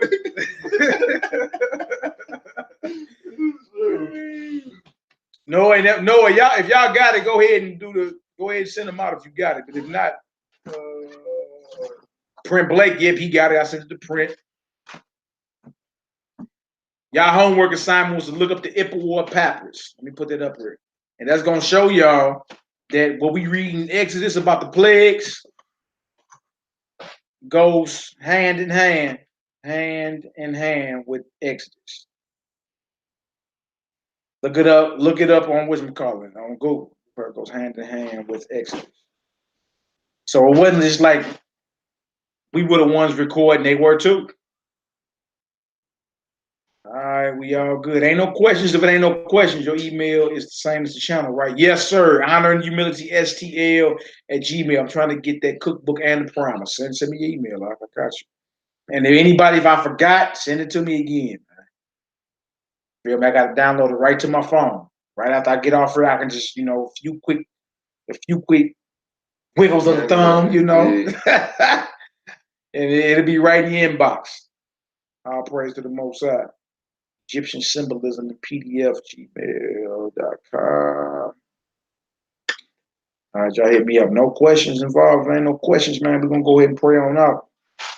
All right. What psalm we get praying on out with? Psalm 24. All right, y'all. Psalm 24. Y'all get up. Y'all face Jerusalem. You dig? Let's pray out to the Most High, the owner, creator, and possessor of all things. Yahweh. Yahweh. All praises to our God, the Elohim. For he is worthy to be served. The glorious war. Psalms 24. With the Most High Yahweh's permission. God. The earth is the Lord Yahweh's, and the fullness thereof, the world, and they that dwell therein. For he hath founded it upon the seas, and established it upon the floods. Who shall ascend into the hill of the Lord Yahweh? Or who shall stand in his holy place? He has clean hands. He that has clean hands and a pure heart. Who has not lifted up his soul unto vanity, nor sworn deceitfully. He shall receive the blessing from the Lord Yhwh. That's right. And righteousness from the God of his salvation. This is the generation of them that seek him, that seek the face of Jacob. Selah. Lift up your heads, O ye gates, and be ye lifted up, ye everlasting gates, ye everlasting doors. And the King of the glory shall come in. Who is the King of glory? The Lord Yhwh, strong and mighty. And the Lord Yhwh, mighty in battle. Lift up your heads, O ye gates, even lift them up, ye everlasting doors. And the King of glory shall come in. Who is the King of glory? Who is the King of glory? The Lord of hosts. He is the King of glory. Selah. Hallelujah. Selah. Yahweh. All praise, glory, and honor. Who is the King of glory? Right. Who is the King of glory? Yeah. Ain't nothing wrong with the Hebrews. What you mean? Melody Foster, y'all all good with me. Y'all know I got mad love for my Hebrew sisters. I know I don't mess with heathens. Yeah. Couple times, give me together for a minute. Yaquim Maccabee, send that to me, Hebrew. The Targums of Onkelos. Shield my sword. All praise and glory down to the Most High, man. Shield my sword. Shield your sword. Yahweh, all praises. Boy, what you say, boy? Sheath. You had it unsheathed. You gonna put it back in the sheath. Oh, boy. Wow, geez, you got any last words, man? Oh, man, all praise to the Most High in his name and his only begotten Son, and stay in repentance. That's right, that's right. Any of y'all brothers got last words before we sign off, man? What's good? What's good? Any last words, Yoel, Bon Yehuda? I say, man, live hard, die hard, man. You gotta live for your God, man. I like that. I like that. Azariah, Radio Raheem, any last words, my brother? Oh, man. Worship the Most High. In honor of Christ, keep the commandments. Yahweh. Yahweh. We're going to tell you, keep the commandments, die trying. Right. You know, man, as these hours, we in the last days, we in the last hours. So as these hours tick down, you know, challenge yourself to be righteous, man. Feel me? Some of us gonna need to like take a radical step in changing and transforming our mind. Period. There's no other way. You understand? So may the Most High bless all y'all. Thank y'all for y'all prayers and y'all support. Yakanai, you got any last words you want to say? Keep the commandments of God trying. Keep the commandments of God trying. Brotherhood and the STL is still moving forward. Full guns blazing. Y'all know how it is. It's all praise to the Almighty, man. And again, we want to thank the Most High for allowing us to come together once again on this holy Shabbat, which is a weekly feast day, and break bread with our family. Y'all willing, we back up tomorrow, the day after. We gotta get War Ready Wednesdays back popping, see if a few brothers want to defend their doctrines. You know, and we working, man. You understand? We working toward brothers starting at least to sit down, even if they got differences. It's time to sit down and rap about your differences. That's where we at with it. You feel me? I'm pretty set in what I believe. I really ain't got no, you feel me? Like ain't no sway. I ain't heard too much I mean, like, oh, really? You dig? But I would love to sit down and chop it up with brothers. And, you know what I'm saying?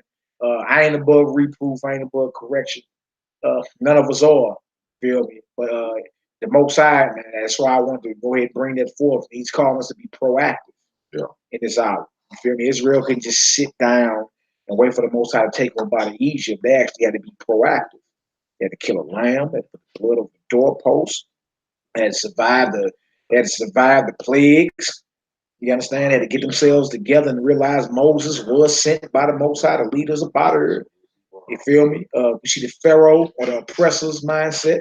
The mindset of the oppressor was, look, pit them against each other. Yeah. You feel me? This little revolution will fizzle out before the cock crow. And we see him, by him increasing work on an unjust scale, you feel me, made them, the regular laborers, mad at Moses whom the Most High sent. Yep. Feel me? And they was calling for Moses' head behind it. So we see the psychology of leaders. At time Moses doubted. You feel me? But the beautiful thing about when I was reading this, I tripped off how Pharaoh made that boast in chapter 5. I don't know who your God is. And by the time we got done, he was asking Moses, pray to Yhwh, pray to Yhwh for me. Pray to your God for me. We've been wicked. Huh? Running your mouth, boy. You feel me? You had to swallow them words. With that being said, all praise and glory now to the Most High, the owner, creator, and possessor of all things, man. I love all y'all indeed and in truth. Go ahead and email me. I'll send it on over. You feel me? Y'all willing, we be in the city near you sooner than later. And for all my sisters online, y'all better know how to cook. You know what I'm saying? All these brews, we ain't going to no fast food. Y'all better know how to cook, baby. We coming. You dig? We want food. Like a kid, You know what I'm saying? Hey, y'all gonna have a mutiny on your hands. Y'all can't cook. Get us all the way out to Cali, Melody Foster. You can't cook. It's gonna be a problem. What? Fast food. I tell you what your food tastes like. Poppy, I don't be playing. Miss Sonia. Poppy don't have us come all the way out to DC and you ain't cooking. Talking about we going to a restaurant or something. No. No, we finna make the sisters even get together and start cooking. Yeah. We can put the fast foods out of business. Yep. Huh? Y'all know what it is.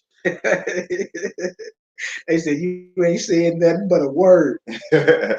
My sister Noy, this Hebrew rib, she can cook. Yeah. You all good over here, Noy. We good, woman. We ain't talking about you. Yeah, Yakeem Max said we know we good, man. We're gonna get some. It's oxtails is still lawful, Yakeem. So we get some oxtails and stuff. Whatever. Look at Poppy from scratch. Love it on it. Yeah, the fast food poison anyway. Leg of lamb and wine gravy. Yes. Yes. Leg of lamb and wine gravy. Wine gravy, baby. That sounds fire too. Okay, Yakeem Mac, beef stew, quail and oxtail. I want the quail, bro. I ate quail. Me and Around here Obadiah, to stay here in the STL, man. He actually we had some fried quail, man. Probably like last year or something like that.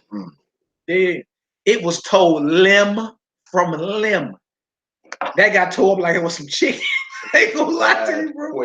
So that quail was good, man. I never had no quail. That quail was off the chain. And it's more meaty. It got more meat on it than chicken. You better off eating quail. For those that saying, you want to put the chicken down because it is some, there's some evidence out there, man. It's what it is. Bring your empty belly. I bet. Mina J, I know you can cook the way I be calling your name out. What's up? I know you can cook, Mina J. What's good? No. So she sound like she can shoot. Huh? All right, I got you. Yeah, I got your email, Hebrew. All right, y'all, we finna get on about here. I think the brothers gonna watch the From Hebrews to Negroes. They rented it last night. Probably watch a few of this real quick, and you know, just drink a little wine and just end it with the family for the night. So most happy with us all. Stay in the spirit. Stay in the spirit, baby. Yo. Yo.